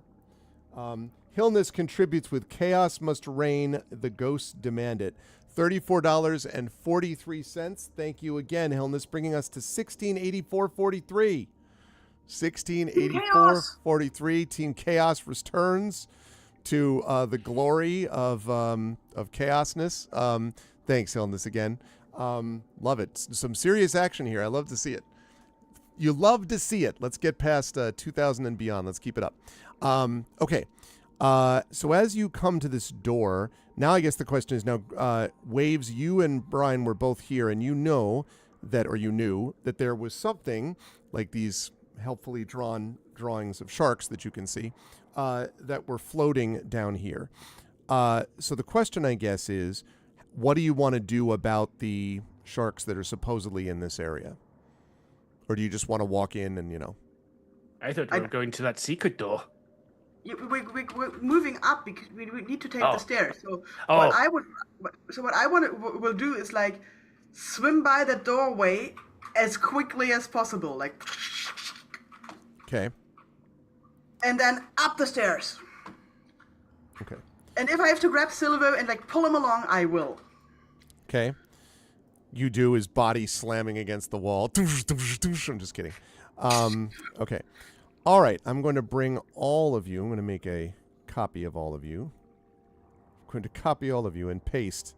That's all that you are. Just tokens. No, I'm just kidding. I'm unique. Okay. We're going to move you over to here. And I'm going to bring you on. You're the token Canadian. Here. Oh, wow. That worked. Wow. Nice work, Pyron. That works on so many levels. It's, of course, absolutely abysmal right now. Instead, I want to think of myself as the token American because Canadians are better people than we are. They're moving away from the secret door. I'm going to pull them back. I know, but this is all I can do to fit everyone in. So fear not. Okay, let's get everyone over here. All right, and I'm going to zoom in chat for you. Got a lot of windows open, so bear with me. I will zoom in. It's not like it's the desert where we accidentally ended up like spread out over 500 feet. Oh, God. That's right. Yeah, exactly. Because I was like, whoops, scale is a thing. Okay. So you're only coming to here, I think it is, right? Just basically before the turn in the passageway. Is that right, Waves? Yeah, I'm going to point like really expressively at the wall and make like opening motion like here's the secret door. Like. Psych. Sorry. And then I'm going to open it with a flourish. Okay. When you open it with a flourish, you reveal this little area that leads to an area that ends at another something or other. Yeah, I'm going in and motion to people to follow me. I will drag Silvo along. Sorry, can I just ask how big are these spaces? Like, are the big squares 10 feet or like 5? Like, how big is this area? That the squares are. I want to double check the map token. I think they are 10 feet. Yes, 10 feet squares. Okay, thanks. Yep. Okay. So now you're going to open this door that you know to be, whoops, there we go, that you know to be secret. And Waves, you're doing that right ahead of you, yes? No, I'm gonna point to Mothwell and like point him towards the door, like have a look at it. You should I probably don't check trust it out for anything ways. anymore. Okay. You should probably check it out for ways to open it and traps. Okay. How about an investigation check for me, please? You can wrestle up one of them, sure. At the mention of traps, Green moves as far away as he can from this door. No, thank you. Seems safe. You do see where the door actually is, although it's pretty well concealed, Morthwill. Also, you don't have a lot of detail on this, but there is something a little odd about this door relative to the construction around it. You can't quite put your finger on what it is, but something about this feels different from the rest of the wall construction that you've seen to this point. In that case, I would like to employ my stone cunning to make a check relating to the origin of stonework, which will excellent. give me double proficiency bonus. Let's have you do that investigation check again then with that double proficiency bonus. Good stuff. That's going to be 14. Jeez. So +7 on top of whatever I roll. That's a 21 with the extra proficiency. Yeah, this door is new. You would say that this door probably has been put in within the last couple of weeks, if you had to guess. This is recent. You can see the grain on the stone. This has been not worn down by the water, I reckon. Like, as you can see here, this side clearly been here a while. Water's worn it away. You can't see the chisel work. But this one, you can practically hear the hammering. Can I see? I'm just pointing at it like everyone can see this. Like it's obviously, yeah, you all see a stone as you can wall. see, come on, it's plain as the nose on my face. At Morthwill's comment of you can actually hear the hammering, I'm actually going to put my ear to the door and really, really listen.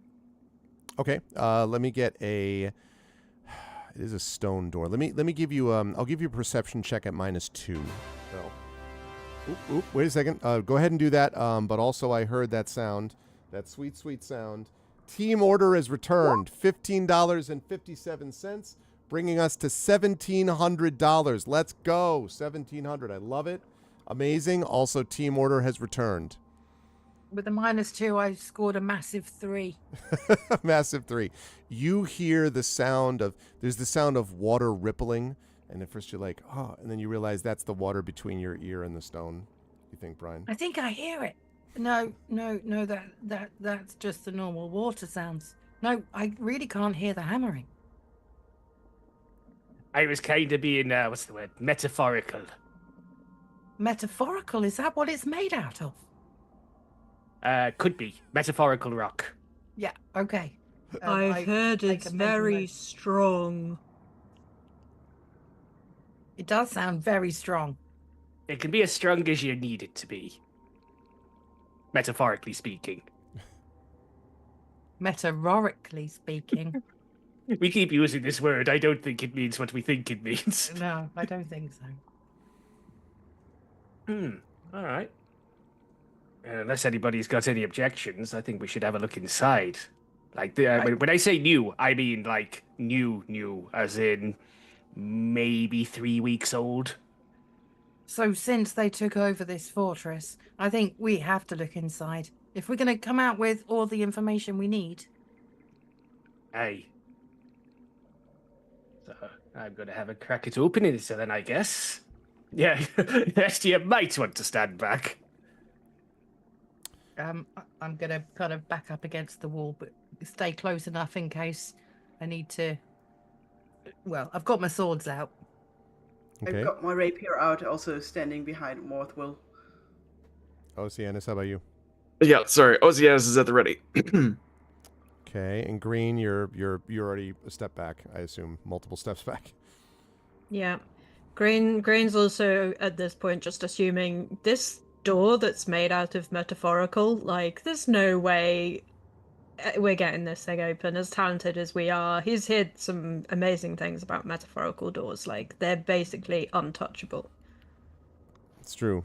They're almost as strong as metaphorically closed books, that kind of thing. So the door opens. At least Morthwill is able to open it carefully, and as it creaks That open, were anticlimactic. Probably for the best. it creaks open, although not very loudly, and you realize that this is new, but it's not particularly well made. It's not terrible, but it's, it's like, contractor work, right? Like, it's okay. But not anything. Probably bought off a shelf in a warehouse somewhere. Exactly.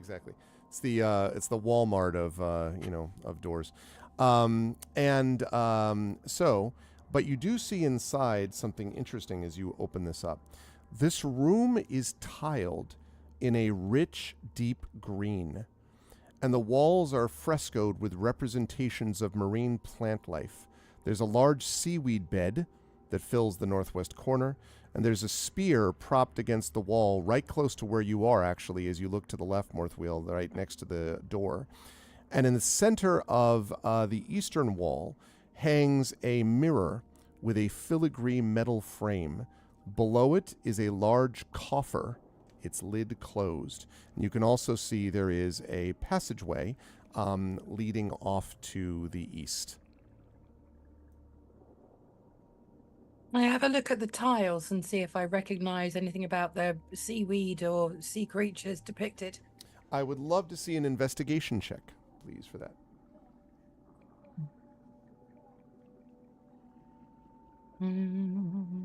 Could Oceanus get on that too? Sure. Being a person of the sea. Absolutely. How far into the room are you all going, by the way? Because you can't. It's hard to do that from you can sort of see it, but not really. Oceanus looks like tiles.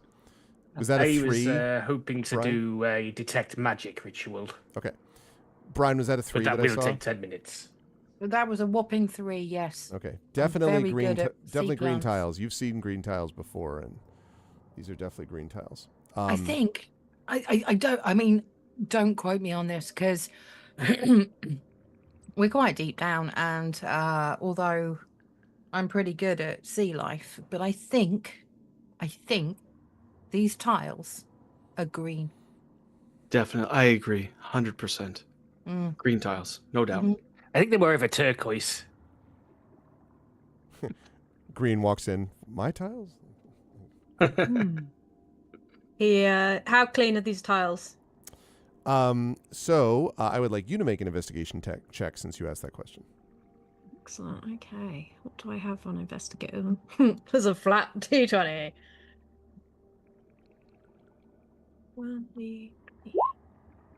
17. 17. Of course, because you're checking for the most important thing, how clean everything is.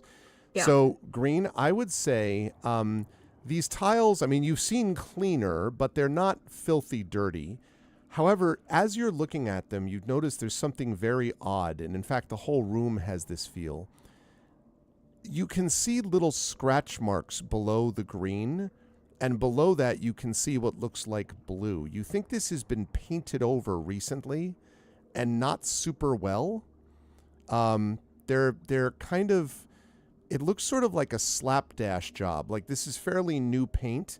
And if you look at it like for a second, you're like, wow. But if any of you have ever been to one of those like sort of falling down casinos, you know, like when it was built, it probably looked really awesome. And now it sort of like feels faded with the, 30 years of cigarette smoke and failed dreams, right? Like that sort of thing. It feels a bit like that. This whole area, in fact, looks a little gaudy and over the top and not super high quality. So it's kind of clean, sort of ish, but it's also feels a little fake to you. Grin asks everyone, please step outside for a moment. And he ushers the other 3 back out of the door they came in, leaving himself alone in this room.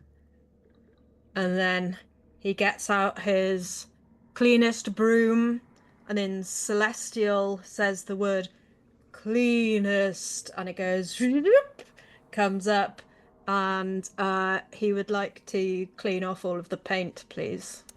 Oh, so when you do that, there's just paint everywhere. It is now looking like an original blue. And the water is very, very now sort of almost thick with like paint residue and stuff like that. Green would like to clean the water, please. Okay, I was going to say, I can't wait for the one person who's like, I do underwater painting, Arv, and that's not how paint behaves. And they go, like, okay. Right, so you're trying to clean the water. I'm trying to think of how you're going to clean the, like, where are you going to clean it to? But if you're doing prestidigitation, I suppose, you might need to sort of gather the paint flakes somewhere, Green, I guess. So maybe in a little bag or something like that. I'm sure you have that. But it takes Green probably about 5 minutes to do this. And now you have a blue tiled room. And you still see the also the frescoes have also been taken away, the main marine plant life and so on.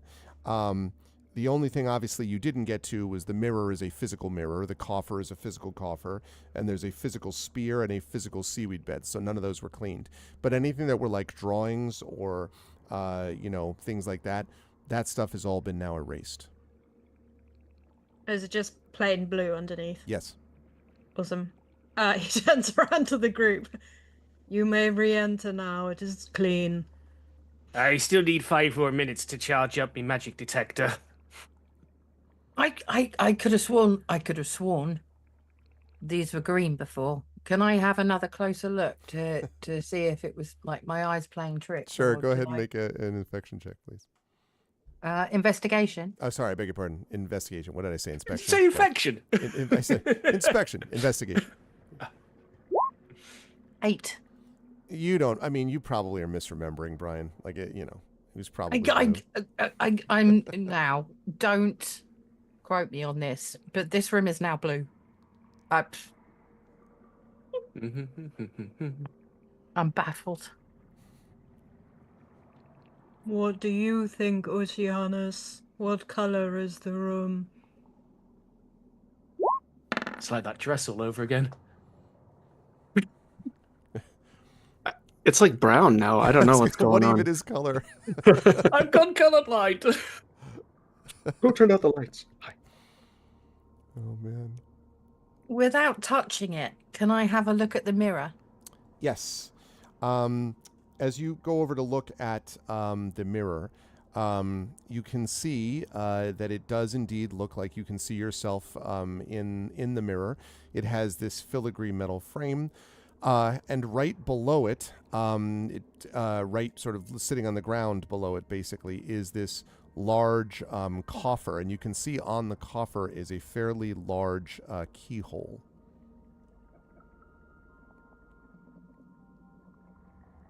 Stick my head round the corner and go, Bride, remember what happened last time you touched treasure? I'm not touching it. I'm not touching it.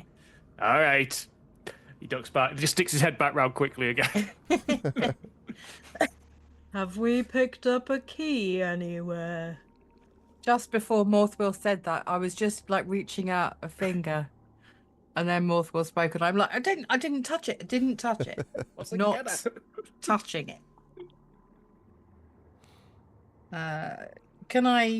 Is there anything identifiable or recognizable on the coffer or the mirror? Let me have you make an investigation check for me, please. A lot of investigations today. Because they work so well for me. Well, maybe you got those other rolls out of the way. Hopefully so. 11. Yeah. It's slight improvement. You know that the coffer itself looks to be made of some kind of possibly like infused metal of some kind. It's not totally clear as to what, but it is very fancy looking. The keyhole looks kind of antique, almost might be the way that you would describe it. And this for the mirror, it looks to be fancy, but not anything that is sort of widely different. It's just a big, fairly sizable mirror. Silvo kneels down in front of the coffer, and using his thieves' tools, he'll try to get it open. Okay.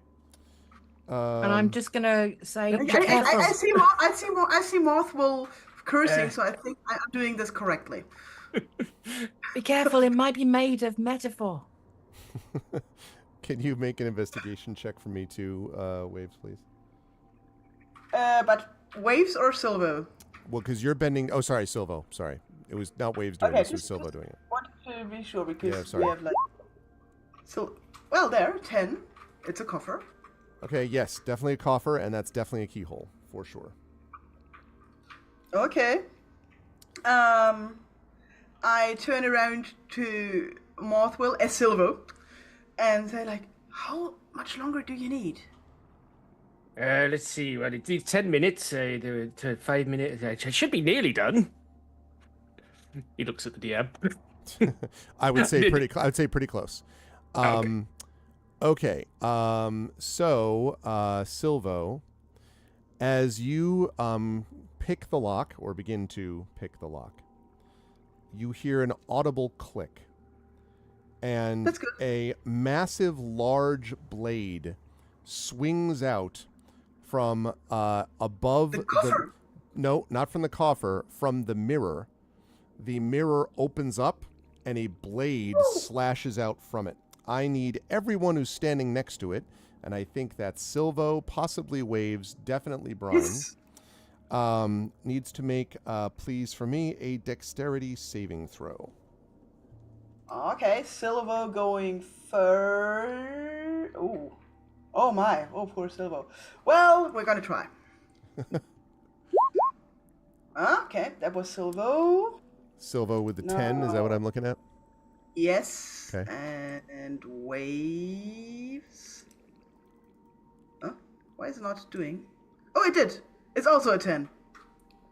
Okay, so both of No, them that got cannot be 10. true because. No, what that says cannot be- investigation?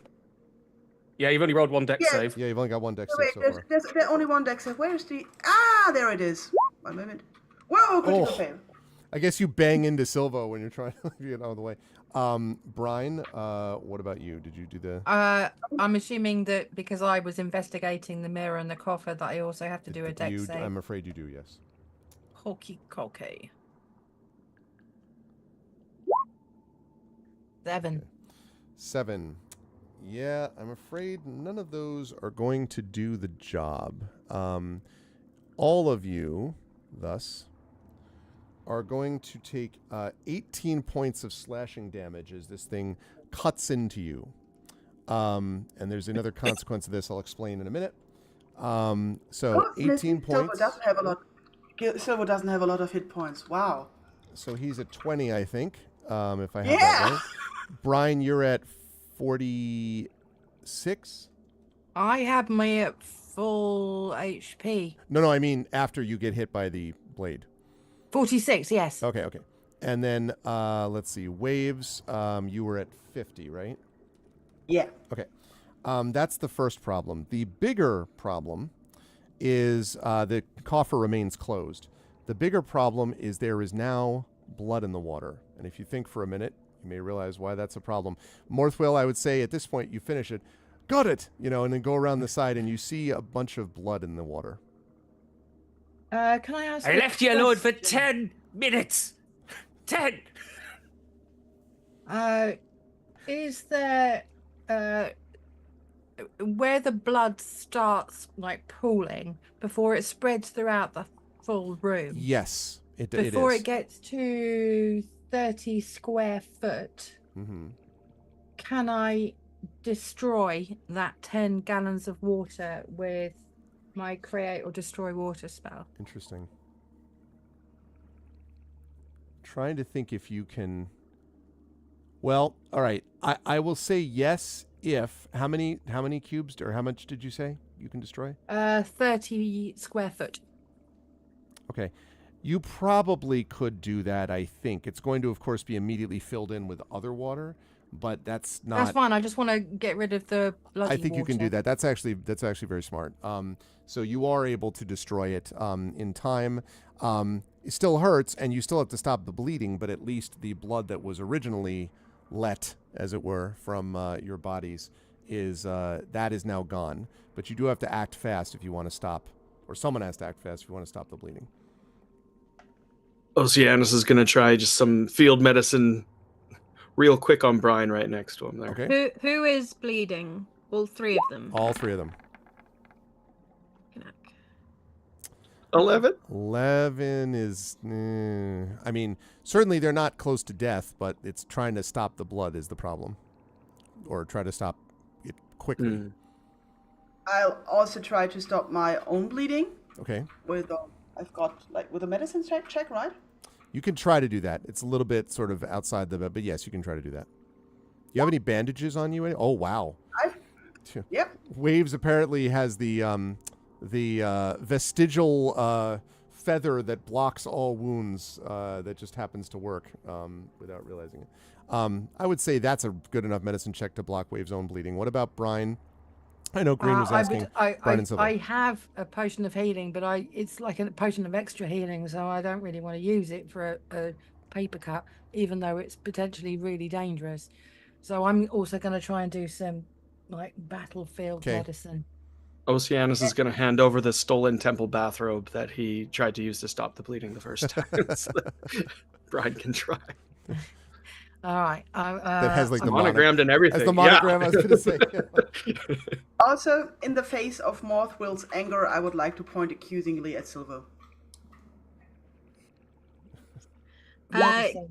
Green doesn't have a lot of spell slots available, but for anyone who can't stop their own bleeding, he can do a cure wounds as like a last ditch. I think Brian made it worse, actually. I tried to like wrap it in a bandage and I squeezed too tight and the blood started squirting out even further. I put the tourniquet in the wrong place. Yeah, so you may need to do that, Green, on Brian. I'll Is the take Beacon care of of Hope Silvo. still up? I'm sorry, say it again. Is Beacon of Hope still active? Or was that switched for something else? That's a good question. I don't remember if Beacon and Hope was still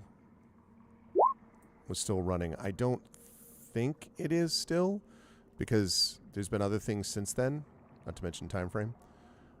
But I don't know. Does anyone remember about the? Yeah, Beacon of Hope is up to 1 minute, so it's still going. Okay. No. No. It's Oh, so it Long would have time. been Okay. gone. I thought it was like an hour or Before something. that. so Okay. never mind. Gotcha. That's 17 hit points for Brian. Okay. And that will also, so it brings you back up to 63, but that will also stop the bleeding. The coffer is still closed and the blade retracts behind the mirror, and the mirror closes again. Waves will take care of Silvo and also with cure wounds. Okay. So I'm up to 63, you say? Yes, once that 17 is restored. Morthwill, on that detect magic thing, there is definitely magic radiating from the area of the coffer in particular. Oh. There's something magic in there about it. The trap definitely didn't seem magical. Well, I think Silvo's now got the point about checking for traps. I want to go home. I was already wrinkly when I started. How do you think I look now? I look like a used tea bag. Soggy dwarf. The new fragrance. Mm-hmm. So 13 hit points for Silvo. Okay. Thank you. I would like to have another look at the coffer. Has the blade retracted, or has it Yes, stayed out at this point? mentioned it retracted back behind the mirror, and the mirror closed. Yep. Right, I'm definitely investigating for a trap mechanism specifically. Seems reasonable. Go ahead and make an investigation check. You can do this at advantage now that you know that there is in fact a trap somehow.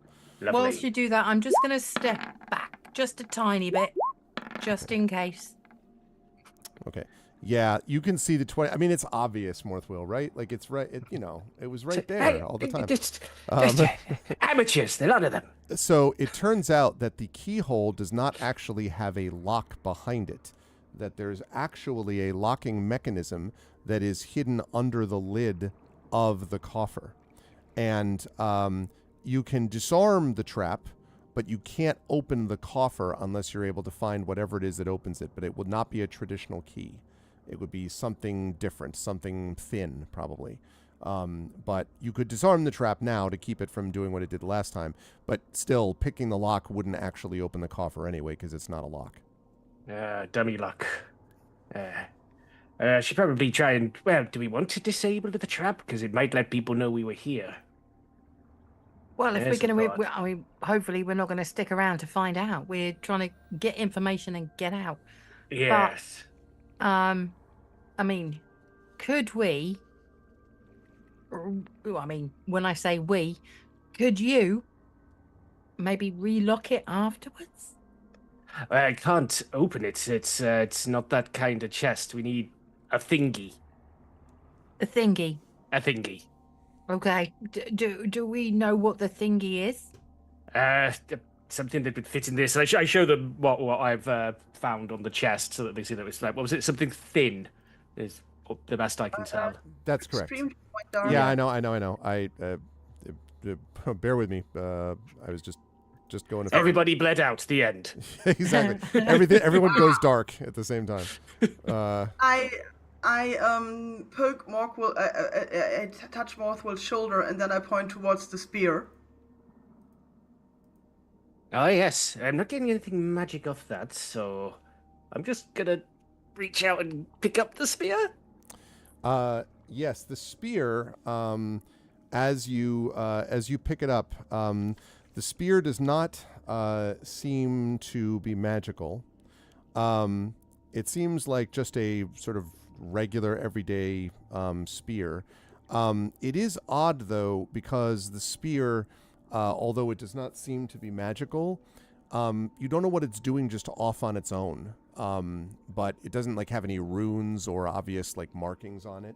But it's strange that it's not on a weapon rack, or that it's not just why it's just randomly propped up against the corner of the room. You're not sure. I'd like to compare it against the thingy hole on the coffer. Definitely would be too thick to go into that. Okay. Okay. Is I'll try to Northwell take the able spear. to describe the thingy that fits in the thingy hole adequately enough for me to think back to see if I saw anything that resembled anything like that when Waves and I were having a look round? I would say you had a pretty good roll on that investigation, Northwell. So I would say probably yes. It almost would have to be like a circle, or maybe a very large coin, or like a flat amulet or something like that. It would probably be something thin and circular. And obviously something not very, very large.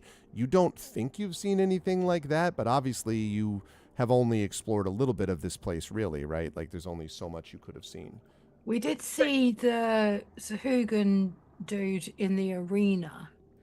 Would I have noticed if he was wearing anything like that? I don't think you would have noticed, you don't remember him having worn one, but you were not paying close attention to that. I tuck at the spear that I gave to that Morthwell has, maybe like tuck. It doesn't fit, but it's a bit weird that the spear's just lying in here. I tuck a bit harder, maybe he'll let go. Oh, right. Okay, I'll also have a look at the spear, because maybe you can like screw off this spear head or something. So, yeah, I'm distrusting everything. Okay. Go ahead and make an investigation check. Please. I've been asked not to use thingy hole for the next giveaway. Don't use thingy hole for the next giveaway. He will be up to him really- anyway. If you want another giveaway, chat, so you can use the term thingy hole, I'm not proud. Whatever gets more money for the charity. Sign it up. What else am I supposed to call it? It's a hole, and a thingy clearly goes in the hole, but we don't know what it is. So it's a thingy We don't know hole. what the thingy is, so it's a thingy until we know the definition of the thingy, in which case it's I a would hole also that like- the thingy goes in. It's a technical Just be glad term. it was Exactly, opened with guys. glory. I would like to point. I would like to point out that there was a question posed to Morthwell whether he knows what kind of thingy goes into the thingy hole, and I did not laugh. So when you do this investigation, Waves, it does not look like the spear sort of unscrews or unlocks. If you knew what it was, it wouldn't be a thingy. That's right, Thank Kilgore. you. That's exactly right. But I do want to say, also, it's good to see you, Kilgore. Looking forward to Kilgore's concert, which will be beginning after we finish with this. And thank you, Kilgore. And remember, everybody, so far we've had a very good, I think we've raised over $500 in this segment, which is great, but let's keep it up. If you want these people, these amazing people here, to be the top raising segment, you've got another 500 to go because our top raising segment was 1,000. You can get there, and we got about 45 minutes to do it. So jump on board. But thank you. Good to see you, Kilgore. So the thing you do notice about the spear waves is that just like Morthwill said, the construction of this door was new. This spear also clearly is much newer than this place is. Like it almost has a kind of a, I guess what I would describe it as is it feels mass-produced. That is to say, it feels like this was made swiftly, and so it's not amazing quality, but it feels like it was put together and assembled quickly. When you have heard of this before, it's not an individual commissioning a weapon to be made. It's someone who has taken one of many hundreds of weapons, and this is one of those hundreds. Mass produced. Ah, garbage. I swim outside and headed to Kish because I think he doesn't have a weapon. Kish takes that and says thank you, and then he looks at it and he says, "What is this? This weapon you found inside the room?" I nod. It says Mastercraft. It must be good, right? I see Black & Decker in my he sees it and he said, "No, I see Amazon's Choice. That must mean Prime delivery." Prime delivery. No, he looks at it and he says, "I do not like this. This thing that you found, this spear. It's one of many that have been made, and recently made." And he takes it and sort of like looks at it with an appraising eye. "The quality is terrible, but it will be just as effective if wielded properly. Also, thank you to the Allen family for creating more chaos with a $16.22 donation." 17, 16, 22, chaos is back. Arguably, chaos never left, but it is back. Thank you once again to the Allen family. We've also got quite a little battle going on, incidentally. Right now, we have got about $30-ish for the Allen family. Team Order has come through with about roughly, I'm just doing quick math, about $70. Geister is still ahead with $100 for this segment to get this coveted Saltmarsh, the Jewel of Kalen's Coast poster. So you still got a chance to try to pass Geister if you want. But thank you so much for the donation. I really love this. Been going super well so far in this segment. So, so that's that. He hands it. So Kish takes it and says, "I will use this, but I am worried about what it portends, metaphorically or otherwise." I'm assuming that this gap where I'm standing, is that like a gap or is that a door? That is a gap. I was paying so much attention to the mirror and chest. I did not see you would come to this spot, but now I can reveal. Let's see, it would just be this side. So you can see this much of what looks like an open room. This room is tiled in coral pink. And I really just keep wanting to describe every lousy casino, I can think of. It just keeps reminding me of this. Tiled in coral pink. And the walls show scenes of Sahuagin in victorious combat against whales and maybe groups of squid and a tentacled beast whose identity is not obvious. And there's a large table in the center of the room with benches on all four sides. And you think, although you're just peeking around the corner, maybe a small silver object, Brian, that's lying on the table. Now, to get a full view of that table, you would need to just peek around the corner, but you think that's what you see. I'm gonna say to the others, I don't want to get stabbed again by the thingy hole. So I'm just gonna have a quick look around that corner. Okay. When you do that, you see this. It is indeed a small silver object on the table, and there is a door that is on the other side of this room, and it is closed. The door's closed. Yes. Okay, Double door actually, and closed. I'm gonna tentatively walk up to the table. Okay. On it, you see what looks like a silver medallion. It's probably 2 inches in diameter, maybe, on a fine silver chain. And on the side facing up towards you, you see an engraving of a shark. Okay, I'm not touching anything. Okay. But I'm gonna like stage whisper over to Morthwell. Morthwell, do you think this would fit in the thingy hole? I'll come and have a look. Also, see if my detect magic picks up anything in this room. It does not pick up anything in this room, no, nor does it Okay. pick up anything from the medallion. Okay. It ain't magic, so let's have a look. So, While yes. they're doing that, the water around them starts getting like pinker and pinker, or whatever color the walls were. Yeah. as Oh, the, who's bleeding now? winds going round You and hear like this cleaning the paint off. Yeah. The Sahuagin paintings come off, and again, it's just cheap, like it just flakes off really easily. This is a real rush job. Basically, everything that Donald Trump has built in the Americas, imagine it being like that level of quality. All right. We got that spear handy. It was given to Kish, I believe. Ah, hey, never mind then. Do you want? I Do you just want, a, didn't want- do you want a well- scimitar? I just didn't want to touch the medallion, even though I'm it's not gonna- magical. I'm gonna hand a scimitar over to Morthwell. You look after this. So I'm gonna try and like just use the scimitar to pick up the medallion so I can bring it in for a closer look. Sure, you can do that. And Okay. it's just hanging from the chain. And you can now see, now that it's off the table, that it's obviously two-sided. One side is the shark that I mentioned before, but on the other side of it, Morthwell, you can see a dozen tridents that are offset in a circle to make the shape of a star. So one side is a shark and one side is this trident star.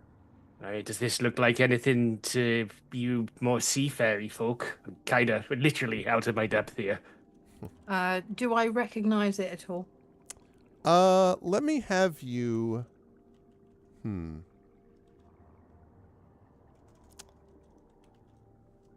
Sorry, let me just...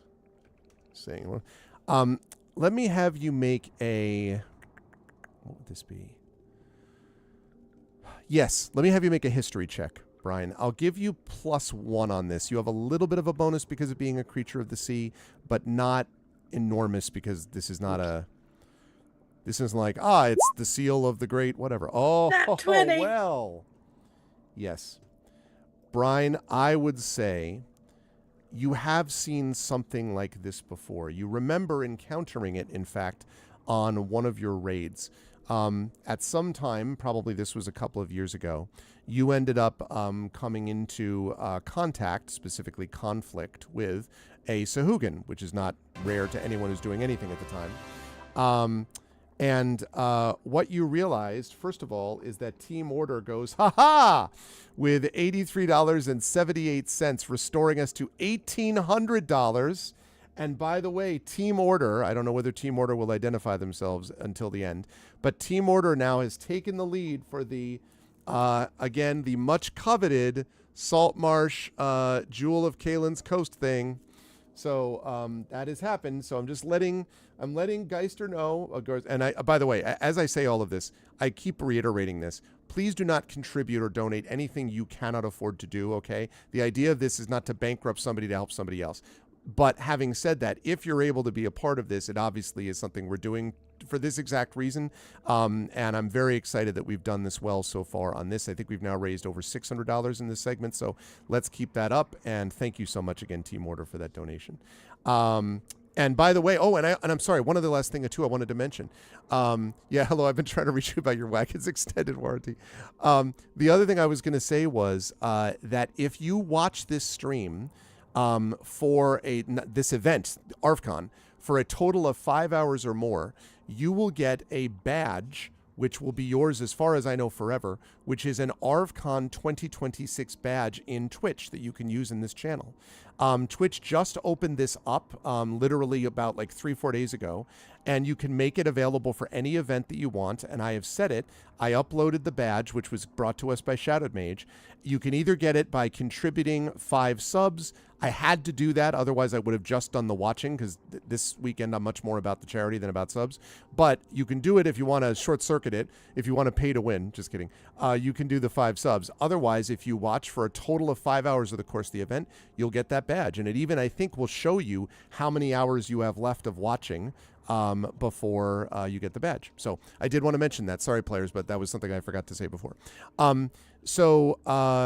When you think about it, you remember, Brian, when you encountered the Sahuagin, that the Sahuagin cursed at you before you ended its life because it was cruel and miserable and was going to hurt other people. But it told you that the Baron would hear of this. And when you searched the creature, this particular Sahuagin, you found the seal basically relating to this creature. A Sahuagin Baron called Baron Kepmak.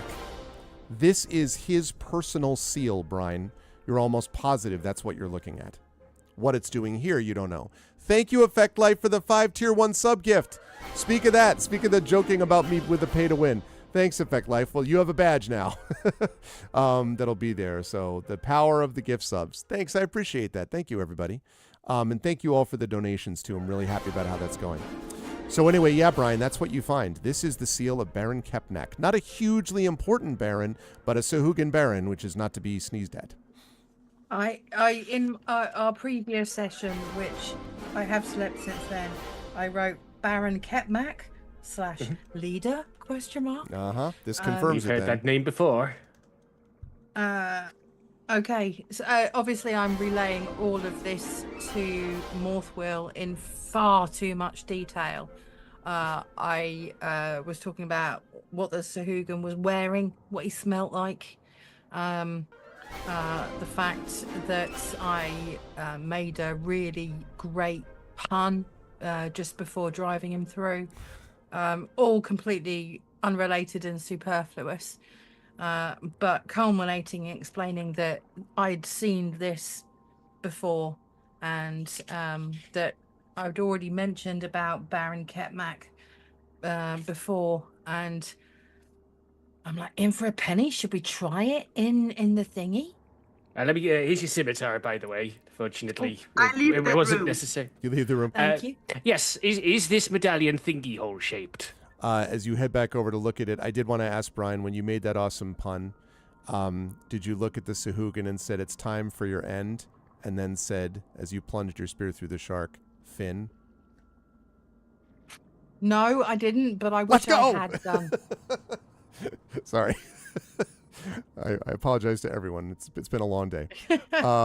Okay, so you go back into the other room. It was more. It was much less clever than that. It was more along the lines of Sahuagin, Sahuagin this. Sahuagin. That's still funny. That's pretty much it. Yeah. I love it. Also, like Sahu. The giveaway word is pink coral. By the way, note, the giveaway is also available to all the players. So if you want to be a part of this, feel free to do that. You totally can. When you go over Morthwill, it does look like this would fit inside that slot. Yes. All right. Don't stand back, everyone. This one's on me if it explodes. I'm staying in the room I'm in, but I'm just going to peek around the corner. All right. I just want to say, you can see nothing. The water is so thick with paint. Silted out. It's really true. It's all like slowly like filtering down to gather on the floor, and Green is just patiently waiting for it all to like gather on the floor so he can sweep it into his bag. I love it. Okay, so Can I do another destroy water as an action just to help the process along? yes, although I would think, let me see, 30 feet. Yeah, probably. You're helped a little bit here by the fact that this room is sealed off at the moment, so that helps keep it from spreading. Other than, I mean, not totally sealed off because of next door, but it doesn't. It's only, in your general area. So I would say you are. Okay, so when you go to you're not a. Hold on a second. Is that true, Tilted? I'm so sorry to my players, but I'm trying to manage 65 things at once. Let me just run and do that quickly, Tilted. I don't know why. Why are you not? You're not a mod here? What? You're only a very important person. You've always been a very important person. That's always true. All right, we're going to address that problem right now. I am shocked. And now he's going to be a Minister of Dungeons. Okay, you're going to... no, I don't want to report Tilted Gaming. I don't want to whisper Tilted Gaming. Do any of those things. What I want to do is...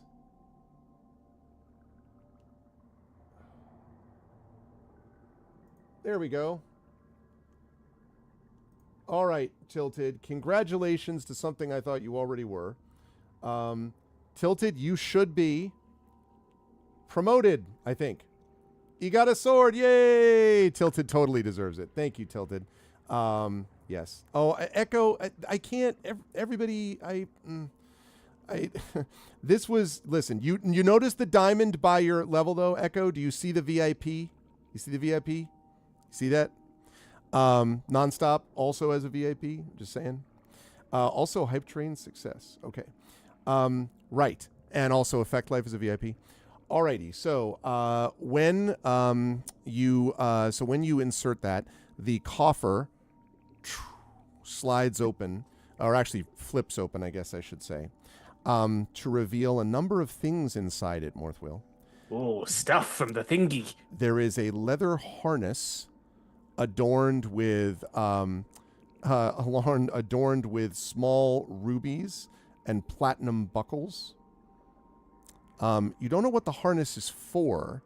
Certainly doesn't look like it's for a horse. Maybe for a shark? You don't know. Right. A canvas bag. Looks like there might be something inside the bag. A silver frame in which there is a picture of a impressive looking, if you had to guess, female Sahugin who is majestically staring off to the side. A statuette of a shark made from gold. And a stone box, which is currently closed. Very ornately carved. So, of the things that are not open, there is a canvas bag inside, not open, and a stone box, not open. And am I getting any magical detection? Because there was something in here. Yes, the stone box. The stone box. All right, we'll hold on to that for now. Or whatever's inside it. You don't know, like whatever's inside it or the thing. Yes. I'm just gonna sidle up to Morthwill and just press the bag of holding that I had when Waves and I went on our excursion back into his hand. Oh, glad you remembered because I forgot. I've still got your goggles though. All right. Yes, that's fine. Let's have a look at this canvas bag first. Okay. When you open that, you find inside 20 platinum pieces. Oof. I just sort of turn slightly, shielding it from Silvo's gaze. He seems fixed upon it. Maybe I'll let him have the statuette. And let's have a look in this stone. But I'll try to open the stone box. It is able to open, and when you look inside this thing, you find a kind of pale green colored seaweed. 6 pieces of pale green seaweed, but the fronds of this seaweed are edged in gold. Not gold leaf. You think it's just literally like gold edges. You have never seen a seaweed like this, Morthwill, and there are 6 distinctly placed pieces on a almost like a velvety cushion inside this box. And these are the things radiating magic. Obviously, I've handed the bag of holding back to Morthwill. Can I see the seaweed? If Morthwill doesn't block it from you. Hey, that's fine. It's like I don't even know what it is. You can see the seaweed. I could probably figure it out, but it would take me 10 minutes to do a ritual again. Make a nature check, Brian. Okay, nature. Yes. And I'll give you +2 on this, actually. So what is that, 20? Okay, not nat 20. Okay. You're pretty sure you know exactly what this is, and it is an interesting substance. Chat, I hope that we get some donations out of this for reasons I'm going to explain in a minute. You think that this is rapture weed. These are rare plants that grow along isolated stony shelves and underwater trenches.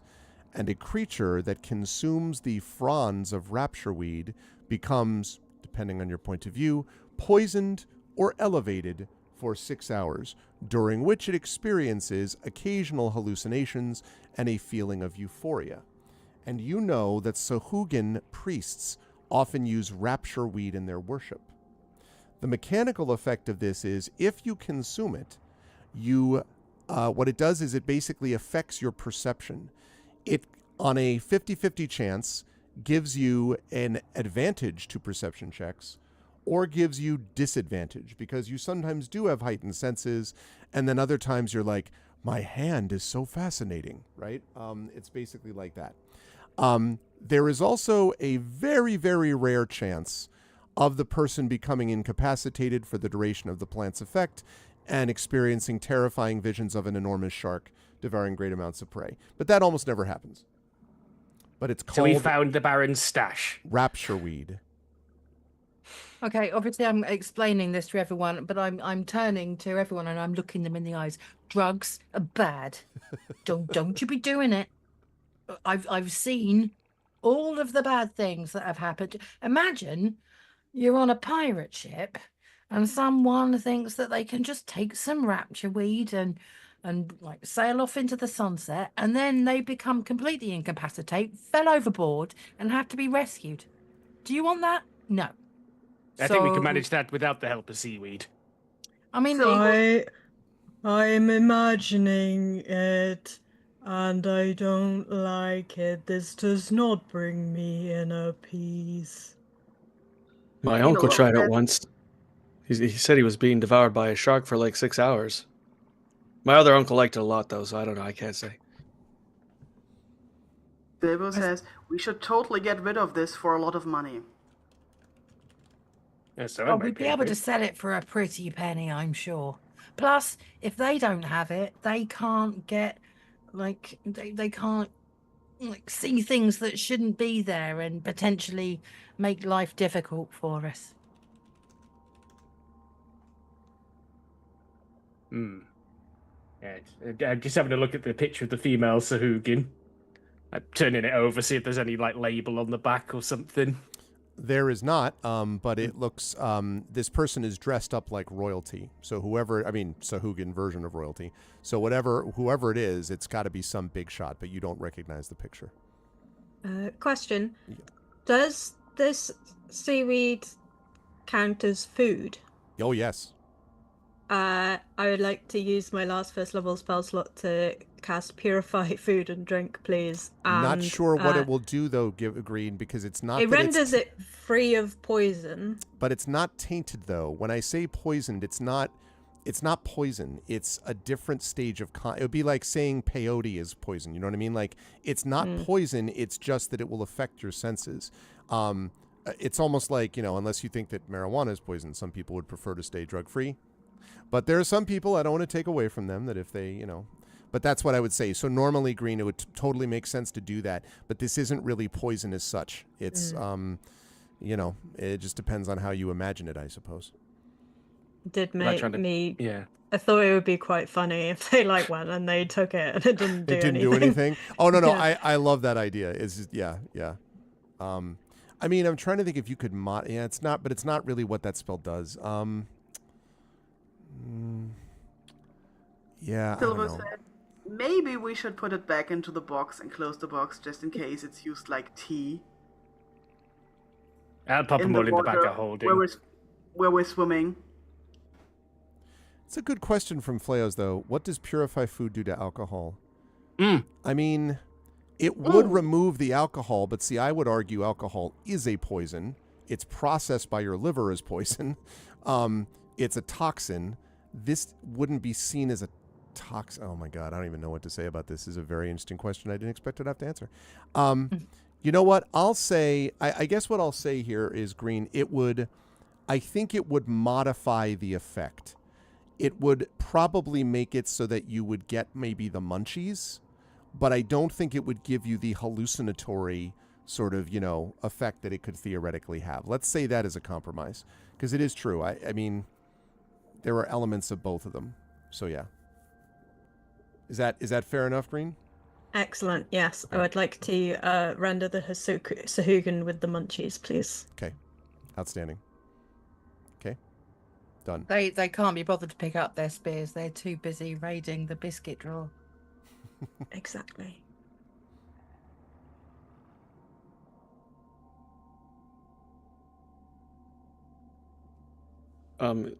Is Coral with us? The yes, sea lion thing. Yes. Okay. Oceanus is going to ask permission to pet Carl.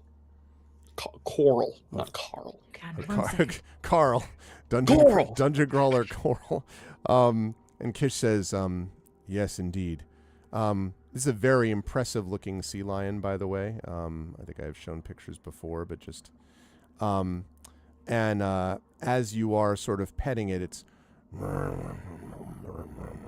it's either purring or growling. You're not 100% sure which yet, Oceanus. And as you do this, Kish says, have you encountered sea lions before, friend? Never one this large, but I've seen them from time to time, yes.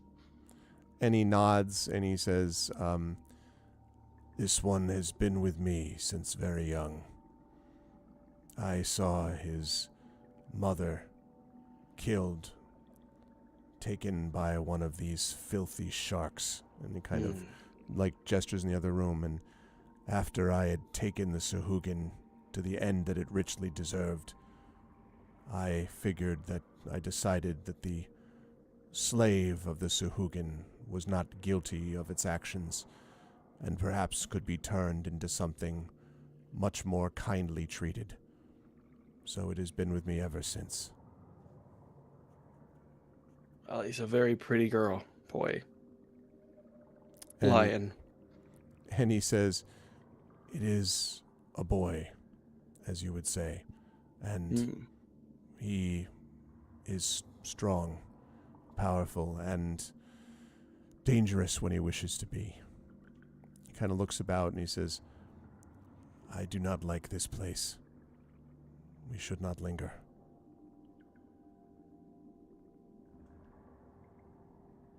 Let's be off. All right. Green, Brian, Morthwill, etc. Waves. What say you as you are standing here? Is there something up here in this corner of the room that I'd noticed while cleaning the walls? Go ahead and make a investigation for me, please.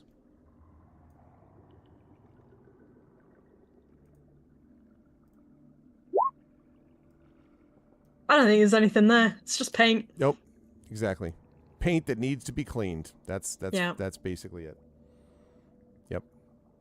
I mean, there were benches and a table on which the medallion was sitting, but I stare at the piece of wall that Green was staring at, trying to find out why Green was staring at that piece of wall, and then walked away.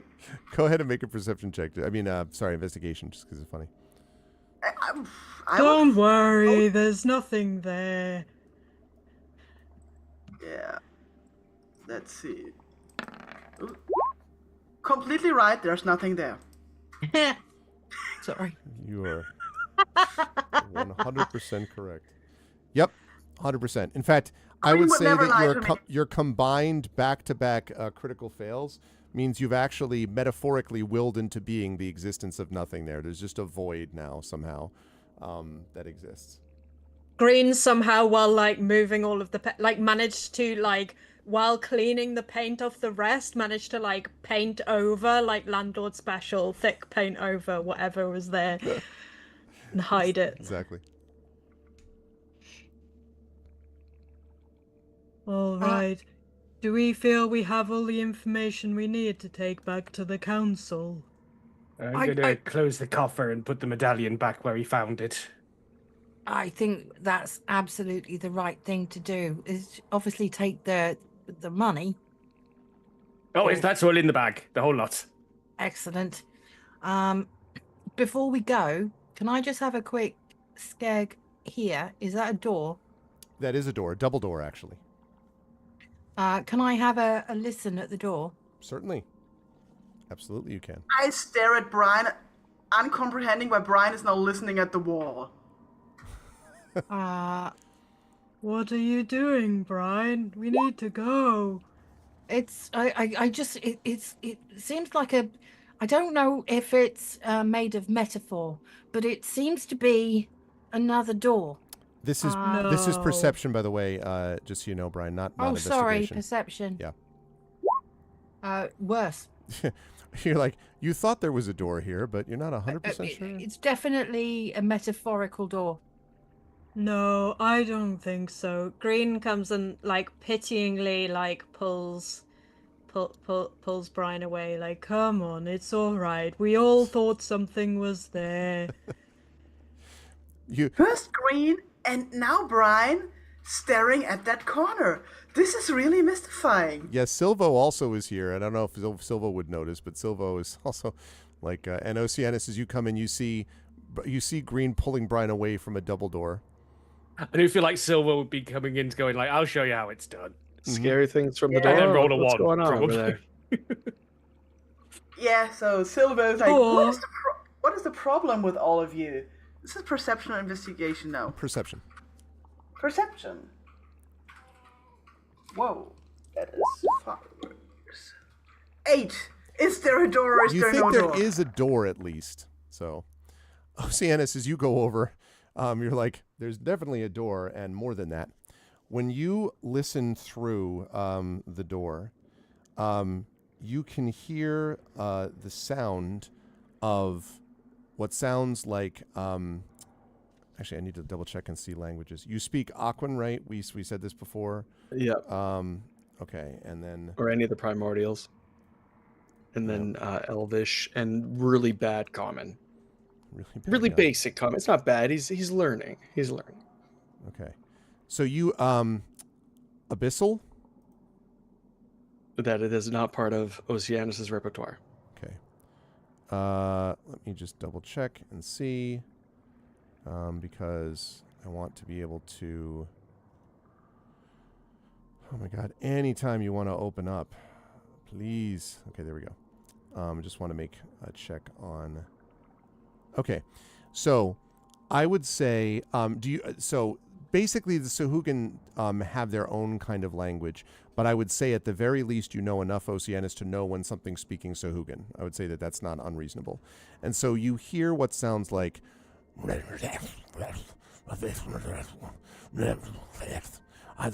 this swirling, swishing sound of what sounds like a set of Sahuagin, not just one, arguing with each other. This is definitely a door, and I'm hearing Sahuagin voices. Not just one, many Sahuagin are back there. We should probably, if we're not supposed to get caught, we need to go. We need to go. All right. Both of us just checking our exit back the way we came in to make sure the coast is clear. Okay. And Green is very pityingly just like, come along. Thinks that Oceanus is just hearing things. It's been a long day. It's all right. Just a question. Why are we actually leaving the amulet behind? So that it's not obvious that we were here? Here. We Minus cleaned the off the colors. paint from the wall. We don't know that they'll notice that. Who They did might that? just have think the paint washed off, like bad workmanship. It was rather- bad workmanship. Dude, Team Order donated $200. We're up to Holy $2,000. cow. Let's go. Team Order. Not only, Team Order now is beginning to challenge. Hilness better watch his back, actually, because Team Order is starting to challenge for that. They're still behind, but Team Order is now in the second overall position for donator, and definitely the top donor right now for this. We are up to 2,000. That also means that we are only about $700 away from being halfway to our goal. I know, Tilted. I know it's great. So that means we've made about almost $800 in this segment. Thank you to Team Order. Oh my goodness. Did right, yeah. Sorry. Go ahead. The cameo, or sorry, go ahead. No, I'm done. That's all. I was just thanking everyone. The picture of the fish friend, did that also go in the drug bag, or was that left behind in I order put to... the lot. I took the lot. Okay. It's got a silver frame. That's worth money. Mm-hmm. And if Silver asks, that's all we found. How big is the mirror? Fairly sizable, probably like 4x4, 3x3, 4x4, 3 feet by 3 feet, 4 feet by 4 feet. I know what you're thinking. It's too big for the bag of holding. Oh well. Silver would have tried, so I felt like it. Mm-hmm. Does the blade? Where did the blade slip back into the mirror? It's the wall behind the mirror. Oh, it's the wall behind. Oh, okay, Yeah. that was the mirror itself. The mirror just opened up to reveal the blade.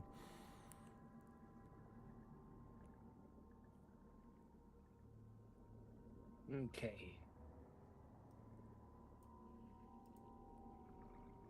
I think let's a quick summary of what we know so far. Where we know where the bulk of their forces are going to be located, it would seem, both either the arena or the mustering yard. We know Maybe what kind of weapon they're mass producing. Spears. Wait a minute. Spears. Wasn't there didn't we find mass-produced weapons on that ship a while back? Yes. And I'm really going far back with that one, but it was supposed to be being delivered somewhere around here. Oh. Was that by the lizard folk? I think someone in Saltmarsh might be arming these. Is this the boat that I was found on? Yes, I think so. I believe that's right, yeah. Is there anything that... Was it that one, or was it the one where we kind of got taken captive by lizard men? I think that's the same one, because it was the one with the... No, Green was on the... Green was on the other boat. No, that's right. It wasn't the same boat. Yeah, we sunk the lizard... No, that's right. We sunk the lizardman boat, and that had the crates on it. Right. Green was on the ghost ship, the alleged ghost ship. So no. Yeah. But Green was on the same ship with the box. Yes, but the box is a Yes. different thing. That's the one that was labeled. That was like also monogrammed. Yeah. Yeah, The box was the ghost ship. Yeah, but it's also a box that belongs to somebody in Saltmarsh. That's true. But it could have been a different person. But yes. Huh. The only thing we haven't discovered here, I'm talking to the party, is a rough idea of when they'll attack. Gotta be soon. I got a feeling. So we've got the south entrance, 80 feet down. There were 77 creatures. We found the prison cells with Borgas and his sadly late eel. Kish and Tristan, his mount, which is the sea lion. And then we have 40 Sahugan in the arena. One vicious looking Sahugan who we think is the leader, possibly Baron Ketmak. There were 40 to 50 creatures in the arena. So at the moment, we're about 125 total. And But those we- sharks. And that, yeah, the sharks, I don't know if they're included in that or not. I will stop talking so Arv can thank Mitchell for the raid. Thank you. Thank you to Mitchell. And Mitchell, you should all be following Mitchell. I've had a chance to watch Mitchell play some stuff. And Mitchell is an entertaining streamer who plays a lot of cool games. Thank you for the 79-person raid, Mitchell. Welcome, all raiders. It is so good to see you all. Welcome, welcome. And welcome to ARVCon 2026. We are here to benefit the Damon Runyon Cancer Research Foundation. We are in the middle of day 2. We are closing in on the end of this particular segment, but we have got way more D&D stuff coming on today, tomorrow, and on Monday. We've also got music. Kilgore Trout is going to be joining us with the first part of a concert, Indy with the second part of a concert, and then tonight, Shadowed Mage with the Shadow Crew EX is going to be joining us with a 6-person one-shot adventure set in his homebrew realm of Saltaresh, which I'm sure I just completely botched because I'm thinking of Saltmarsh. But anyway, please, if you're interested, supporting Damon Runyon, ! Donate. I will also mention, since I know Mitchell is a GOG fan, Saltaresh is okay. Fine. Look, man, I'm trying. Okay. I will say to Mitchell, because I know Mitchell also likes GOG stuff, that this crew, many of whom started on GOG, basically a lot of them did, that this crew here is right now in second place behind the scientists, behind Expedition for the Mysterious Peaks for top segment raised. We're only about a couple hundred away from them becoming the top segment raiser for ArvCon so far. So if that matters, and if you want to give them the coveted bragging rights, you should also jump on board, and we would appreciate any support. Thank you so much for the raid. I really appreciate it, Mitchell. It's good to see you, man. Thank you so much to everybody who came. Okay. Where were we? Sorry. We were talking about the items and what ship and all that. I will mention, since you noted, I think it was Morthwill who first might have taken a look at this, or whoever was first taking a look at the spears. They do actually remind you a bit of the mass production of those weapons, yes, that you saw on that other boat. So they seem very shoddy human-made stuff then. I don't know if I would say human-made, though. They are shoddy, though. Definitely mass-produced. Could be human-made, but definitely rush jobs, though, whatever they are. Master craft. Could I think off the top of my head of any places in Saltmarsh that might have the facility to mass produce? Openly? No. I'd have to do some digging, right? Mm-hmm. Or I'm a dwarf. I think I got that covered. Exactly. All right, where do you folks want to go? I think we need to make our way very quietly and carefully out. Yep. I'd like more information, but I think we're starting to push our luck here. I think we know how many enemies are on this level. Maybe we need to come back to explore other levels. I think the only bit of information that I would really have liked at this time is when they plan to invade. I also do want to point out, by the way, this level, there's not a lot explored of this level. Like if you look at what's here, like this is that you may be thinking there's another level that you went to, which you know a fair bit about. This level you haven't explored a whole bunch of, though. I've just remembered something. I've got a gilded tome written in Aquan and an unknown language called The Final Stage. I can't remember. Yeah, I'm just not sure. The final stage might be when the final stage of their plan is, but I can't read the book. Oceanus can read. It's true. If you want to, it is actually. Let me think. Do you have something you can make it water resistant, Morthwill, or some way to protect it from? Yeah, no, I don't think so. Okay, because you're right. Oceanus could probably read it. Yeah, I'll probably have to wait till we're somewhere where it's not going to dissolve. Gotcha. Okay. All right, and so? We could have a quick look down the corridor, I suppose. I mean, nothing came to investigate a whole bunch of you getting sliced up.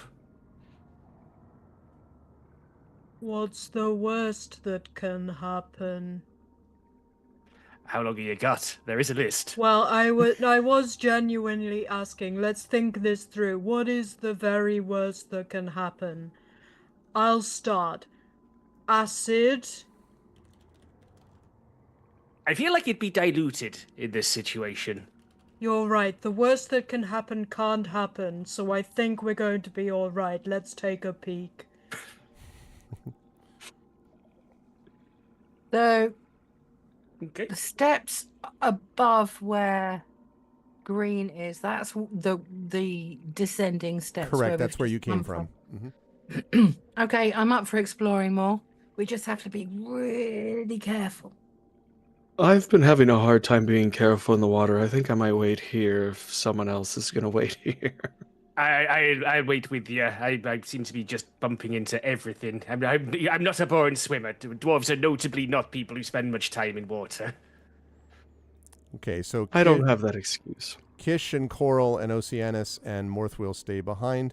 As we get ready to wrap up here, Green, you're just going to take a, like, sort of come here, if I, or whoever's leading. Waves or Green or someone like that is going to come this way, he said doubtfully. Yes. Okay. So which way are you peeking, I guess I would say, because it goes down here, you can see.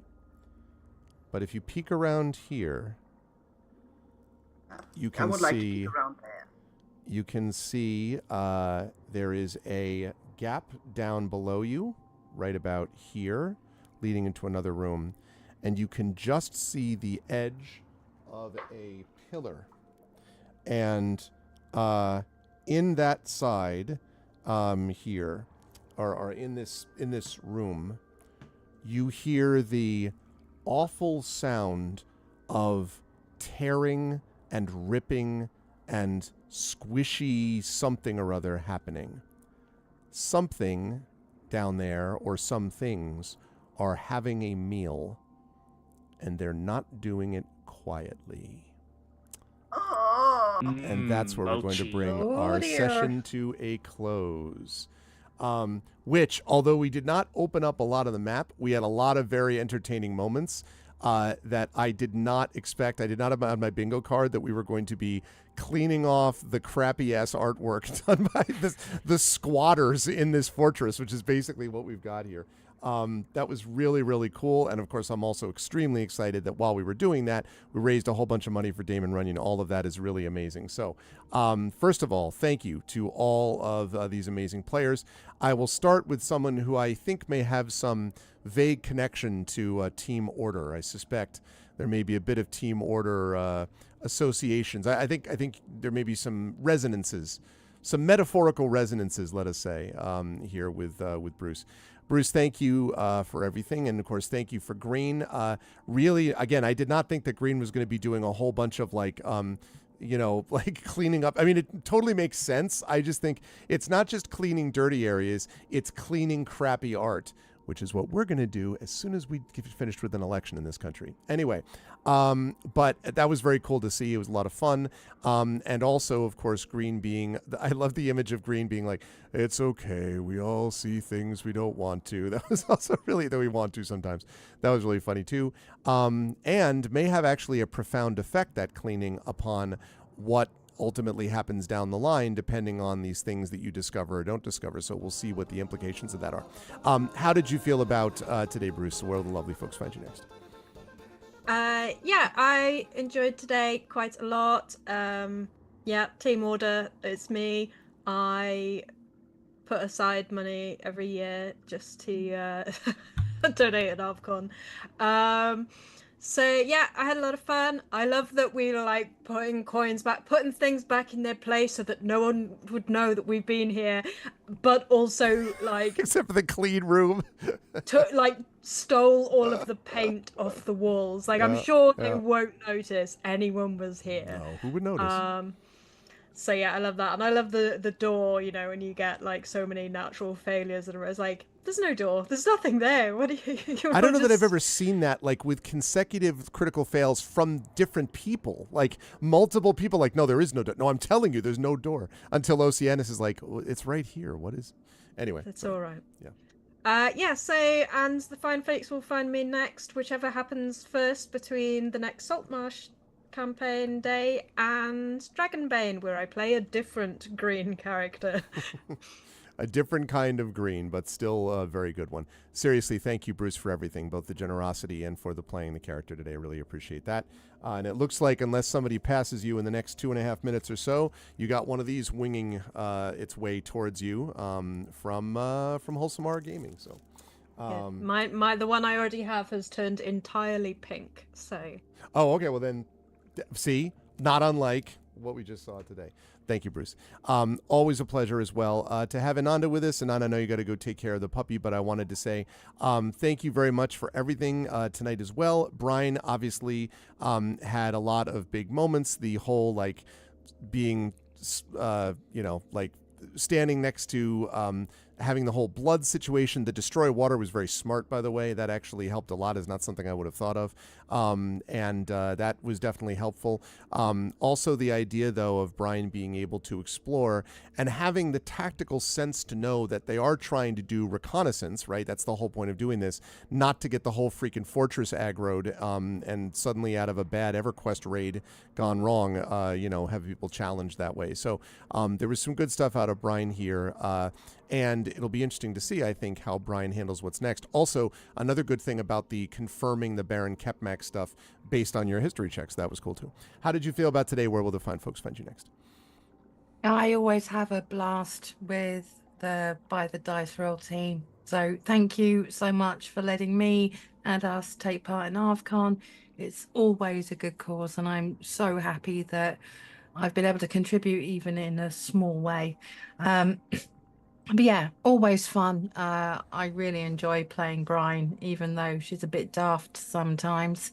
But that's part of the fun, right? But yeah, I will be. The last couple of weeks have been a bit crazy for me personally, finishing the last couple of big assignments for the course I'm doing at the moment. So hopefully I'll be getting back on the saddle, back on my own channel.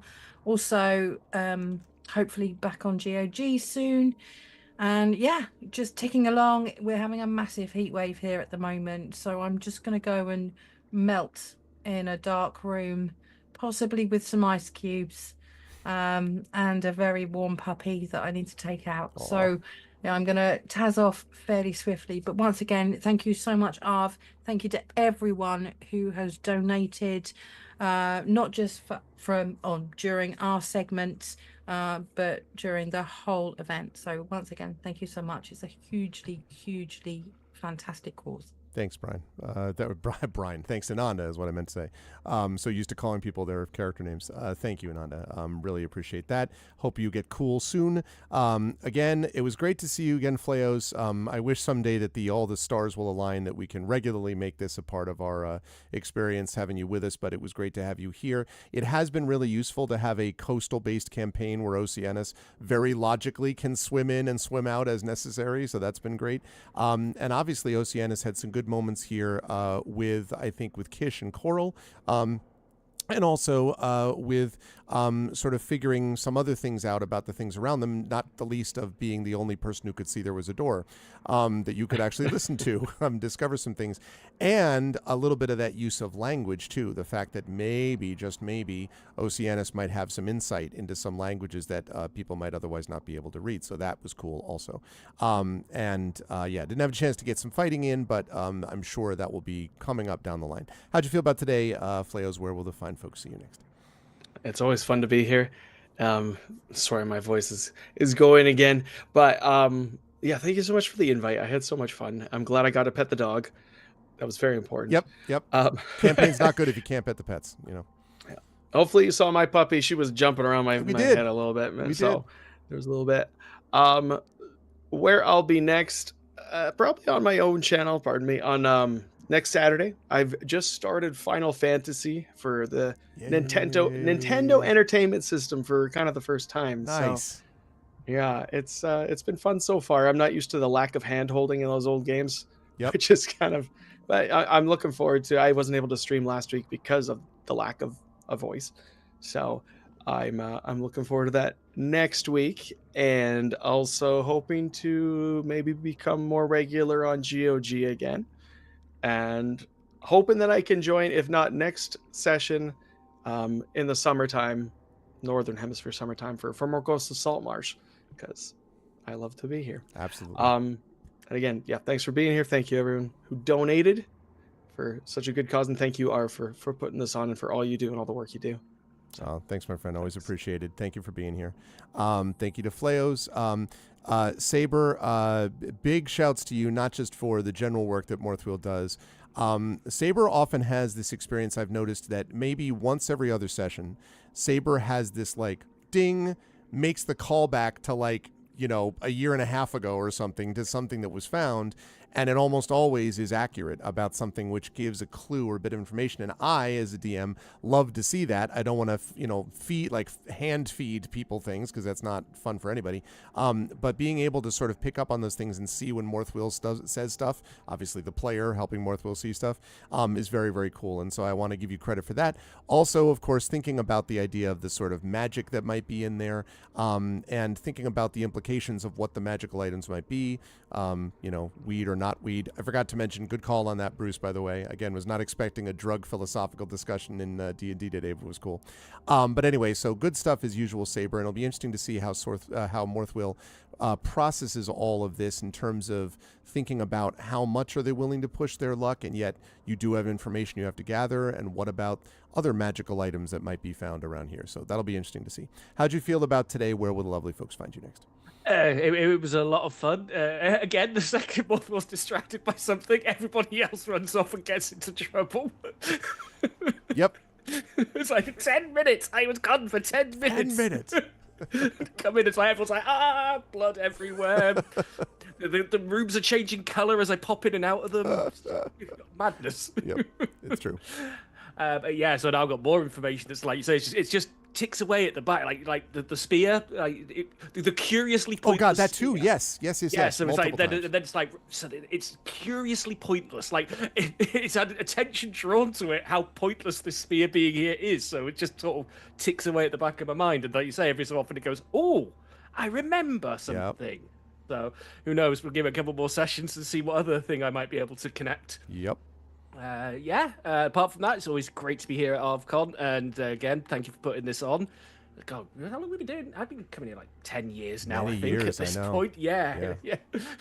Legit greybeard. Yeah. But yeah, definitely looking forward to next time, and you can always catch me on my own channel pretty much every day of the week, except for Sundays, which I take off at the moment. So thank you very much, everyone. Good stuff. Thanks, Saber. Always a pleasure. Always should be following Saber. Very entertaining streamer, of course. Same with Fleos and with Ananda as well. Last but certainly not least, Pyron, really enjoyed hearing what Waves had to say as well. Waves, who kind of was able to direct people to different places. I was cracking up at the greeting. I don't think I've heard you do that one before on the soundboard when Oceanus came by and you were doing the Lando Calrissian thing. Like, that was very funny. If you did it, I don't remember it, and it was very funny. Really dug that. And there's a lot of cool stuff I think that Waves is going to possibly have made available to them. This is an interesting group in that you definitely need the healing, the sort of off healing that you get from Waves and the straight on healing from Green. But Waves really in a lot of ways provides all of this combat stuff, but also an interesting different approach to, like, personality wise, to whether to explore, not to explore, what makes Waves afraid, what not afraid. And I love sort of seeing that develop over time. So that was cool. Be interested to see what Waves thinks about exploring more of this place. How did you feel about tonight, Pyron? Where will the fine folks find you next? I loved tonight. There were like really wonderful moments, like that Green was so convinced about there not being a door that Waves was also just convinced there is no door. That was just wonderful. I was just sitting there, sitting here so that happy. Was funny. And the changing rooms, I like this kind of mischief. There was like some really old Shadowrun novels, which were about like a raccoon shaman who was like stealing stuff, but always leaving something else behind in exchange.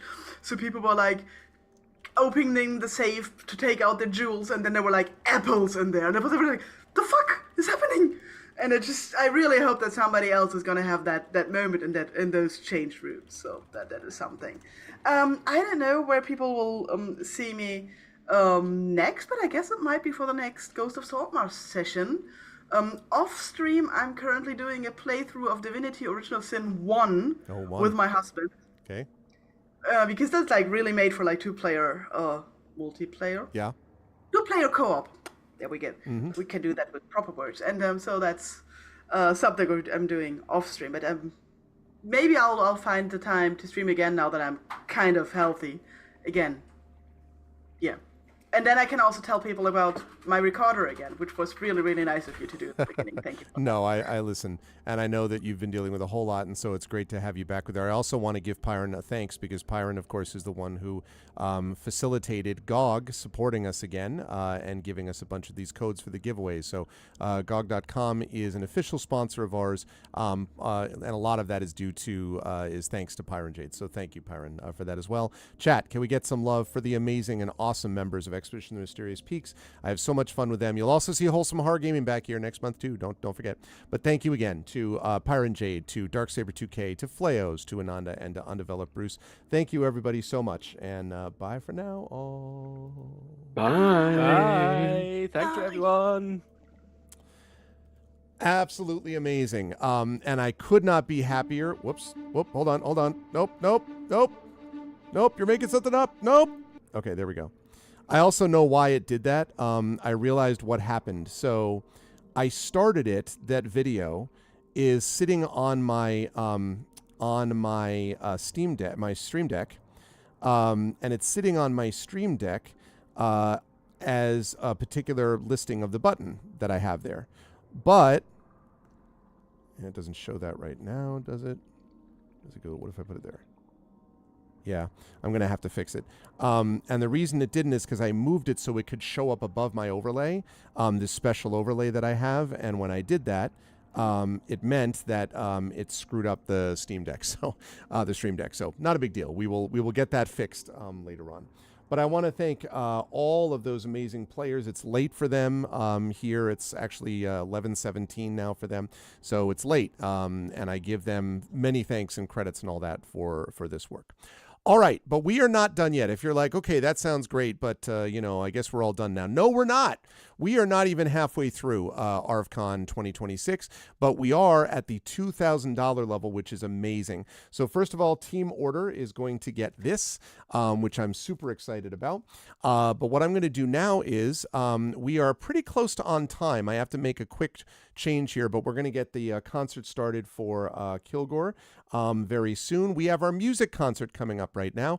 Kilgore is going to be with us for about an hour, running until about, I believe it is until about 7, between 7:15 and 7:30, and then Indy is going to be with us from 7:30 until about 8:30, 8:40 or so.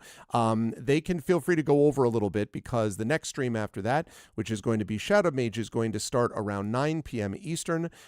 We had a person who was going to be joining us, Chrono Wolf, who sadly was not able to do that because of a big event that popped up. It's not his fault. I totally understand. He apologized profusely, but it meant that Chrono Wolf isn't with us for this concert, which means I had to increase the set size for the two people that we did have that were left over, and so Kilgore Geister.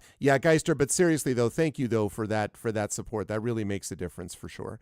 And so we have and that donation amount that I have up there is completely off because I haven't adjusted it yet.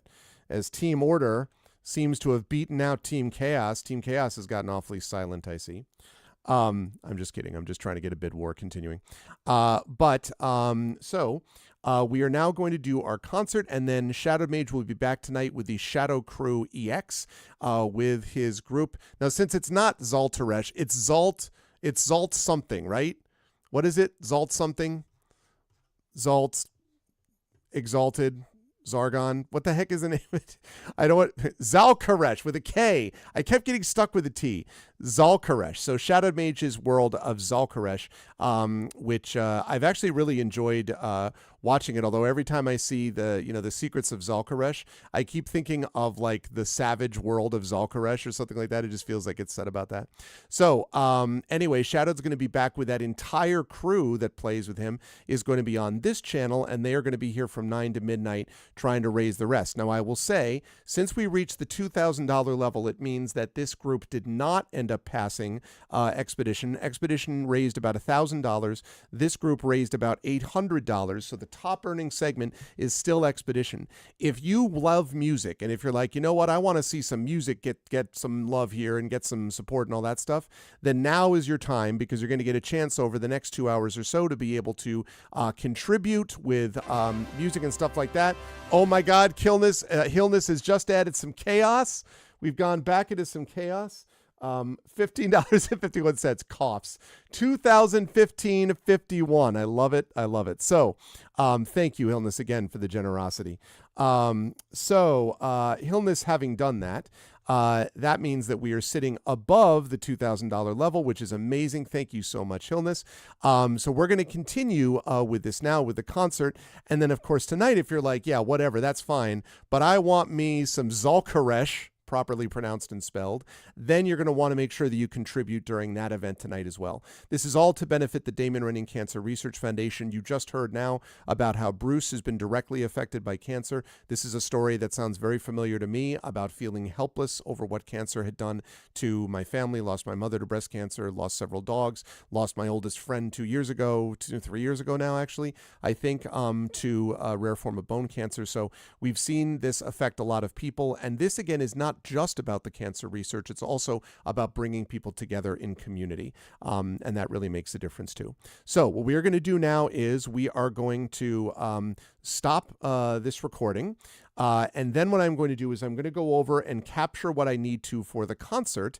Then I will come back on, and then Kilgore will be on, and then we'll go from there. Then after about an hour, Kilgore's set will come to an end, and then we will bring Indy on board, and then Indy will do his set. And then what we will do after that is I will stop my broadcast. However, I'm going to stop my local recording, and the only reason I'm doing that is because Shadowed Mage is going to be able to broadcast directly, and it is officially part of ARFCon. So do not be like, it's on this channel, he's going to be broadcasting on my channel, so it's going to be here, so nobody leave, is what I'm saying, because we're going to be continuing on with this. We've had multiple raids today. The turnout has been great. I love it, and I want that to continue. We're very proud of the channel. We're very proud of what we do here, and proud of this whole stuff. So that's going to be really, really awesome. Your sister survived due to her treatment. And I also want to say that also, as EA says, I also know a number of people. Little Red Dot, for example, a lot of people will be familiar with here, is a childhood cancer survivor. So we're also talking about survivors of cancer, not just people that we lost, but people that have survived directly in some cases due to the research done by Damon Runyon. So this is a serious organization that does serious work and does so in a way that I just find very inspiring. And so I hope that people will jump on board for that. All right. So I am going to cancel. I'm going to turn my camera off. I'm going to go get everything captured that I need to get captured. And then I will be back to you folks in just a little bit with the first part of our concert. Let's go, which will feature Kilgore, Trout, and then Indy. Please do not leave. Please do not go anywhere, but please do spread the word, let people know, and let's get people in here for the greatness of music to benefit a great cause. Once again, thank you again to the members of Buy the Dice Roll for their amazing work just now. Really loved playing with them and really loved the donations that we got. It was great. And yeah, now it's on to the music portion. So hold tight, and I'll be back in a bit.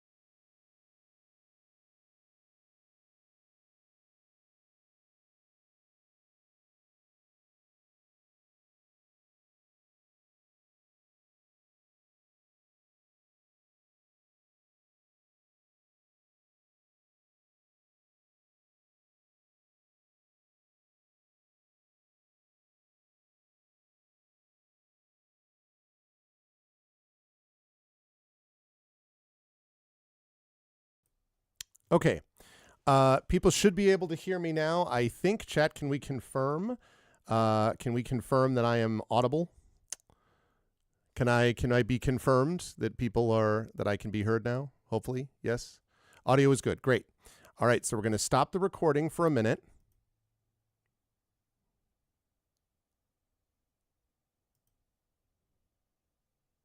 I'm so proud of myself that I've remembered to do this year, so I don't have a 12-hour video that I have to try to upload to YouTube as it laughs at me. But it is time now for our music concert. We are ready to go. Don't forget, donations happening, please, all during this time for Damon Runyon. We are ready to go, and that means it is my great pleasure to introduce to you one Mr. Kilgore Trout as I transition over. We are ready to go. Kilgore, take it away, and thank you as always. It's me. Hello, everybody. Welcome. Actually, before I say anything, I think I'm just going to play something, just to get motivated here. Nah, the kitties will be fine. They got nowhere to jump on my lap, so they're all right. Anyway, for those of you who know me, and I'm sure a lot of you do, I'm a huge Leo Kottke fan, and I play a lot of Leo stuff.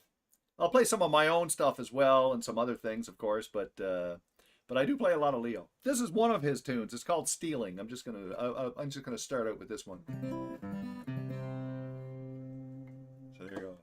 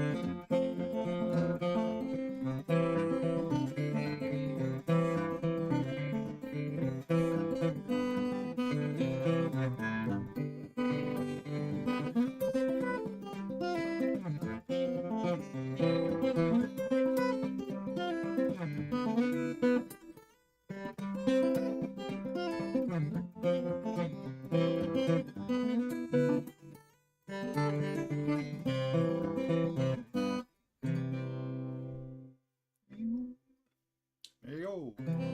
Anyway. Fixed it?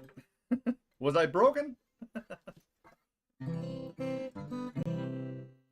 Anyway, $100 donation. Sorry, I was a little was a little distracted. I missed that. Beautiful. I'm still a bit low? Well, it could be on your end.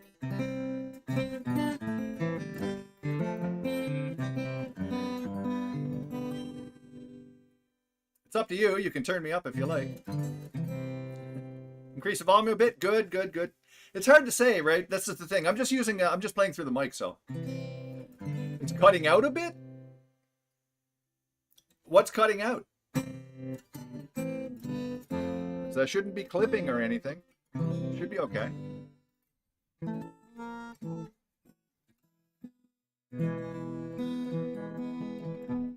me try something without the... Oh, I see.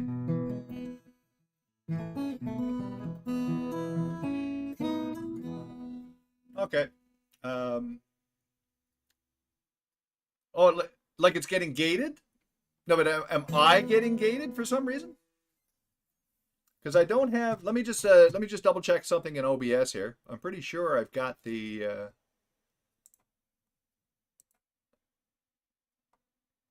Oh, wait a minute. The noise suppression is on. Hang on. Close. Okay, it should be much better now. I don't know why that happened. I had my noise suppressor on, which I normally do, but I thought I turned it off. Yeah, I had it off before. Yeah, there you go. Who turned it on? Me. I don't know. Why aren't noise? That's bizarre, because I didn't turn it off. Let me just, let me double check. It should be on now. There's filters. It's off. Close. All right. Crazy. I can't play Tristram. I don't remember all the chords. I don't remember all the chords. Unfortunately.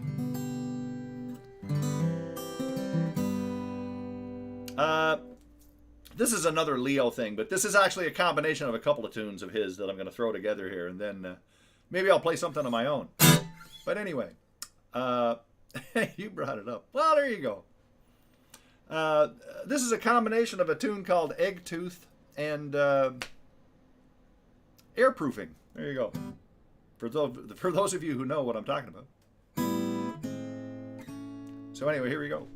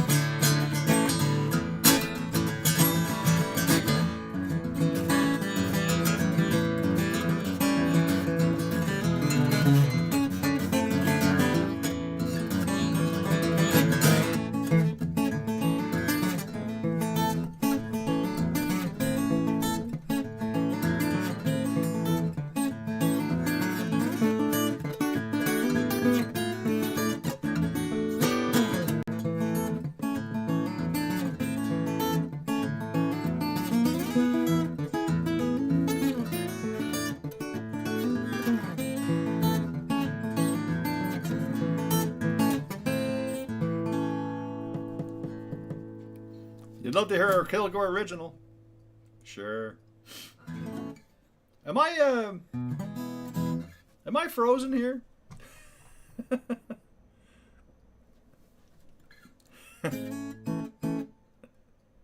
Maybe this is just in my maybe this just is my browser. I was froze up. Everything okay there?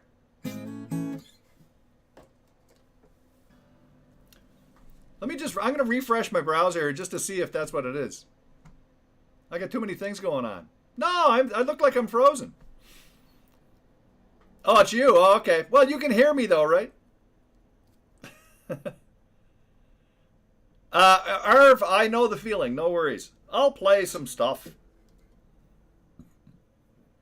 That's the good thing. You don't have to look at me. Goddamn front page. Oh, there you go. You don't have to look at me. You can just you can just listen.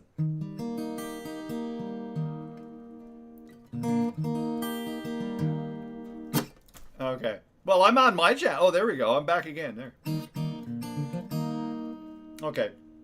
This is a tune of mine, actually. This is something that I wrote. That, being from Newfoundland in particular, and growing up with Newfoundland television and whatnot, and there was a show on that it was called Land and Sea, and there was a difference. There's a song that actually was the theme for that, which I'm not going to play right now because I don't know the whole thing. But I was influenced by that and a lot of Newfoundland music and whatnot. And so this tune that I'm playing here now is called My Island Home. And it's something that I just wrote because it was inspired by a lot of that sort of stuff that I heard growing up and whatnot. So it's not a specifically Newfoundland tune, but it certainly was, it has that kind of a vibe, at least anyway.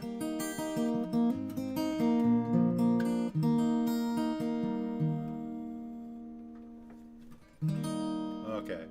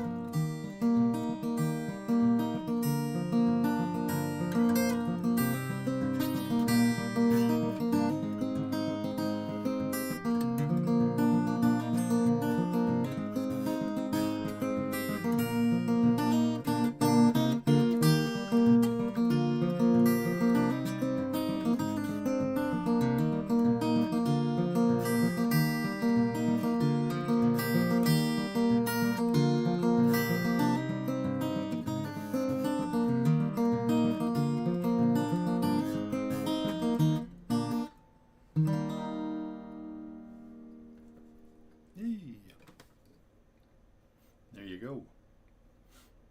My island home. Thank you. Seeing I got the capo on, I might as well try this one. Let me see here.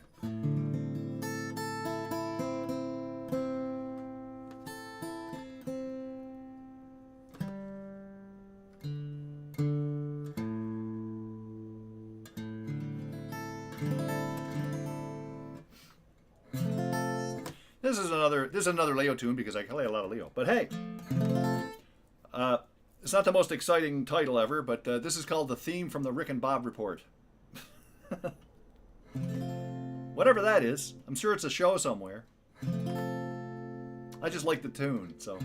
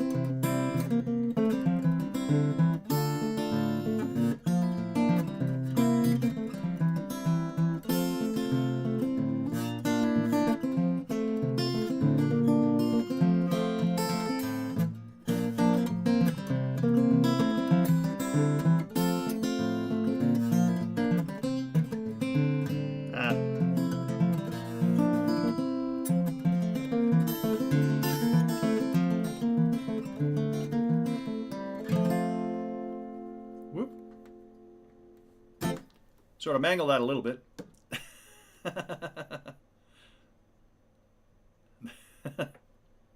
I completely forgot that one. I just sort of came up to do it in a second there. But anyway. Clap, clap. Thank you, thank you. Okay. I'll play something I sort of know.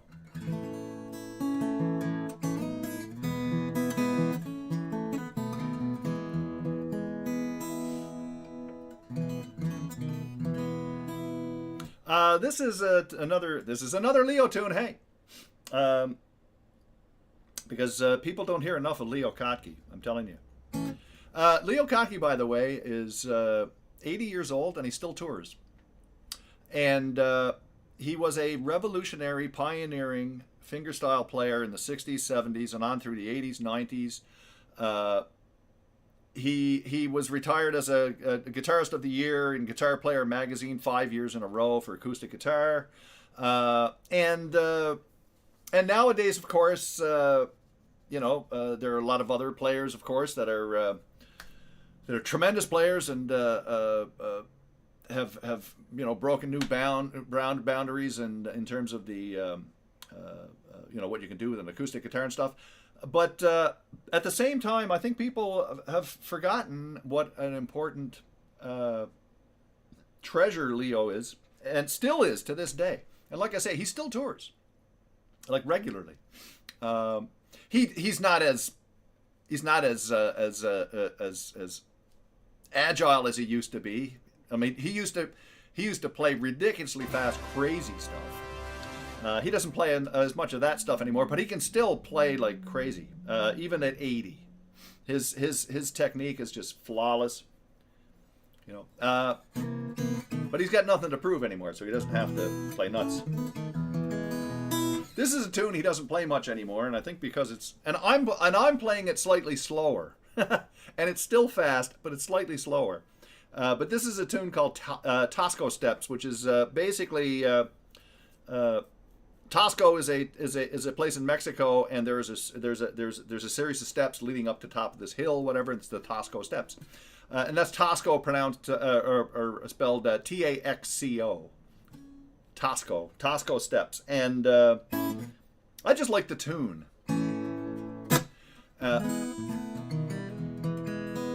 So I'm going to give it a whirl here, see if I can't mangle it.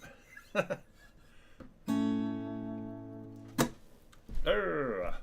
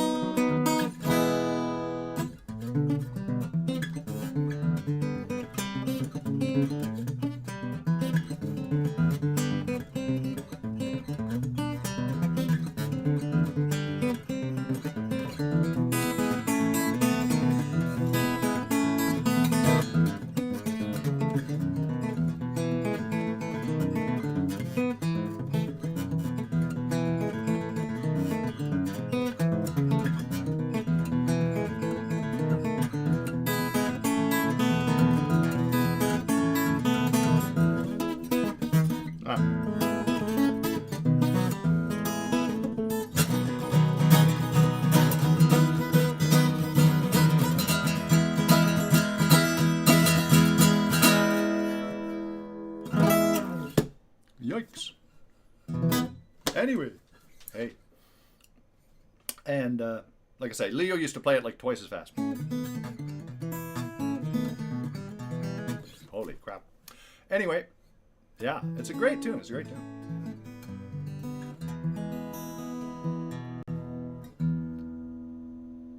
I should play something you know. Encore!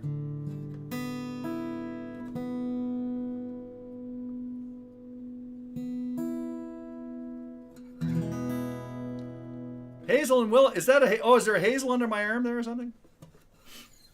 Can you see Hazel down there or something? Probably. There's two cats in the bowl over there. I don't know if you can see them. Wait a minute. Second, let me see if I can pull this away.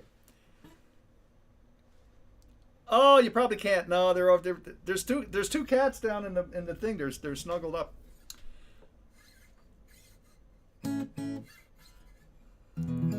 Frame by frame?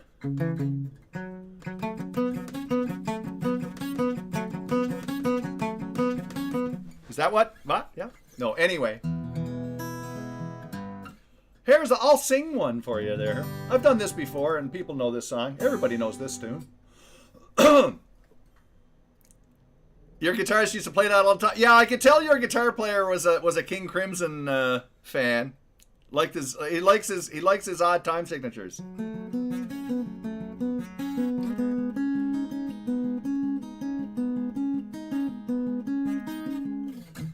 Anyway.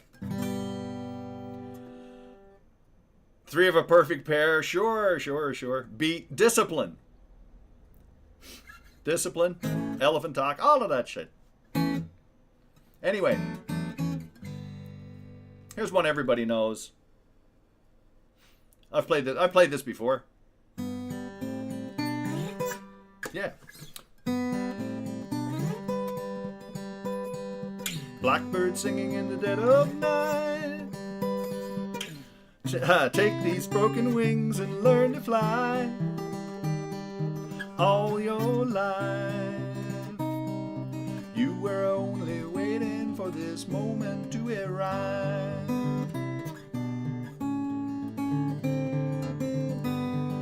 Blackbird singing in the dead of night. Take these sunken eyes and learn to see. All your life you were only waiting for this moment to be free. Blackbird fly. Blackbird fly into the light of a dark black night.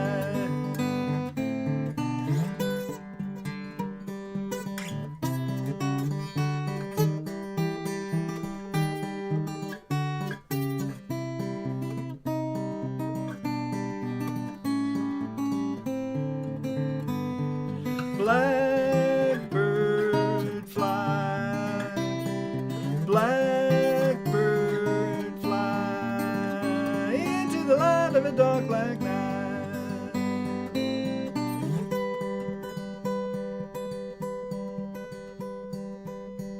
Boy, it's been a while.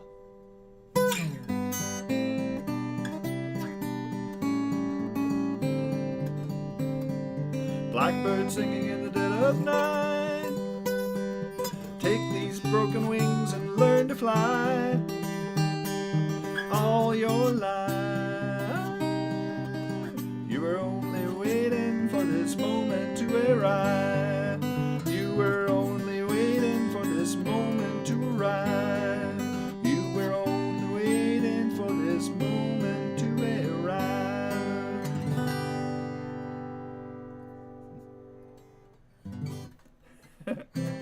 It's funny how you pick songs and you think, yeah, well, I know that one. And then you're in the middle of it, you're like, wait a minute.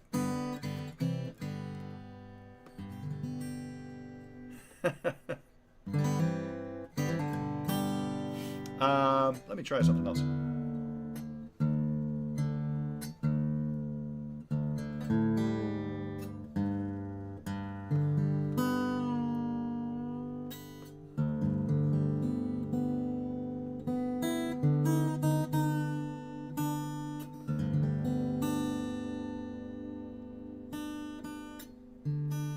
Do I know any Gordon Lightfoot?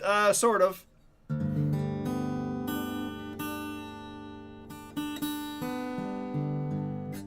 I'd have to look up lyrics and stuff. This is why I play mostly. Because I don't know the words to I don't know the words to anything.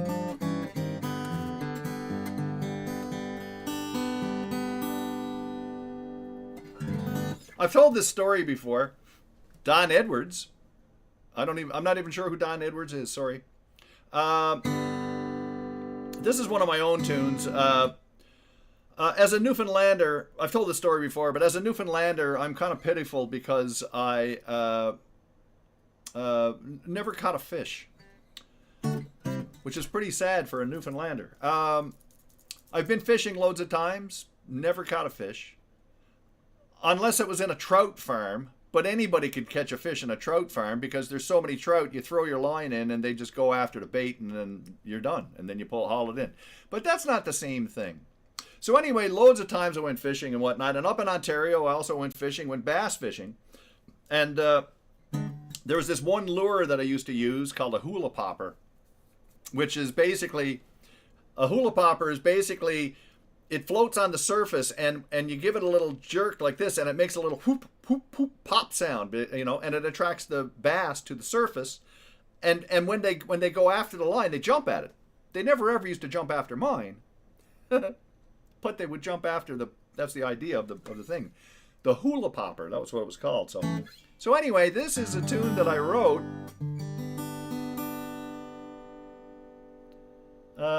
In honor of the hula popper. So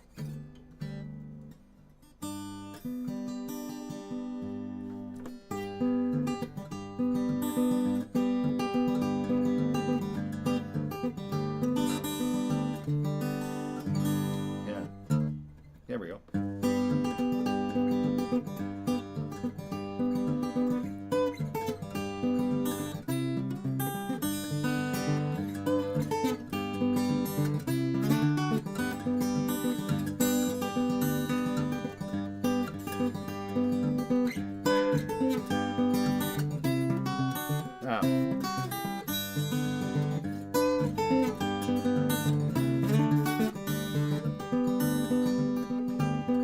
What am I doing? I'm gonna do it again.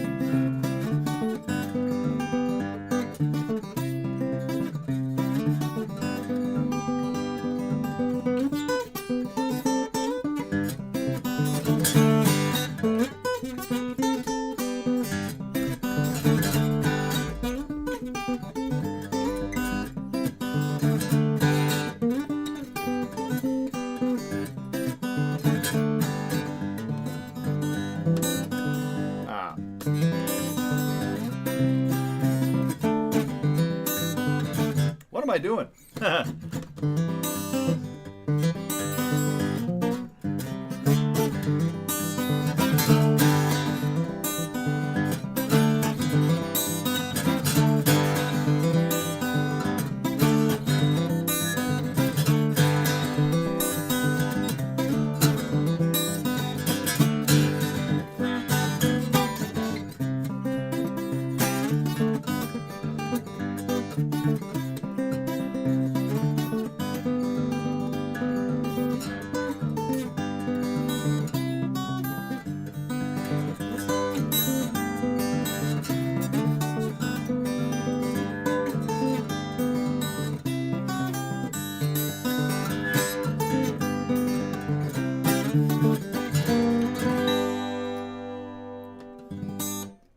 There you go. See? This is why you should practice before a show.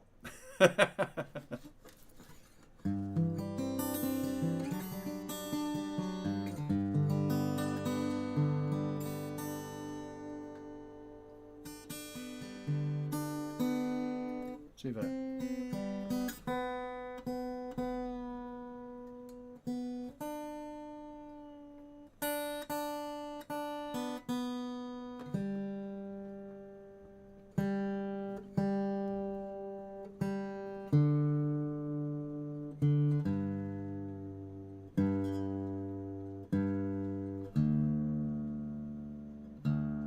There, that was the problem. I wasn't in tune.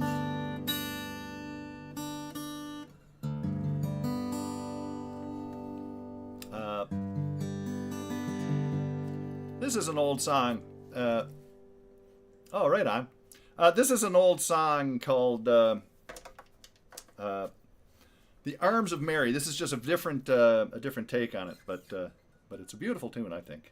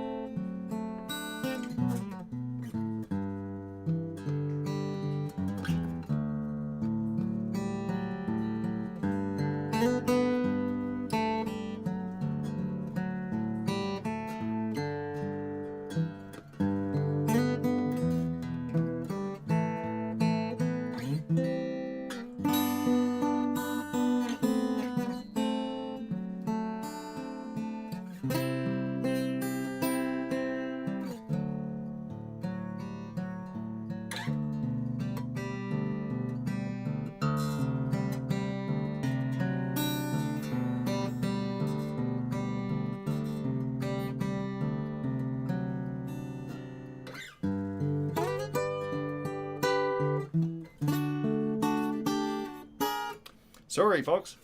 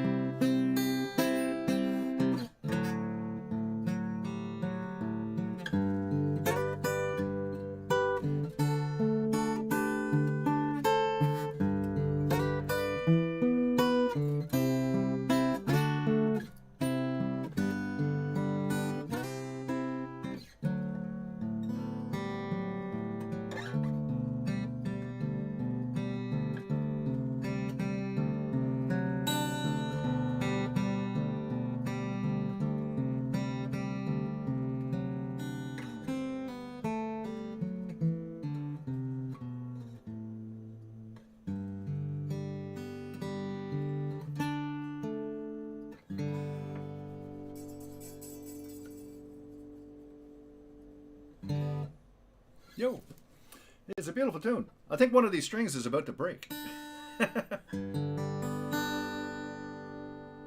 Anyway.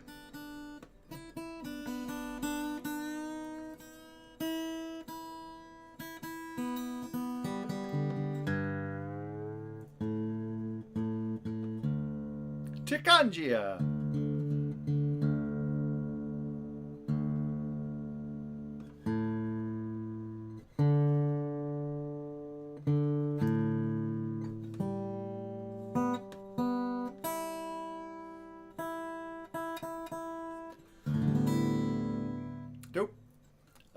let's see. Where are we at, Arv?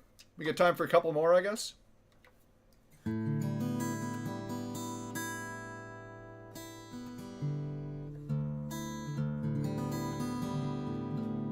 Okay, let's try this. Maybe 3.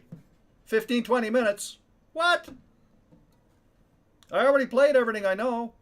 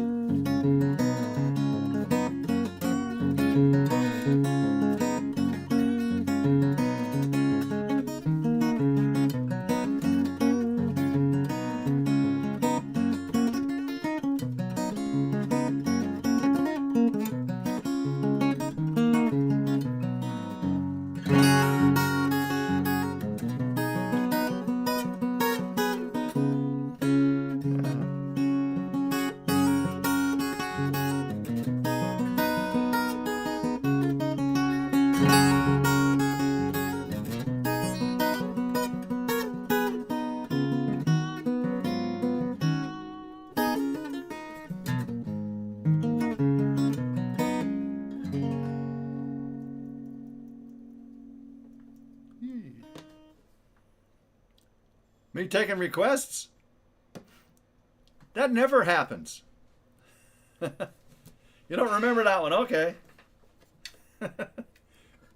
I do know some tunes that I haven't played. Here's one I definitely know you haven't heard.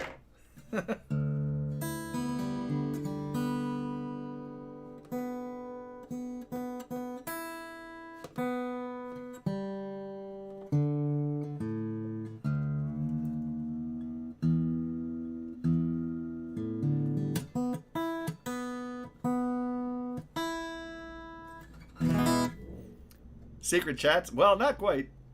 Now, wait a minute. What have I got down here? Hang on. No, this is one you definitely haven't heard because I don't think I've played it.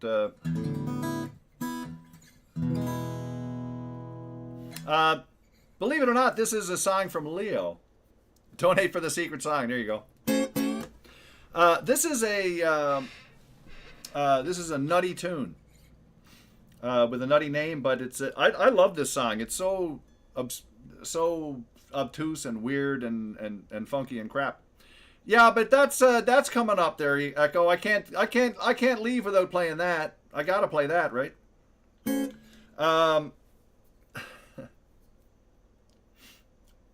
Sure. And I'm sure that this tune won't replace Morrowind as your special one, but but this one is a good one. Did I have ads? Did ads run? I hope not. Oh yeah, that's right. Irv doesn't get ads, so it doesn't matter. Right, perfect. It just occurred to me. At the beginning of the stream, I was thinking I always have ads on my channel. Right? And I thought, oh crap, I'll be doing the stream and playing a song, and ads will kick in. And I forgot that, yeah, Irv's one of the founders. Yahoo! So there we go. No worries. This is a very goofy, weird tune. Just telling you, warning you in advance. But I love this song. I think it's great. And it's not a song because I'm not going to sing it. I'm going to play it. And believe it or not, it is a Leo tune. And this is one of those rules I've discovered over the years. And that is that if you spend hours and hours and days and months working on something, and then you take it out and you show it to the public, people respond more to stuff that you did in an hour. So you work your buns off trying to get something down, get something worked out, and dirt. But something you just sort of tripped over one day is the thing that everybody wants to hear. This is one of those, I worked on this like crazy, because this is a hard tune to play. So I'm going to try it anyway. But this is called Oddball. Yo. So anyway.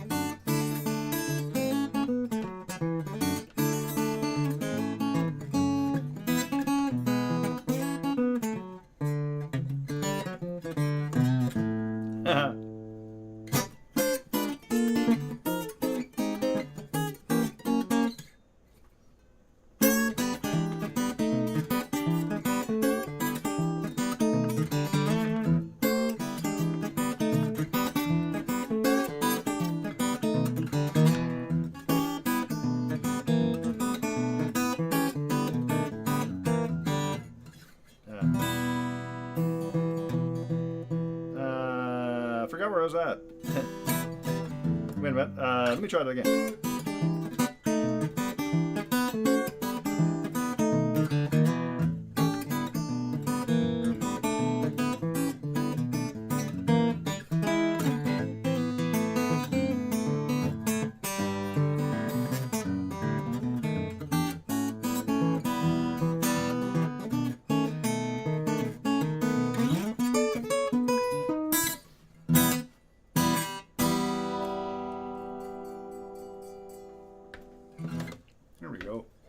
Anyway.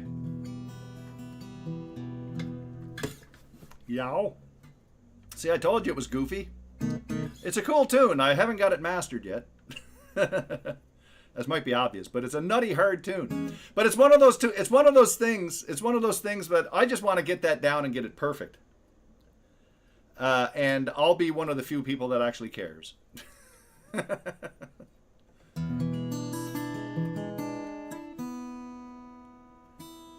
And I need to change my strings. Does it also play faster? It's about this speed.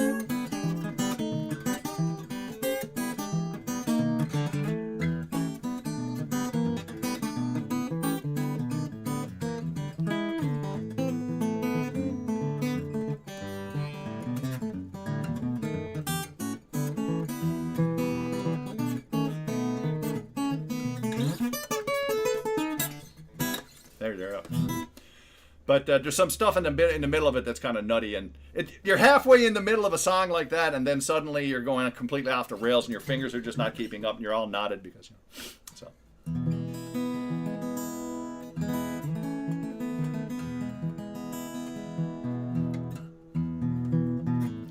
Yeah, I need new strings. I got new strings. I just shouldn't put them on because these are not.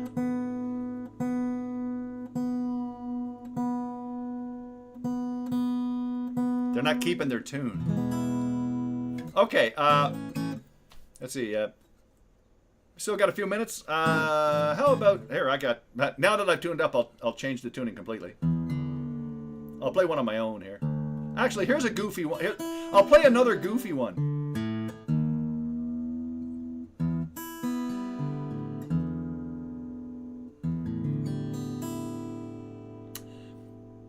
This is a goofy tune of mine that was inspired by that last tune, and I wrote this tune about 20 years ago.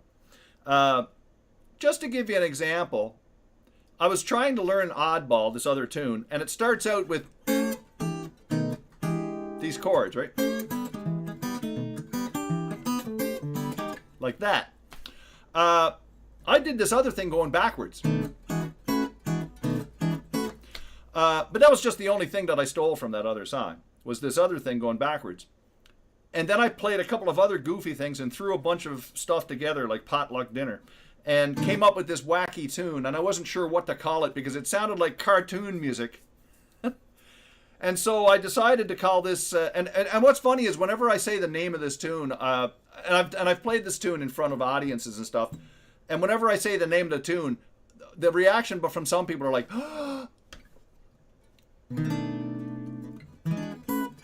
so I call this Curious George Visits a Bordello. I don't know why.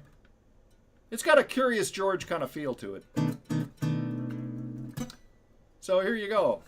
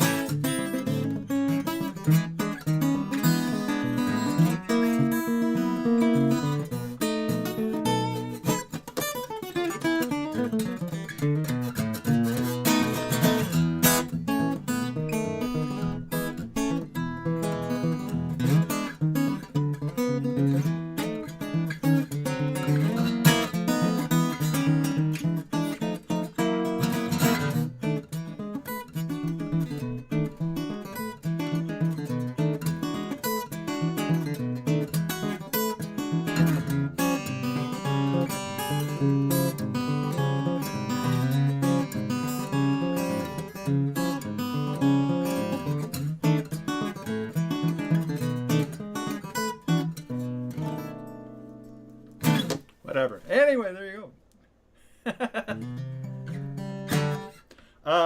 What else we got here? How long you want there, Irv? How long have I got here? The run in the middle was pretty badass. Yeah.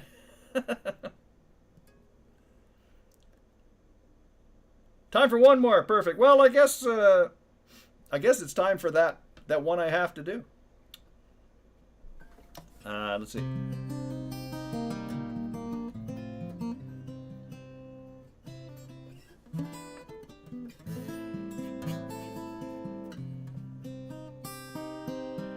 Of course, you have to, you know. I have no choice. I do see that, but I'm a little busy at the moment there, Comet. I see you.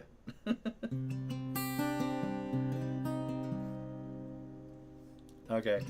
In any case, thanks, Arv. Thanks for having me. And of course, continue to contribute to this worthy cause.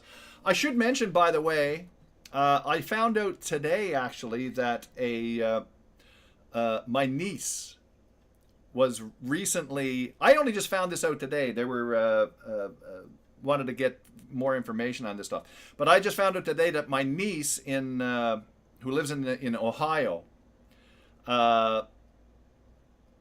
was in February was diagnosed with Hodgkin's lymphoma. So she's in stage 2. So we're all, of course, very hopeful that things will be manageable and it won't progress any further than that, and they can contain it and whatnot. But it's just another sign that cancer touches all of us. All of us. And my sister had colon cancer a number of years ago, and she managed to survive it and whatnot. So as Arv said before, this is not just raising money. Yeah, exactly. This is not just about raising money as much as it is also a community-based thing. No, I understand, Coyote, but or Comet, but I'm a little busy right now.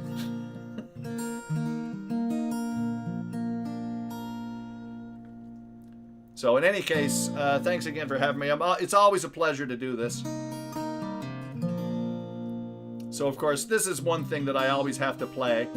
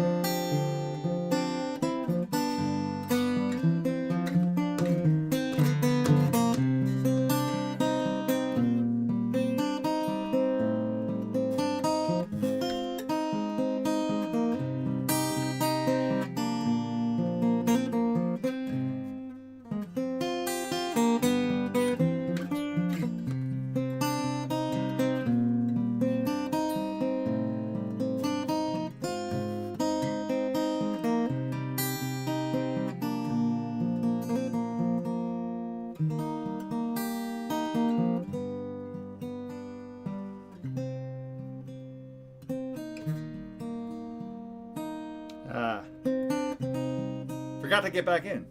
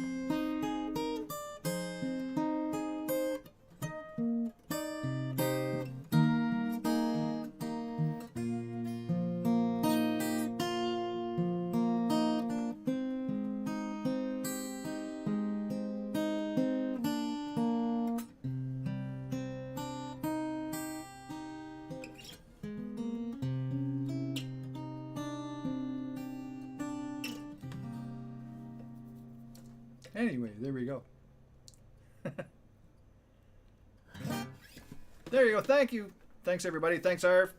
Again, everybody, be sure to donate. If you can. If you can't, don't. And if you can, go for it.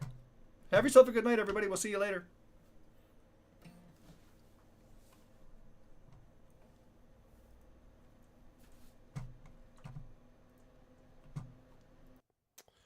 All righty. There we go. Well, thank you, as always, to Kilgore, who has been doing this event for many, many years for this. And it is always a great time and always really enjoyable to hear not only Kilgore's skill, but also, I don't know, it's this, especially after like a very intense day of a bunch of stuff going on. It's always like this nice, just kind of getting us into this sort of chill state. So thank you to Kilgore. And thank you also to those of you who donated during that event.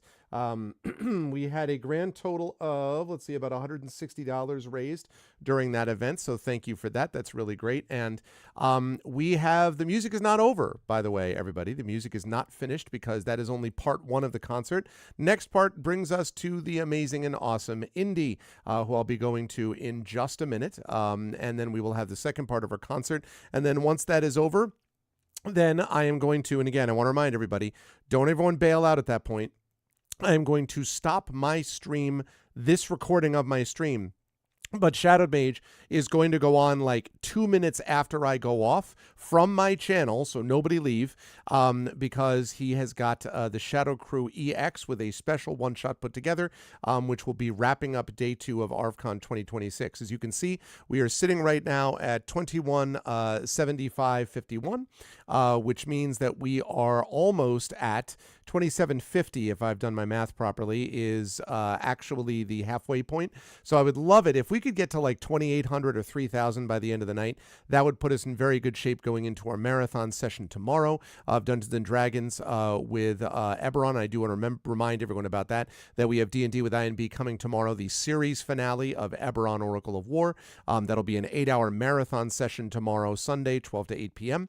And then on Monday, we will have not one but two events. One of them will be Prince Justin playing Traveler for an all-star crew of players. That'll be happening at about 12 noon. And then at 3 to 3:15, I believe it is, the Rising Tides, Brandon O'Brien, will be playing Gumshoe, or at least a variation on Gumshoe, with the three scientists that you met earlier today on that Monday to wrap up ArvCon. So very happy so far with how things have gone. Very happy to see the number that we're at, but we need to keep up that momentum. And I would really love to see us get somewhere in the vicinity of 2,750, 2,800, 3,000, somewhere in there, which would put us over halfway, a little over halfway through.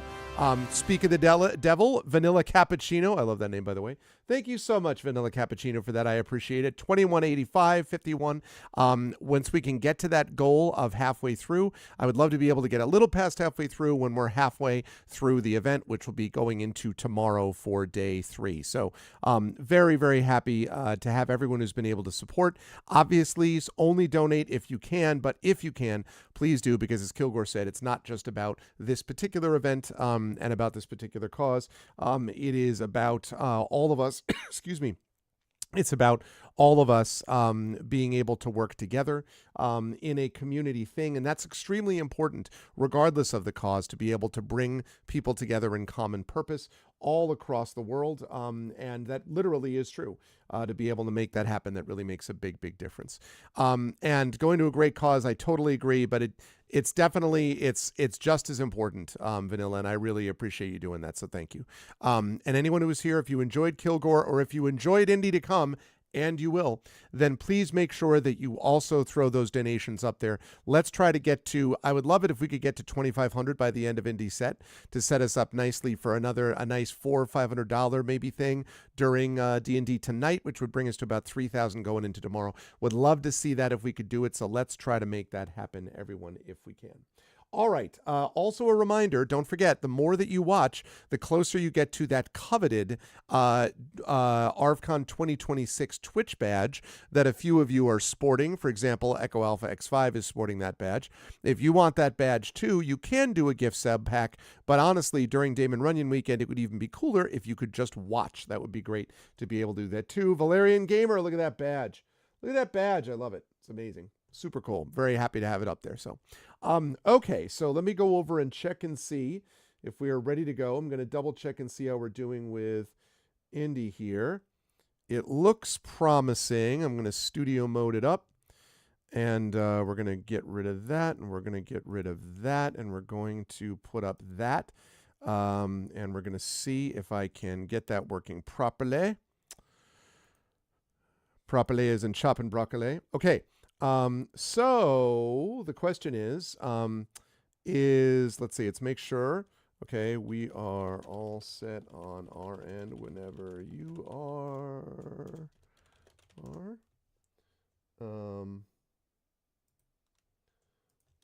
Volume is up and ready. Okay. We're ready to go.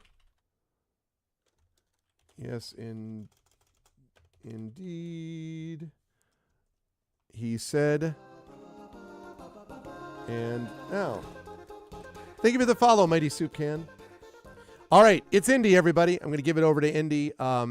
Good friend, awesome musician, great player. Right, I'm watching the stream. Ah, there we go. Okay. And we're good to go. Take it away, Indy. We got a follow over here.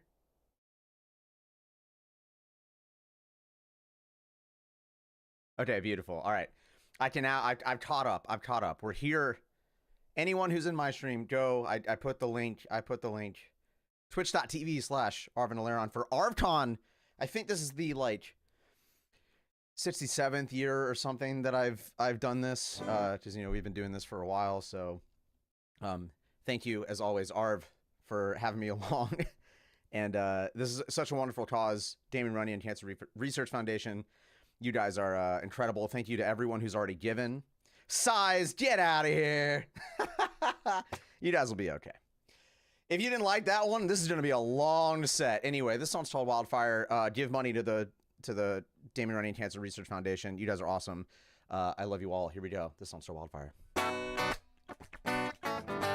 Also, of course, let me know if there's any issues with the audio. My stream said it was good, but yeah, look at that donate link right there.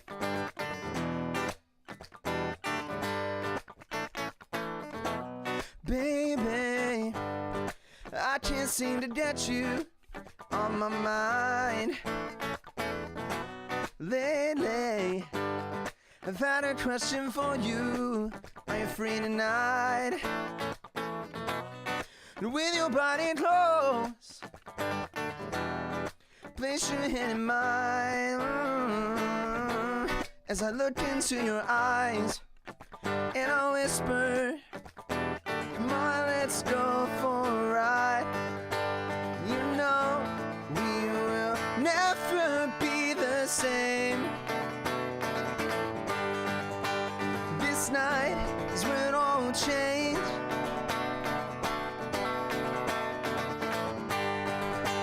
No matter what this life may throw our way,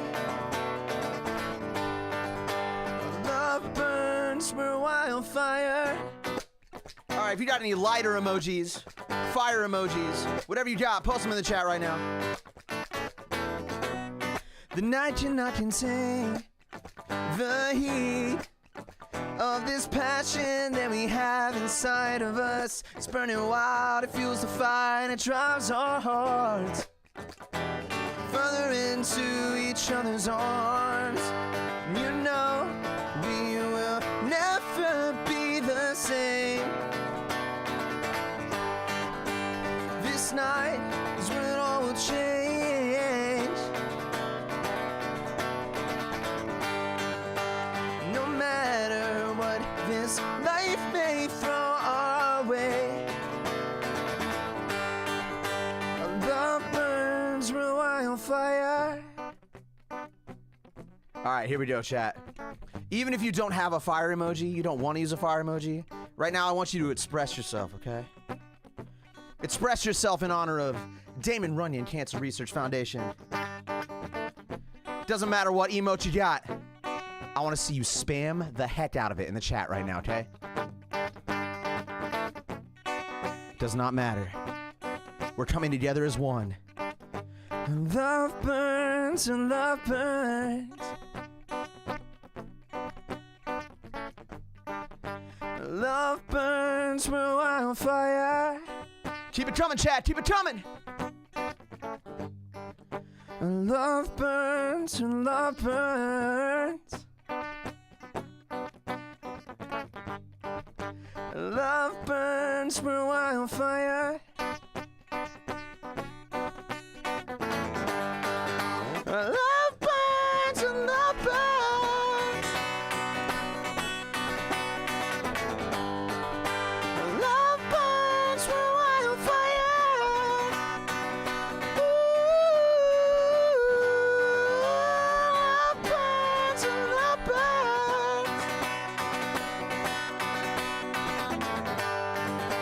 Love burns with wildfire. Ooh,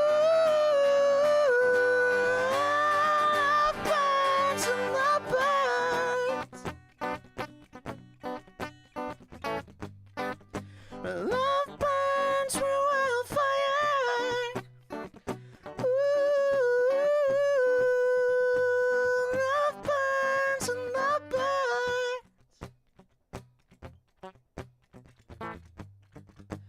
Love burns with wildfire. Ooh, love burns with wildfire.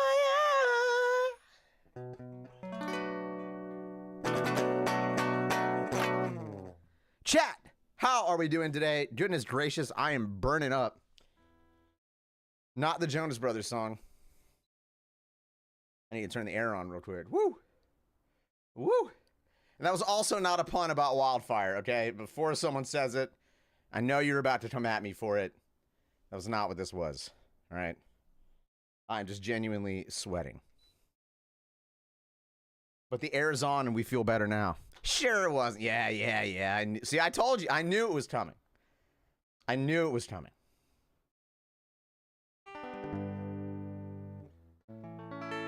I'm also realizing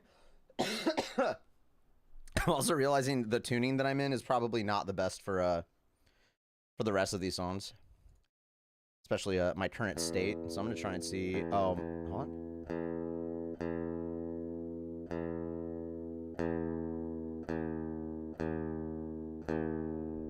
I'm gonna tune down real quick, even though it's actually not gonna let me. One moment.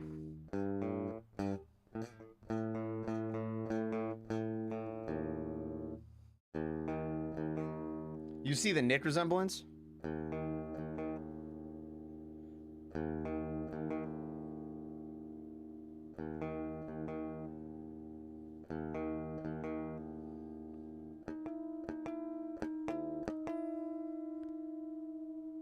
So the cool thing about this is I have no audio in my ears.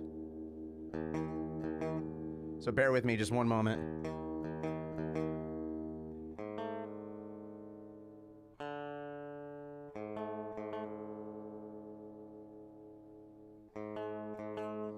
Oh my goodness. Emo Lots with a Shrub. I appreciate you go watch on twitch.tv/ArvinDelaron. I love you. Thank you for 140 months is crazy. Now we want 140 months of support for Damon Runyon.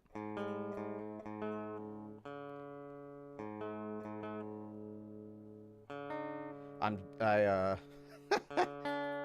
was not anticipating this one. This one's completely on me.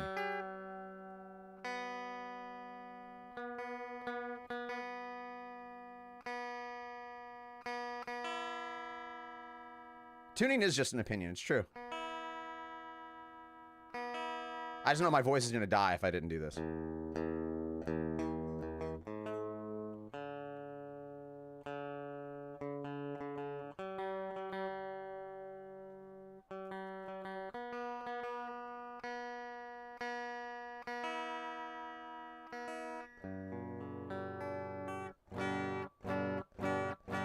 Does that sound good? Does that sound good? It sounds good, like, to my ear here. You guys hear it actually better than I do, so. That sound good? Beautiful. All right, this song's called Eyes.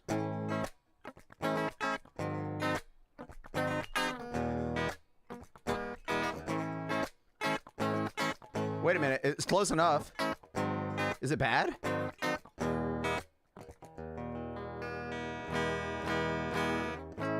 Oh well, here we go. Baby, if you wanna go and have a fun time, we get hot in the sauna. Yeah, you and me, girl, doing things unseen. Dirty look eyes, but her face so clean. If you gotta swim out on the water, when you go, I'ma follow. Yeah, looking out of way, take a little more time. Licking your lips, but it's in your eyes.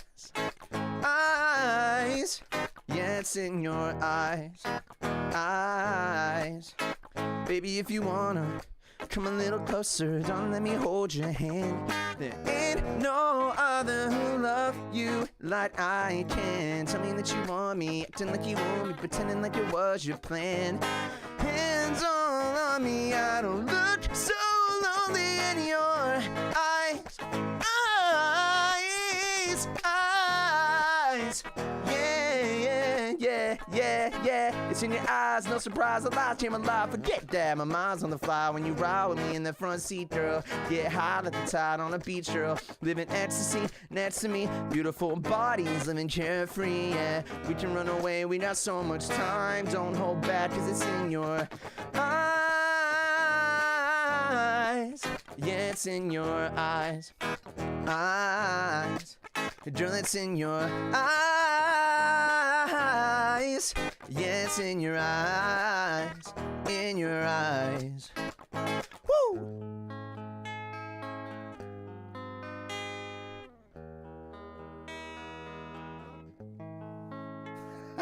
Thank you, Kildor, for advice on how to tune the guitar. I do very much appreciate that.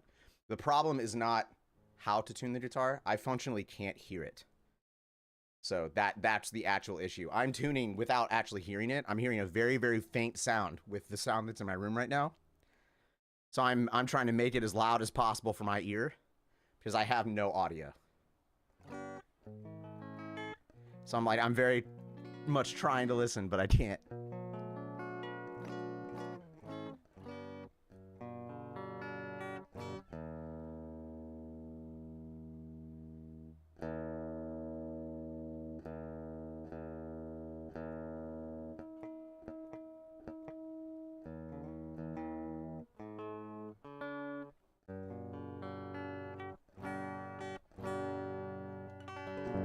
Yeah, again, I can't hear it. This is the best I can get it. Thank you, though.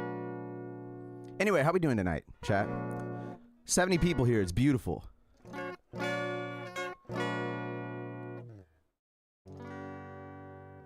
You're all beautiful.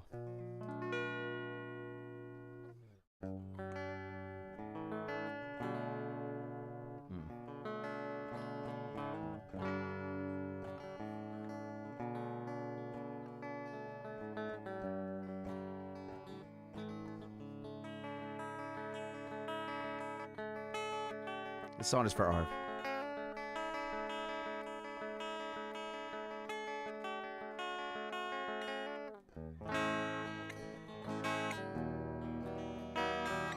Yes, donations, of course, are welcome to benefit the Damon Runyon Cancer Research Foundation.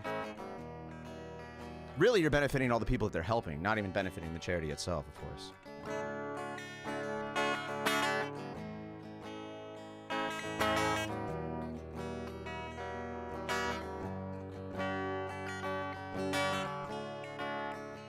The song is called The Mouth That Swallowed the Sea. It's actually a song I wrote a long, long time ago.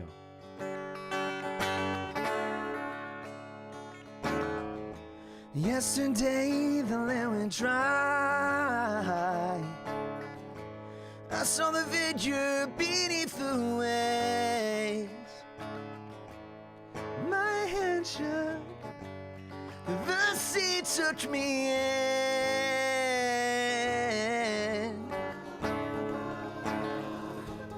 Search up the will of the mind. Vast open sea unknown to explore. Super around stuck in his ways. Leviathan no force can break.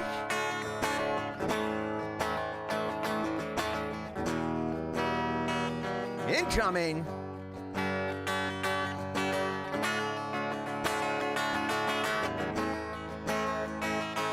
I'm anticipating it now.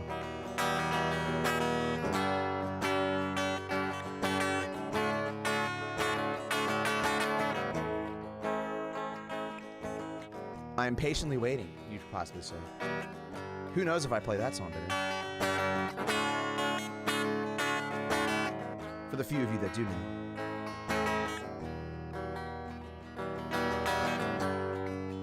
All right, I'm tired of waiting. We're gonna move on.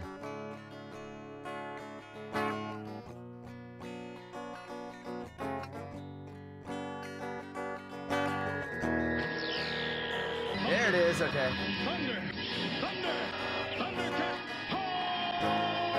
The raid!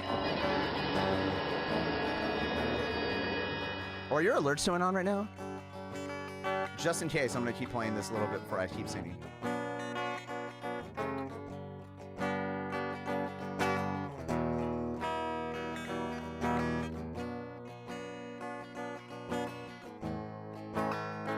Alerts are beautiful, thank you.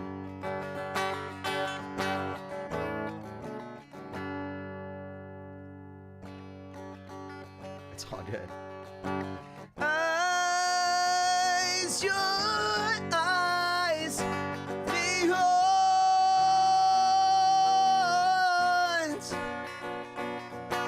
Oh,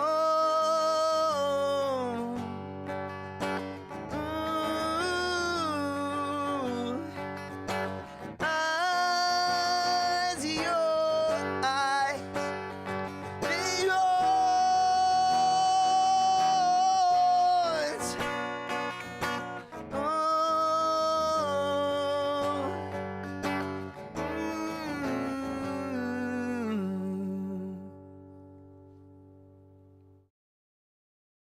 Welcome in, everyone from the Chaos Theory stream.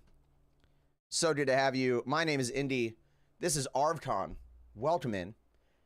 We are here supporting the Damon Runyon Cancer Research Foundation. And you from wherever you are, it could be your home, it could be somewhere else. I don't know. I don't know how to find where you are. I would never do that, first of all. But also, anyway, give money to this. I'm gonna play a song now.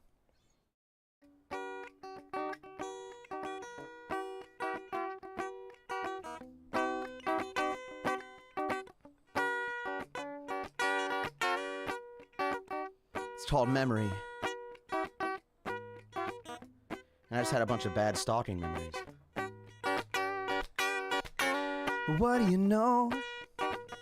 Life never goes according to plan. You give it your best, never knowing what's next, and you do just what you can. When I'm alone, nothing is as it seems. When I'm with you, it's like I'm in a perfect dream.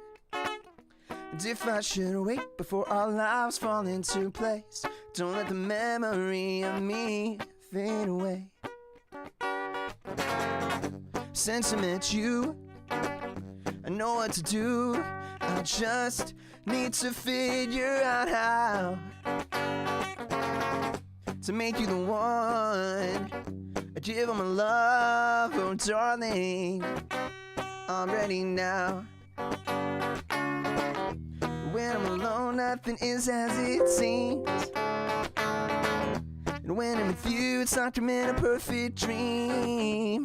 And if I should wait before our lives fall into place, don't let the memory of me fade away. And since I'm from Nashville,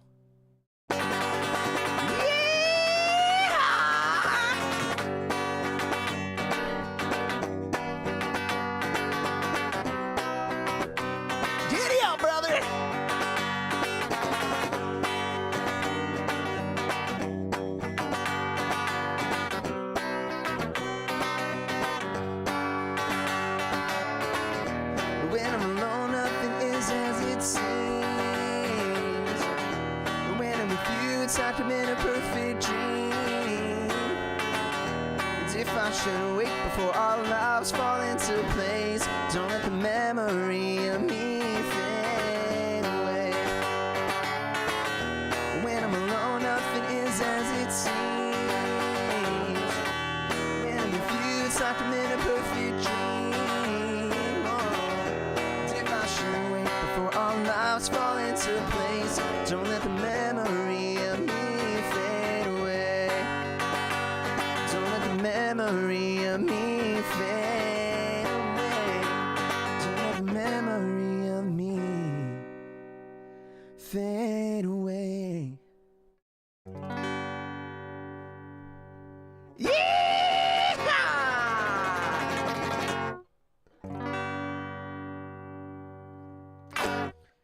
Thank you, Arv. Except for that.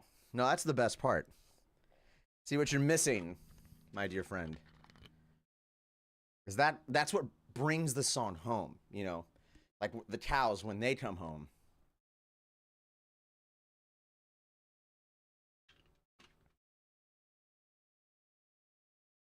Home to where? Here? Like I said, I don't know where you are. Speaking of, where is everyone right now? No reason. Arv wanted to know. I'm currently home in Nashville, Tennessee. Like dead center. Like if you look up Nashville, like I'm literally where the dot is. It's kind of crazy.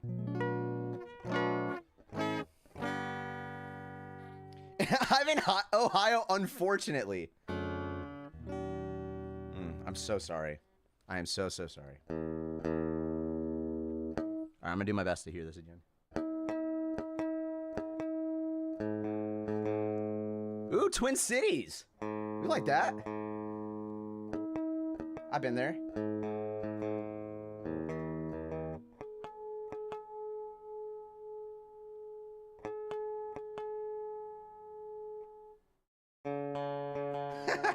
Dude. Yeah, about that. It is something, that's for sure.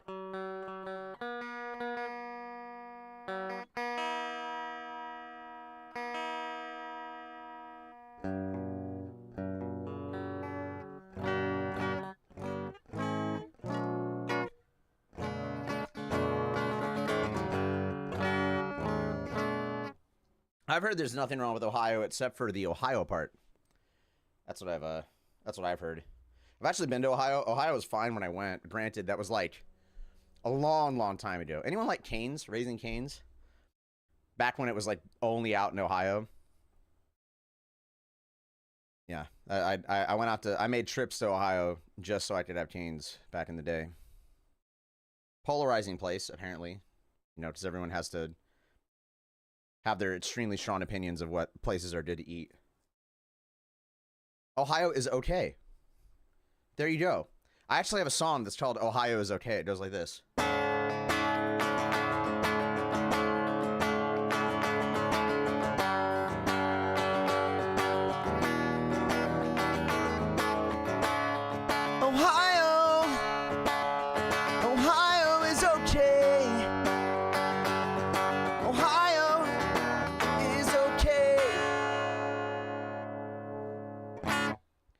My sister. I'm just kidding. Yeah, thank you. Thank you. I wrote that a very long time ago. It took, I think that one actually was the most effort I've ever put into a song.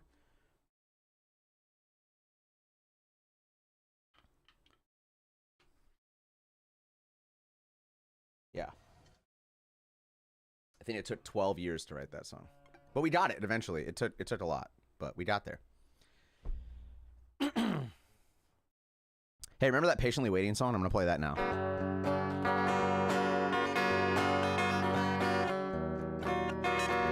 Little reminder, in case you didn't know why we're here.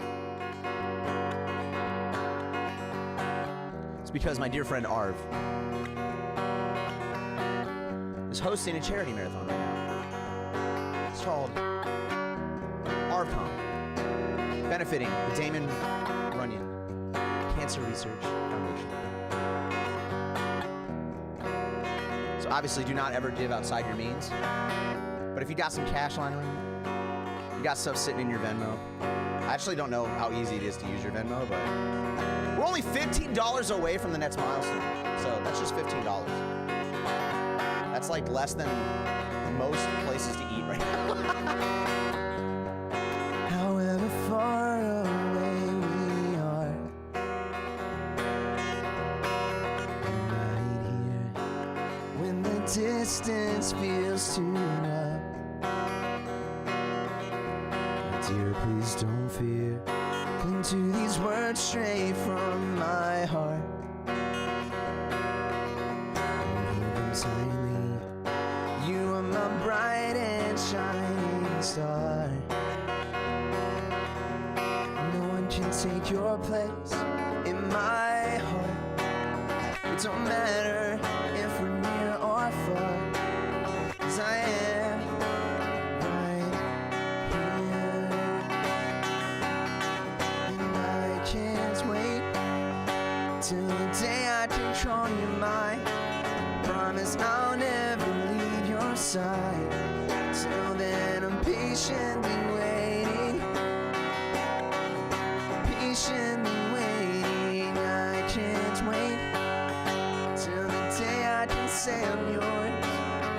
From now and forevermore. Till then I'm patiently waiting. Hi, Rem.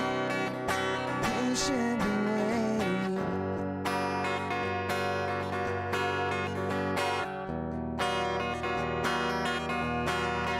Rem, you crushed it earlier today.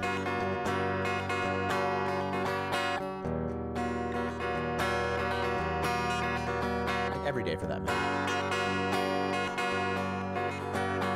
But also today. Yeah, dude, ARVCON is goated.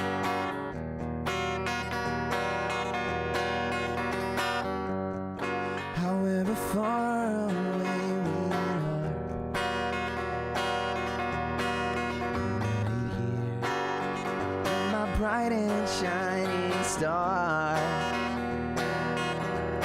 No one can take your place in my heart.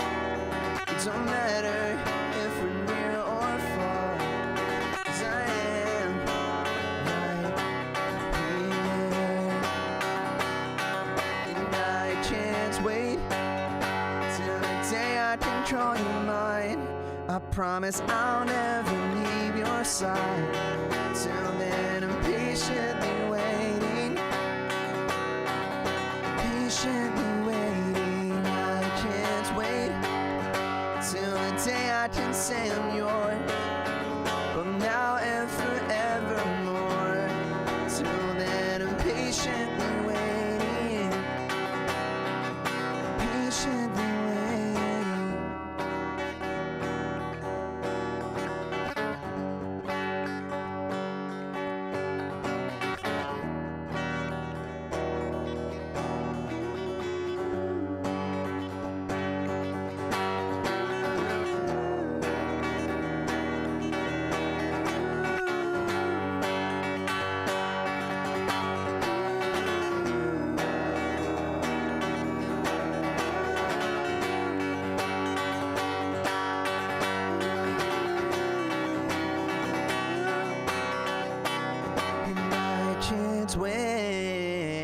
till the day I can call you mine.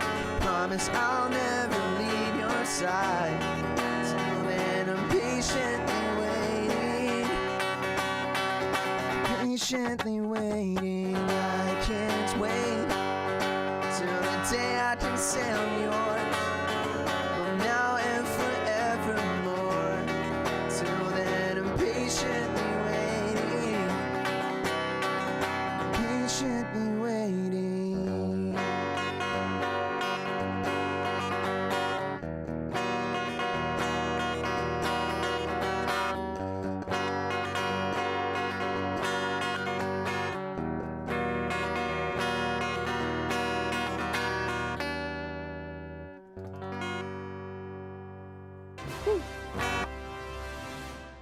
I would also love to see some God progress. That'd be some God tier progress. It'd be great. It's gonna happen. Ah! I see ah. Does that mean something just came through? It looks like it. It appears order has returned. Call Slim Shady. I'm Slim Shady, I'm the real Shady. That was my Eminem impression. Was that pretty good? I feel like that. Honestly, like my mom has told me that's really, really good. What do you guys think? You guys think it was good? Don't call my mom a liar. Chat. Just $50 more and we'll do another giveaway? Chat. What's $50? Honestly, it's less than any meal that you can get. Oh man, prices are crazy. I don't know if you guys have caught on to that, but it's pretty rough. It's also crazy. My wife just texted me, this rain is crazy. So apparently the rain is crazy right now.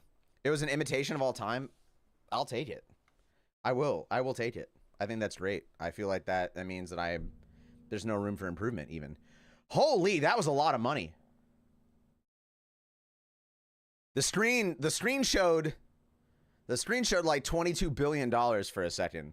Can we get there? Is that a thing? Chat. That's not up to me.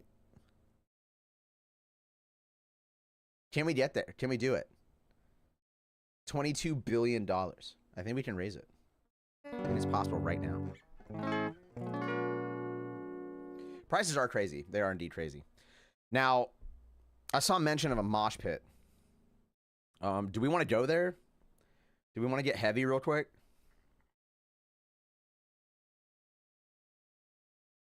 We can try. Mosh it up. I'm trying to think of what actually my most moshable song is. It's probably okay, but I don't know if that's the one I want to do. We gotta edit a lot for that one. Got him, Merv. Hold on, actually, fun little thing. For those of you that do know any of my songs, is there a song of mine that's most... How about the Anakin guy? You know what? Let's mosh to some Anakin guy. Surely I remember how to play that one.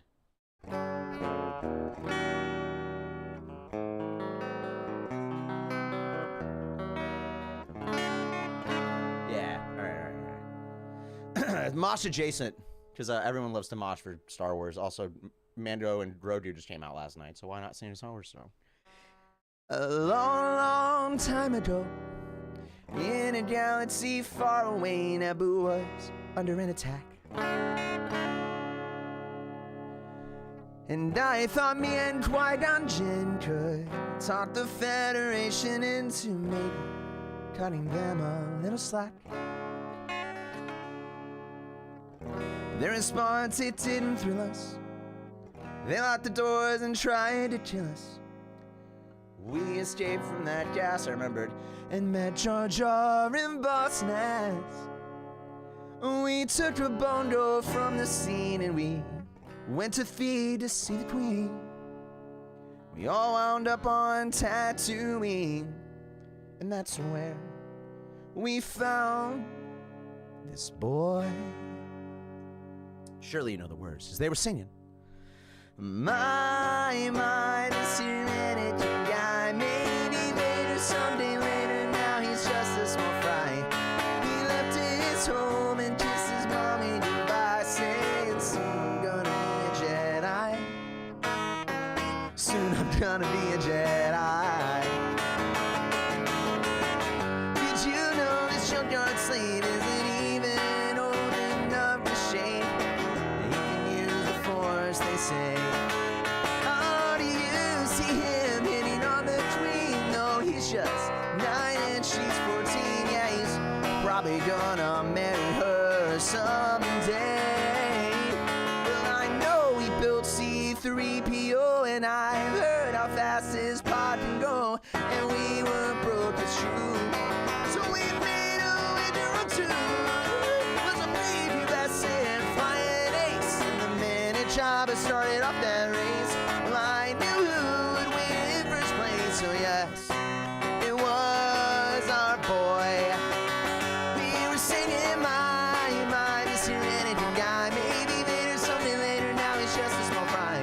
He left his home and kissed his mommy goodbye, saying soon I'm gonna be a Jedi. Soon I'm gonna be a Jedi. Now we finally got to Coruscant, the Jedi Council we knew would want to see how good the boy could be. So we took him there and we told the tale how his midi-chlorians were off the scale, and he might fulfill that prophecy. Oh, the council was impressed, of course. Should he bring balance to the Force? They interviewed the kid. Whoa, training they forbid, because Yoda sensed in him much fear. Qui-Gon said, now listen here, just stick it in your pointy ear. I still will teach this boy. We were singing my, this here Anakin guy. Maybe later, something later, now he's just a small fry. He left his home and kissed his mommy goodbye, saying soon I'm gonna be a Jedi. Soon I'm gonna be a Jedi.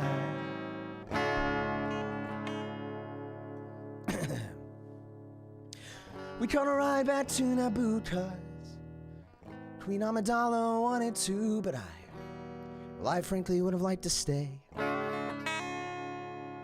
And we all fought in that epic war, and it wasn't long at all before a little hotshot flew his plane and saved the day. And in the end, some Gungans died, some ships blew up, and some pilots fried. A lot of folks were croaking, the battle droids were broken, and the Jedi I admire most met up with Darth Maul, and now he's toast. Well, I'm still here and he's a ghost, but at least before he died, he gave a really, really large donation to the Damon Runyon Cancer Research Foundation, and he also decided to start singing my, this here Anakin guy. Maybe Vader someday later, now he's just a small fry. He left his home and kissed his mommy goodbye, saying soon I'm gonna be a Jedi. Soon I'm gonna be a Jedi. Everybody, we were singing my, this here Anakin guy. Maybe Vader someday later, now he's just a small fry. He left his home and kissed his mommy goodbye, saying soon I'm gonna be a Jedi.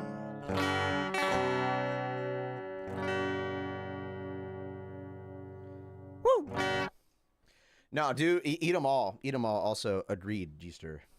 Geester? Geester?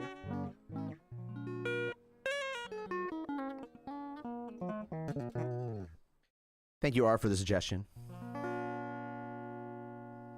Thank you. I appreciate that. This is one of my... it is arguably my favorite song to cover. Arguably. The other one actually is a Leonard Cohen song, so it's funny. It's funny how it all ties together. We bring it together, chat.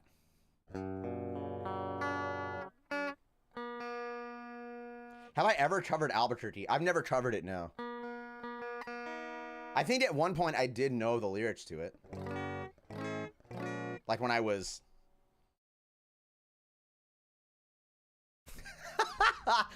I was unironically going to say 6 or 7, and I stopped myself. I said it anyway. But like my mind literally said, I think it was about when I was that old. Because I really do actually think that was around the age that I knew it. Well, it was like, okay, do I not be honest about what I'm thinking about here? I don't know. It was somewhere between the ages of 6 and 10. No, we're out of bear claws. Thank you, Sonny Boy. I love that name. Such a name. Thank you. I'm glad that you guys feel that way. It means a lot. Anyway, Damon Runyon is what we're here for. And if anyone likes music and likes this set, it's there it is, right there.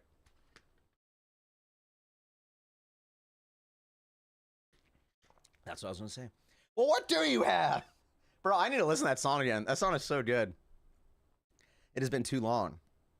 It has been too long. It's also been too long since I've played a song. So let's do that.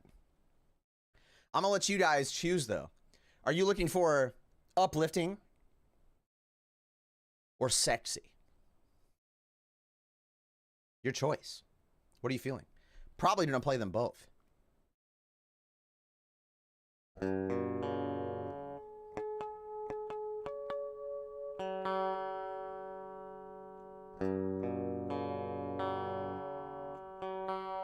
What's the difference? Great question. One of them requires a capo and the other one doesn't. Sure, that sounds great.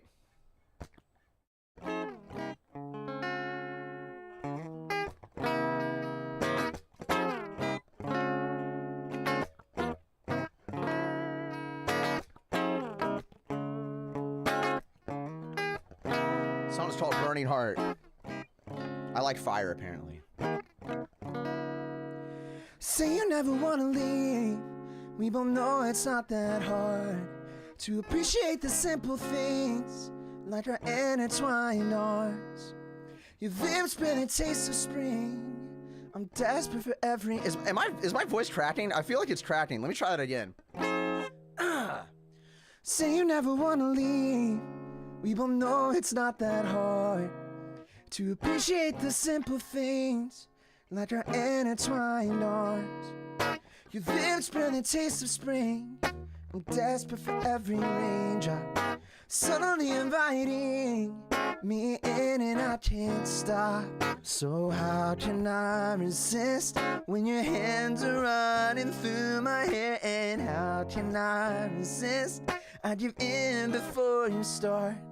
Oh, how can I resist? I'm captivated and I don't care. How can I resist the fire of your burning heart?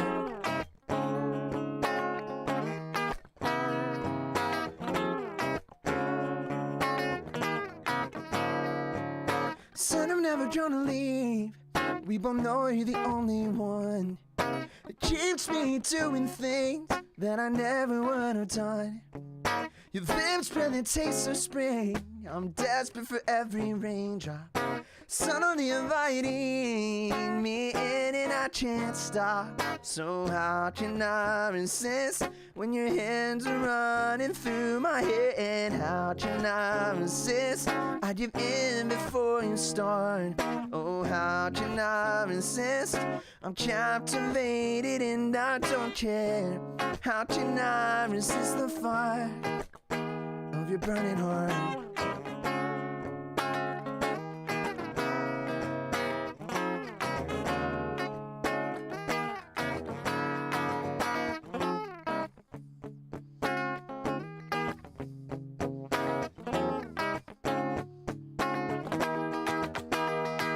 Oh, how can I resist when your hands are running through my hair? And how can I resist?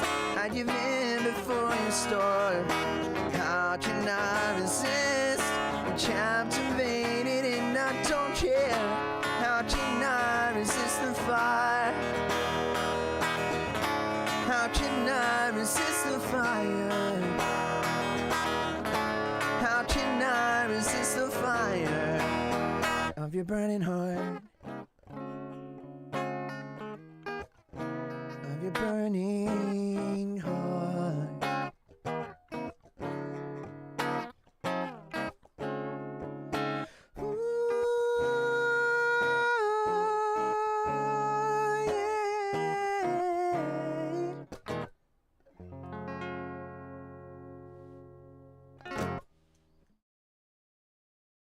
Do some Corn. There's that one really good impersonator of Corn. That's all I can think of right now.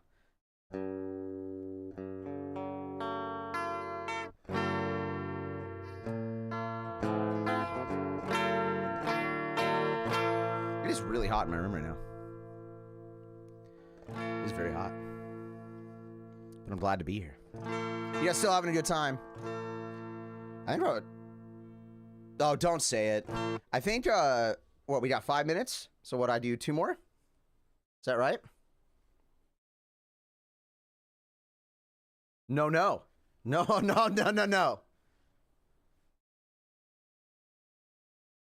I can go for 10 to 15. Okay, what if, let's see.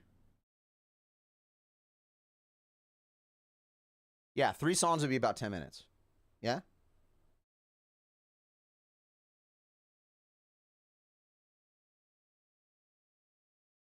Take as long as I like. Sounds like we're gonna do the 4 to 5 hour set I was talking about earlier, Chad. Who's ready? I'm just kidding. We're not gonna do that. Hi, Jorf. Just so you're aware, again, everyone in my chat, I love you. Thank you for being here, first of all. Make sure you head over to Arv's stream, and I'm gonna post the link right now. It's in my title.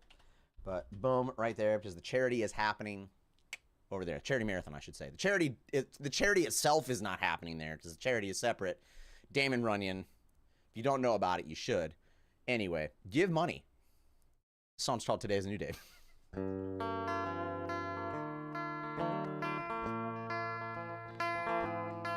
This is the uplifting one, by the way.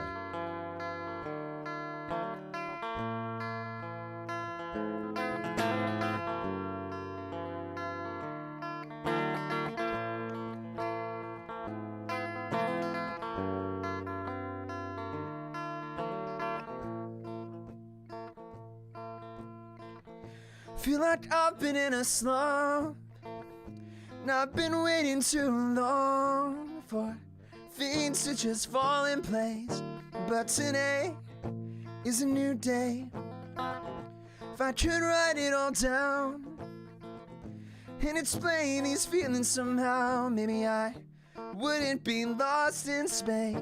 But today is a new day. I wanna give it all and fight the good fight, but I feel so small, and no, it don't just mean my height. I wanna give my all and fight the good fight, though I may feel small. I know this path for me is right. Oh snap, Freerunner, what up, dude? Good to see you.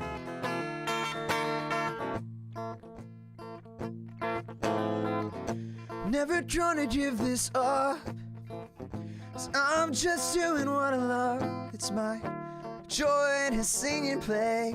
Yeah, today is a new day, and I know that I'll make it. Gonna give my all every single day until you guys donate like $50 more so we can get to the next thing for Damon Runyon in the marathon that we're singing at right now.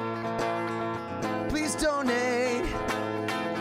I wanna give it all and fight the good fight, but I feel so small, and no, it don't just mean my height. I wanna give my all and fight the good fight, and though I may feel small, I know this path for me is right.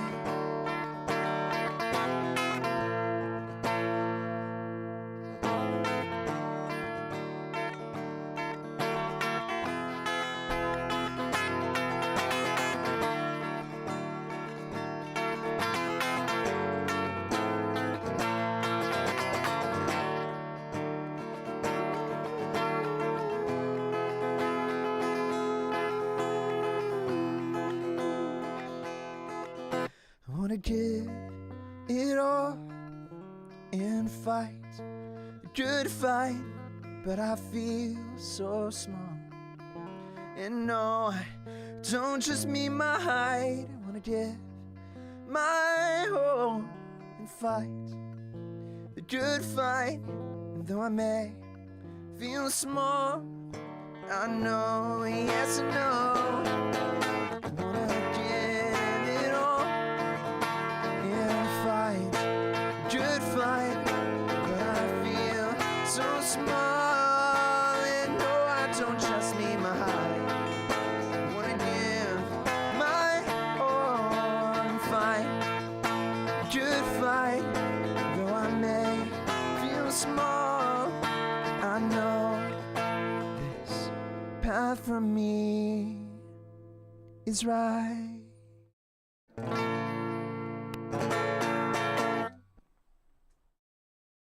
All right, my earbuds keep falling out. I don't even need them anyway. I'm not even using the alerts or anything. What's even the point? What's even the point, guys? You want to know what it is? I can tell you. It's giving money, specifically to the Damon Runyon Cancer Research Foundation. Okay? That's the thing. That's why we're here. That's why I'm playing this. I don't know if you know this, but Arv was going to pay me $1 million. Actually, $22 billion. I undersold it a little bit. He was going to give me $22 billion to play tonight. And I said, no. Arv, listen. That money should go to the Damon Runyon Cancer Research Foundation. That's where it should go. And literally, he had the money in cash. It was ready to go. And I said no, And I don't say that. Because I'm looking for, your love or affection or your respect or anything like that. I'm just saying it because you also should give $22 billion. I'm just kidding. Whatever you can do. Again, never give outside of your means. Thank you guys for being here regardless. Thank you for listening. Thanks for hanging out. I love you dearly. I've got a couple more songs, so let's keep going. He only offered me $5, god dog it. How dare him? I mean, dude, I can't even imagine. Like that amount of money is insane. Hi, babe. What's up? Sold. To the spiffy in the chat.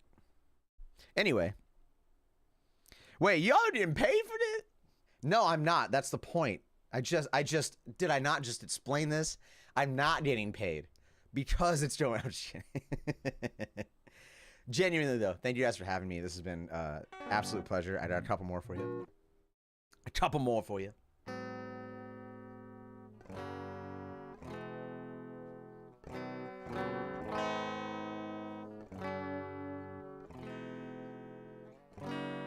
Song's called Dawn, and it go like this.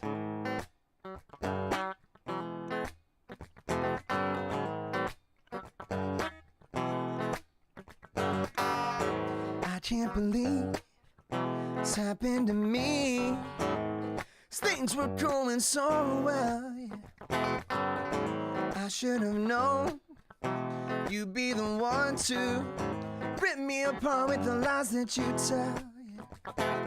Everybody's telling me that I should just get up and leave. It's all too easy now to see that you're never gonna be with me. Don't worry, girl, I've seen the light.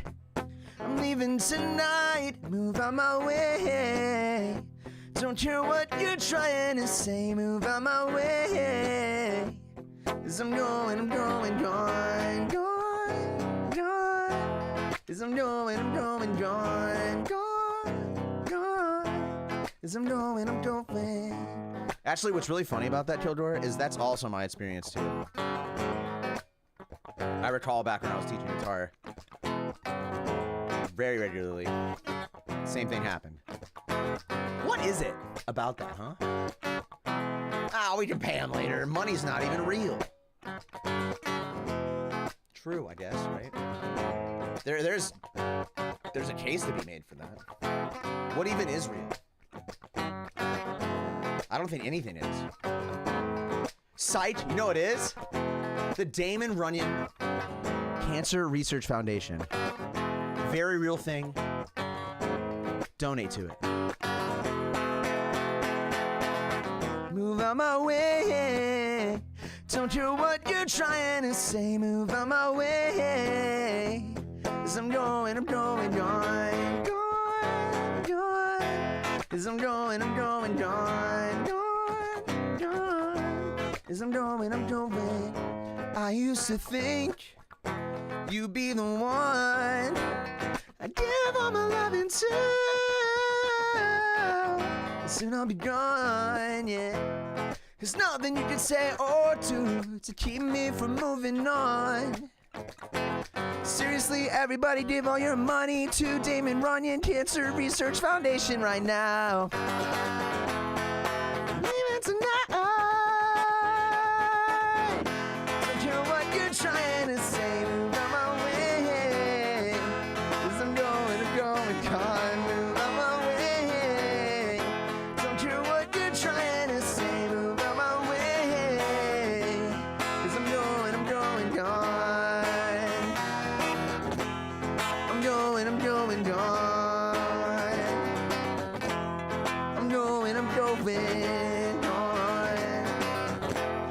I'm going.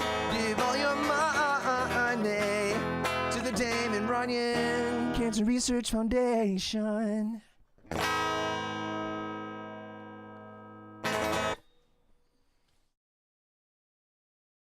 That's exactly how the song goes. I didn't change anything about it. No words, no structure.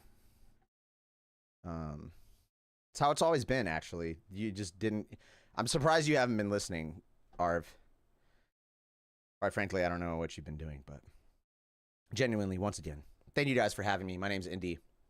It's a joy to play some music for you guys. The director's cut, well, I mean, if you want to get technical, you know, whatever. This song does not have a director's cut. Actually, I lied. This actually, out of all my songs, this probably is the one that actually does have a director's cut. It's called Everything. It's the song that I always end my shows with. Maybe not always end my shows with, but end the serenades with, aka my live stream shows. And it go like this.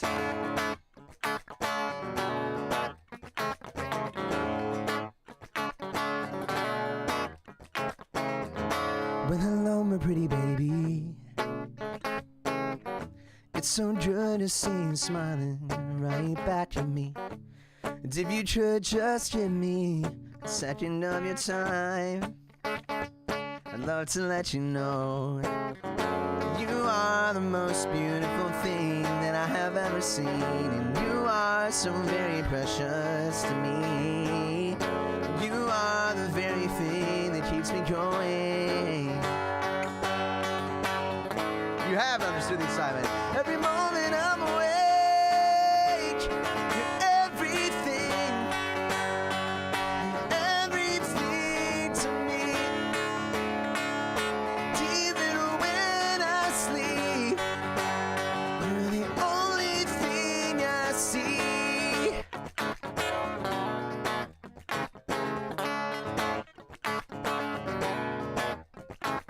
Well, hello, my pretty baby. It's so good to see those brown eyes staring back at me. All I wanna do is hold you right here in my arms and never let you go. 'Cause you are the most beautiful thing that I have ever seen. And you are so very precious to me. You are the very thing that keeps me going.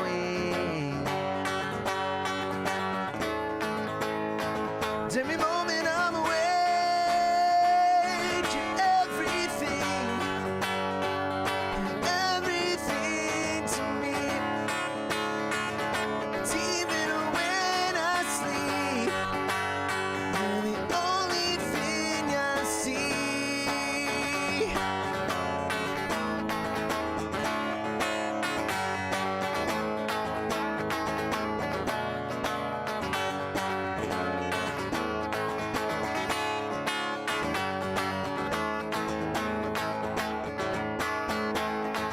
Every moment I'm awake, you're everything, everything to me. Even when I sleep, you're the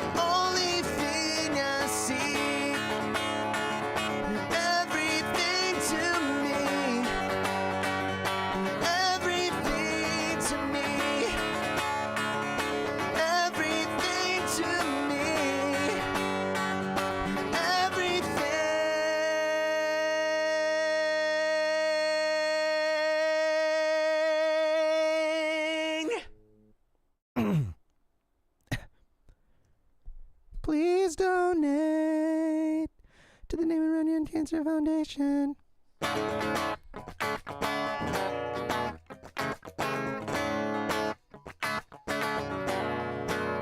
Real quick, I want you guys to join in on a little something, just to end out, kind of like a little kumbaya thing, okay? All you have to say is "you're everything to me," okay? It goes like this. You're everything. You're everything to me. You're everything. You're everything to me. Just like that, chat. Everything. Please donate your money to everything. The Damon Runyon Cancer Research Foundation. Everything. You're everything to me. You're everything. Everything to me. Everything. Everything to me. Thank you guys. Arv, thank you so much. Damon Runyon, you guys are awesome. Everyone in the chat, I love you dearly. You guys are also absolutely, very seriously cool. Thanks. Peace out. God bless you all. Goodbye. Yay! Thanks, Indy. I'm going to do that, and then we're going to transition over from that, and huzzah! That's good stuff. Thank you, man. Always an honor to be able to have Kilgore and Indy. We've had Zach before doing this. We've had Chrono Wolf before doing this. Other folks in the past, No More Kings, we've had doing this. We had Tall Heights in the past doing this. So we've had a lot of different people doing it. And I am really grateful to my good friend Indy for doing that. I'm really grateful to Kilgore Trout earlier on for doing that. It was awesome too. So thank you for that. Well, folks, that means that we are not to the end of day 2, but it means we are heading into the final segment of day 2.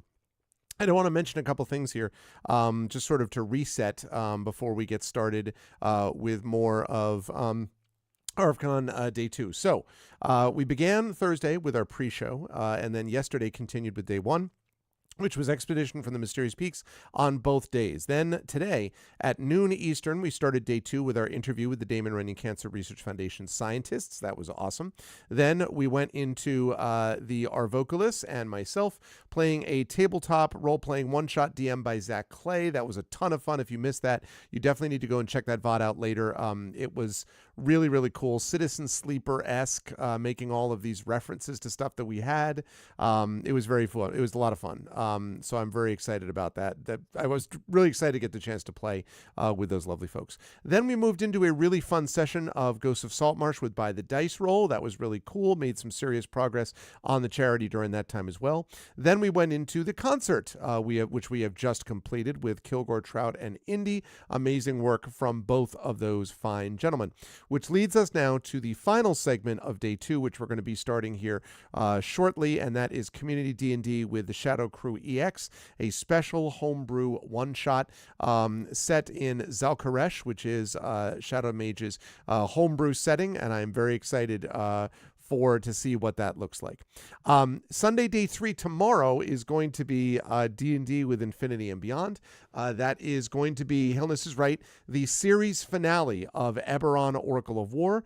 It is going to be a marathon session as we usually do from 12 to 8, but it's also going to be, we've had many finales there. I want to say at least, this is going to be the 3rd, I think. Last year we had a season finale, but this is going to be the last. This is going to be a series finale. They are all level 19, depending on what happens during the session tomorrow. They will either drop all the way and, TPK and it will end at 19, or they will end up managing to do what they need to do to save Corvair and to save Eberron, and they will end up at level 20 at the end of that experience. So that's going to be good times. I am looking forward to that tomorrow. It's been a long-running campaign, but very excited to see how things go on with that. We've had, I think the Curse of Strahd finale may have shown up there. We've definitely had the Rise of Tiamat finale that showed up there. We did Palace of the Red Pasha finale probably, so there's that. So we had all of that stuff going on. So all of that was super cool. That was, anyway, so that's happening day 3. Then on Monday, day 4, we have got, at noon Eastern, Prince Justin will be joining us to GM a one-shot of the Traveler system, and that is going to feature, let me see if I can remember everybody, Alphabet Streams, that will feature Trifity Mats, that will feature Configuration Queen, that will figure Danny Dan, and that will figure Gon Eden, also known as Jennifer Brozek. I think those are the players, I believe, if I'm not mistaken, and Prince Justin will be GMing for that. That will be the, again, Traveler game. Very excited for that. I've actually never seen Traveler played. I obviously know about the system, but I do not know, I've never played in it or have DM'd it or anything like that. So we're going to see what's going to happen there. And then we have got the Damon Runyon Cancer Research Foundation scientists playing a tabletop role-playing game one-shot with GM Brandon O'Brien. Very excited for that too. The scientists that you saw earlier today, they are all first-timers, chat. They have literally never done any of the tabletop gaming before. A lot of them all like games of different types, but they have never actually played. Bear with me just a second. But they have never actually played a tabletop role-playing game. So I am very excited to be able to have some first-timers join us to do this. And it's really fun, too, because they all said, like, we couldn't say no. Not in a negative way, but they were like, we really want to push ourselves out of our comfort zone. We're really excited to try it. They're really nervous and everything. And I'm like, hey, let's go. I'm very, very excited to see, because Brandon will be a great GM for them, and they will have a really great time, and maybe that will get them into gaming, and they can have something else that they can go to and enjoy and experience, and maybe it will give them a sense of positivity, as we said, sometimes when morale is not what it should be, because of the situation with the science funding. So that is the deal with that. That is going to, that will then wrap up on Monday, day 4 of the ArvCon 2026. I was taking a look to see where we are, and I believe going into Sunday of last ArvCon, ArvCon 2025, we had something about $2,350 or so, maybe close to $2,379 leading into that day on Sunday. However, so we're pretty close to that. However, we also were only trying to get to 5,000, not 5,500. We ended up making 5,100 last year, and so I increased the goal slightly. I always have to be careful about this, because you want to make little incremental progress, but you don't want to push so far that you end up missing the goal. And so I thought about doing it for even less. I thought about maybe just doing 5,200 and 6,000. Again, I don't want to take a chance on that, because I understand the way the economy is, and I want to move up slowly. But we were able to fulfill 5,000 or 5,100 last year, 5,089 or 5,090, something like that. So I am hoping that we'll be able to do something similar to that this year. So the point being that I'm hoping in the next couple of hours, we can get ourselves up here to 2,500, 2,600, something like that, which would set us up maybe 2,700. Would be great to set us up really nicely as we go into day 3. Part of the reason I ask for that too is because while I am always trying to push this as much as I can during the ArvCon event, I'm also trying to DM. I'm also trying to listen to my players. I'm also trying to focus a bit on what chat wants. I'm also trying to do things. So there's a whole bunch of things that I'm trying to do. And sometimes that makes it difficult if I'm also then having to monitor and be like, wait, has anyone donated? How about donating? Maybe donating. And I don't want to come across that way anyway. I want this to be an event that everyone can feel like they're really enjoying watching and being a part of, not just I come in here and Arv yammers at us for money. That said, though, the money that's involved definitely is one of the reasons that we're here, and so any support that people are going to give is very much appreciated. Might be a good time too to talk a little bit about where we're at in terms of our leaderboard, to see who is currently leading the much coveted top donor prize. And the reason is to see who we've got. So we have the third top donor. Let's see. I want to get Here we go. All right.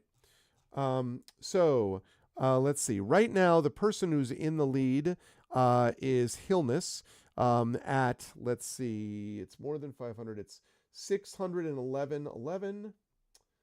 And let's see, another 611. That's about 645. I'm estimating here.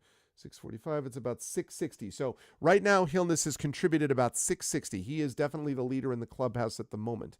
In second place right now, we have Team Order, which is actually Undeveloped Bruce. Team Order really brought it during the By the Dice Roll segment. That ended up being about 300, 335, 350. I would say about $350, almost $360 was brought there. And so we're looking at the second top donor right now would be going to Undeveloped Bruce, also known as Team Order, would be what we have there. And then we have the third top donor. Now, there's a very hot contest right now for the third top donor because we've had a number of people that have contributed in the ballpark of this. We have Geister with $100. That is a big deal. If I could give something to Anonymous, Anonymous would be running away with it because, you know, Anonymous has donated quite a bit. But we also have $100 that came from Myrrh. So we've got that too. So I think right now it's a tie between Geister and Myrrh for third place. Which means if either one of them wants to slightly outstrip the other, if you know what I'm saying. But you may be asking yourself, well, what do we get for being these things besides the, feeling awesome that we got the third, that we're one of the higher donors? Well, the answer is simple. If you are the third top donor, let me pull that up. If you're the third top donor, you're going to get this. You will get a prize pack of the Vikings board game. Still in its shrink wrap from Catalyst Game Labs. You will also get, as part of this prize pack, the Super Camelot board game, also still in its wrap. So we have that from last year. Oh yeah, that's right. And then you will also get a copy, and this one I know you don't have because this book wasn't out last year, Geister. A copy of this, which is the Game Narrative Kaleidoscope. This is a book that came out earlier this year from Inkle. Yes, you do. In fact, you may have been responsible for getting me a lot of those boxes there, Rem. But the Game Narrative Kaleidoscope is very cool. John Ingold from Inkle is the one who collated this together. I have one of the essays in here that was selected, but we also have a lot of people here who did all kinds of different sorts of games. We have, for example, one of the lead writers for Caves of Kood. We have in here the lead for Far Cry 4. We have in here the lead for Prince of Persia, the most recent Prince of Persia. We also have Aaron Roberts, a very, very smart, awesome person who has done a lot of gaming stuff and wrote for Journeys Through the Radiant Citadel, has also showed up on I Should Be Writing, not I Should Be Writing, that's Murr's thing, on Writing Excuses, that's the one I was thinking of, and things like that. So there's a lot of really cool things here, but this is going to be available, is going to go to someone who wins that third prize. So those ones that I mentioned plus that book. The second highest donor is going to get the aforementioned Vikings board game and the Super Camelot board game, but is also going to get a copy of Greyshade, of Renegade, of Heretic, of Icarus, and a set of dice. I forgot to mention the third donor also gets a set of dice. So from a very prominent company that may or may not rhyme with Blizzards of the Blost. So yes, so you'll have those. I know some of these folks have these things. So there's that. And then the highest donor is going to get Greyshade, Renegade, Heretic, Icarus signed and a set of dice.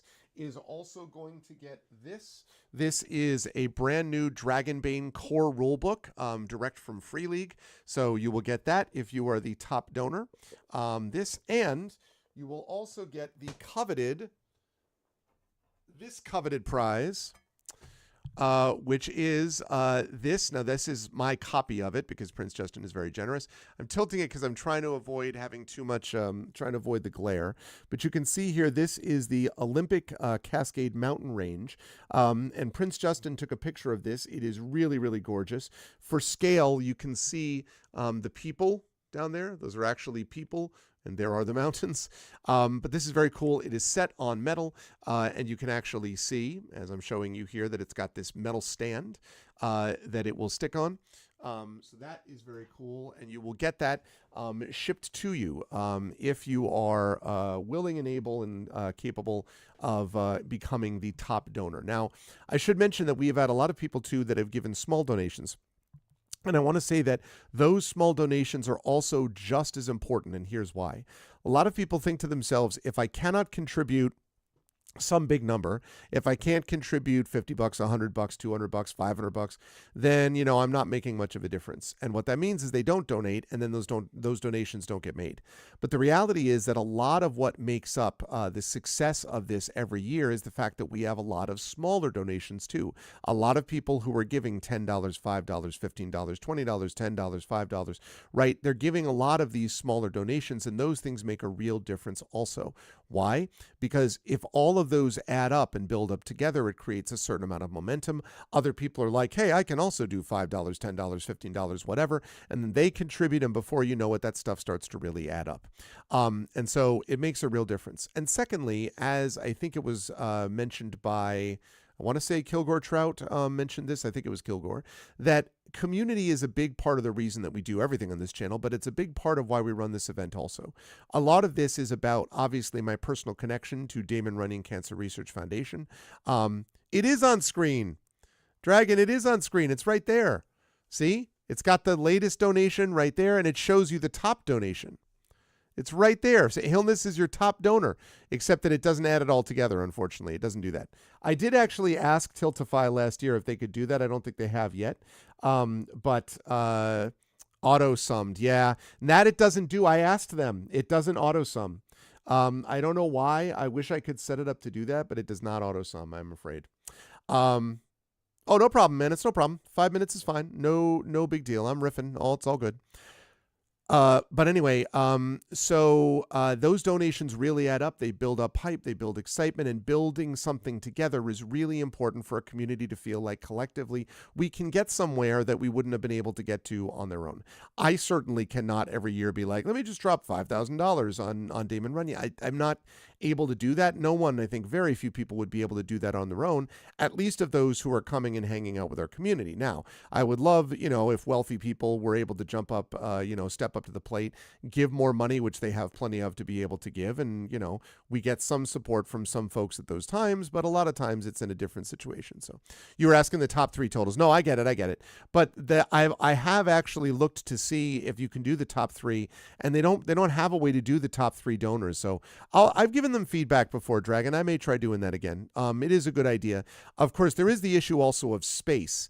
But I think you could put up at the top of that overlay next to the top donation, you could have the top three donors next to where it says benefiting Damon Runyon Cancer Research Foundation. You could have like top donor, second donor, third donor. It ought to be able to be customizable that way. So at some point, we will see about that. But anyway, it really does make a difference. It really is huge when we're able to make this number.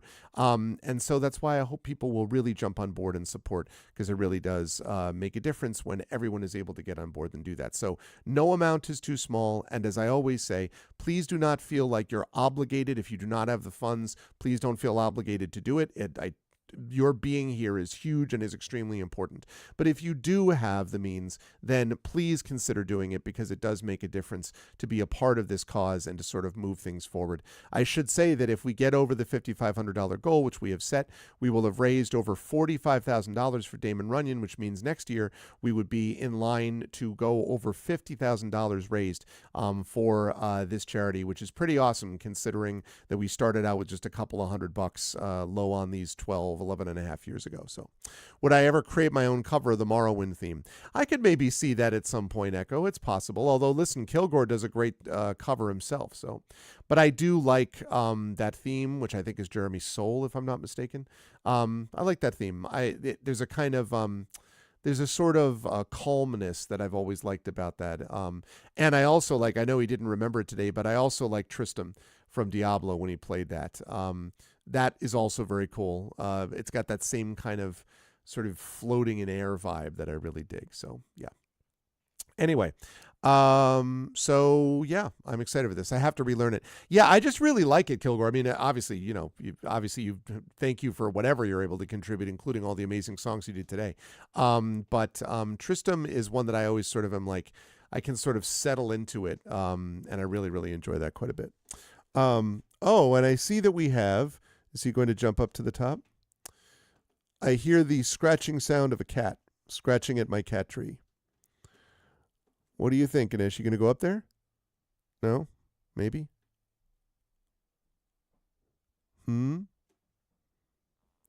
Aha. He is going over there, and now he is looking, and now he's running down the stairs. He came up here, scratched on the tree, and was like, I've done what I need to. I've done what I must. So I'll also tell people that while I have been doing this, my family has been doing a bunch of stuff as well. My daughter went today and was looking at in the dress shop for some suggestions about stuff. Her prom is coming up next week, and my daughter, Little Arv, has crocheted her own prom dress.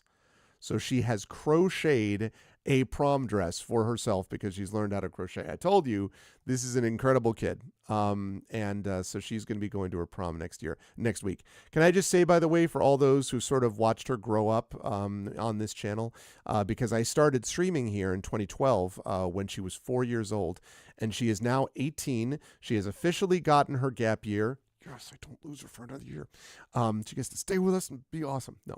But she's taking a gap year. She's super tall, it's true. Although she's slowed down now, Geister. I think she's going to end up being close to where my wife is about 5'6". She's going to end up being about 5'7", I think, is probably where she's going to sort of slow down. My son, though, oh my God, who the hell knows where Mini Arv's going to end up? He's going to be pretty tall.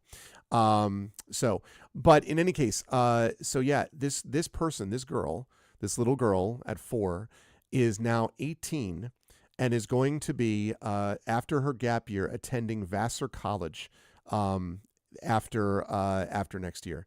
She's going to be in the class of 2031, starting in the fall of 2027. I'm just kind of like a friend of mine was like, you realize that you now have produced a almost high school graduate going to be a college student, right? I'm like, yes, I'm aware that that's what I have done. Yes. It's pretty amazing. But I'm so proud of her. She has done such a wonderful job with her life. And I'm super excited to see what the next stages are going to be for her. I can't wait to hear stories of this. I think we've basically done a little adventure every Friday for many years, ever since kindergarten. And I think that even when she's up in Vassar, which is only about an hour and 20 minutes from us, we talked about it, and I think I might be able to go up there like once a month for us to be able to hang out and do our little mini adventure. So that's going to be great, that she's not so far away that it just becomes impossible for that to happen. And then, we'll see. My mother-in-law lives with us, multi-generational household, maybe. Obviously it's all dependent on what she wants to do, but but she's really great, and it's going to be weird and tough having her out of the house. I'll tell you all right now, it's going to be very, very strange, but I don't have to worry about that yet because she has not even graduated high school yet. And then we have the summer, and then we have the gap year, and then I have to start thinking about adjusting. And that's not going to be, it's going to be an interesting challenge, but we'll see. But in any case, but she's been here. She was actually, I started streaming, I think she was here before, because I didn't stream ArvCon for a couple of years, I want to say. I think it was 2014 maybe was my first one, or 2015. I think it was 2015 was my first official one, technically. So it was a couple of years before we actually even started it. So she was on even before that. So, oh yeah, proved him wrong about something. Yeah. It is cool, though. I've said this before that, oh, my goodness. Wow. What is that? Thank you. Antiprost. 10 gift subs. Thank you, Antiprost. That's very kind of you. Wow. I am not making this into a subathon. I'm making this. This is all about Damon Runyon this weekend, but I'm certainly grateful. Wow. Thank you so much, Antiprost. I appreciate that. I appreciate it very much. Yes, I heard that, Hillness. Thank you. That's very kind of you. But I want to say that that's very kind of you. Thank you. But I want to say, any support people can give for the subs, I appreciate. But this weekend, I'm really focusing on Damon Runyon. But thank you so much, Andy Prost. I appreciate that. the thing I want to say is that, by the way, can everyone hear that? Ba-da-da-da-da-da? Can you hear the normal notification noise? Oh, no, that's fine. That's a stir we like. Okay, good. I'm just making sure we can hear. The other thing I wanted to say, as I realized I have to drop this desktop audio down a bit. Okay. That's good. I'm glad that they're going off. The other thing I wanted to say very quickly was that a lot of people talk about, like, well, you got to make sure that you treasure each moment because it goes fast with your kids. That's true, but it's also the case that I also love seeing my kids at different ages.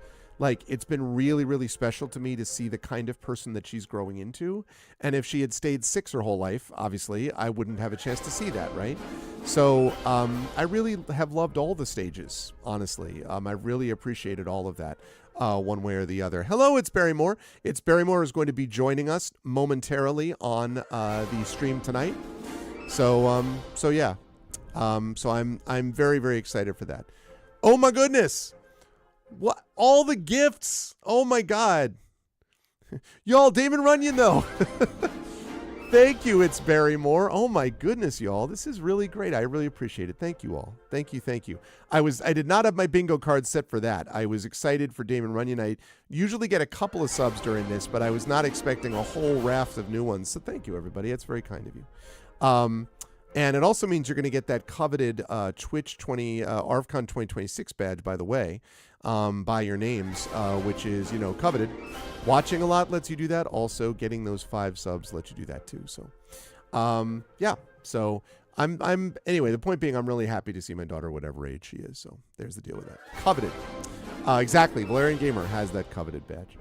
All right. So having vamped a bit, are we good to go with Shadowed? Because what we're going to do is we're going to stop the stream here. And then after about, I would say maybe a minute, only a minute, then Shadowed is going to start on his end. And we are going to finish up day 2 of ARVCon 2026 with Shadow Mage. So you will not hear from me after I sign off now. You won't hear from me until tomorrow, although I will try to be in chat. I will admit that as soon as I go on here, I probably am going to go use the bathroom, say hi to my family, maybe get a little bit of food. I hope people understand. But then I'm going to be right back up here and watching as things go, and really, really hoping we can push to get into that. Again, it would be really helpful if we were to get into that $2,700 range today. That would put us in good shape, I think, going into tomorrow's day 3. Because again, we really want to be within 1,000 going into day 4. Which means that if we're going to be within 1,000, then we really if we need to get to 2,700, because that means even as it is, we need to make like 1,500 to 1,800 tomorrow on day 3. So the closer we can get, the more work we can get tonight, the better. So that would be very, very appreciated. That's actually true, Echo, yes. So yeah, so that would be great if we could get there. So please consider donating to Damon Runyon, and thank you for everyone who's done that, and thank you for all the subs, everybody. Really appreciate that, Antiprost and It's Barrymore. I really appreciate that. That was very kind of you. Thank you. Okay, so Shadowed, how we doing? Are we ready to go? Are we in a good shape? Are we in a good place? Are we in a good spot? We have reached 9:07, so we're now set to go. He said, I'm like a princess held prisoner in a tower fairy tale.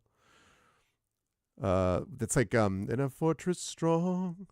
And then any players vamp. Okay. All right. Well then, so I'm going to log off. Okay. And then Shadow, just to confirm, I'm going to log off a minute after I'm done, after my stream is off. Then you are going to come back on, right? Is that our plan?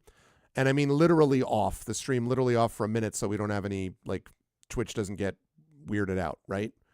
I just want to confirm that that's cool. That's what we're going to do. Is that our plan?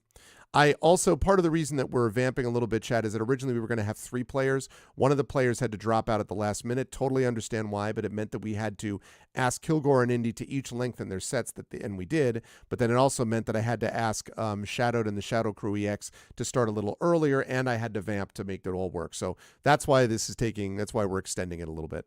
But otherwise, this has been a really good day with a lot of fun and a lot of good donations. So what do you think? What do you say, Shadowed? Is that cool? So I'm going to log off. We're going to be off for a minute, and then you're going to come back on right after Just tell me when you're good for that. Yeah, okay? All right. So, chat, I want to thank you for supporting us. This is going to be the last you hear of me tonight, at least live with this. But please, please, please do donate to Damon Runyon. As soon as Shadowed goes up, please start donating to Damon Runyon. I really want to be able to come back to this tonight and then tomorrow morning and see that we're in that $2,700 range. That'll make it a lot easier for us as we go into day 3. So please do that if you can. Otherwise, thanks to everyone who has made this an awesome stream so far. I'm going to turn off my camera. I'm going to wait about 10-15 seconds. Then I'm going to stop the stream. And then a minute after that, Shadowed is going to come on this very same channel, okay? So nobody leave. Nobody go anywhere. More stuff is coming very soon. And also, thank you to everyone who's been watching. Also, special thanks to all the mods today. All of the incredible mod work has been amazing. I really could not be happier with all of the stuff that they have done.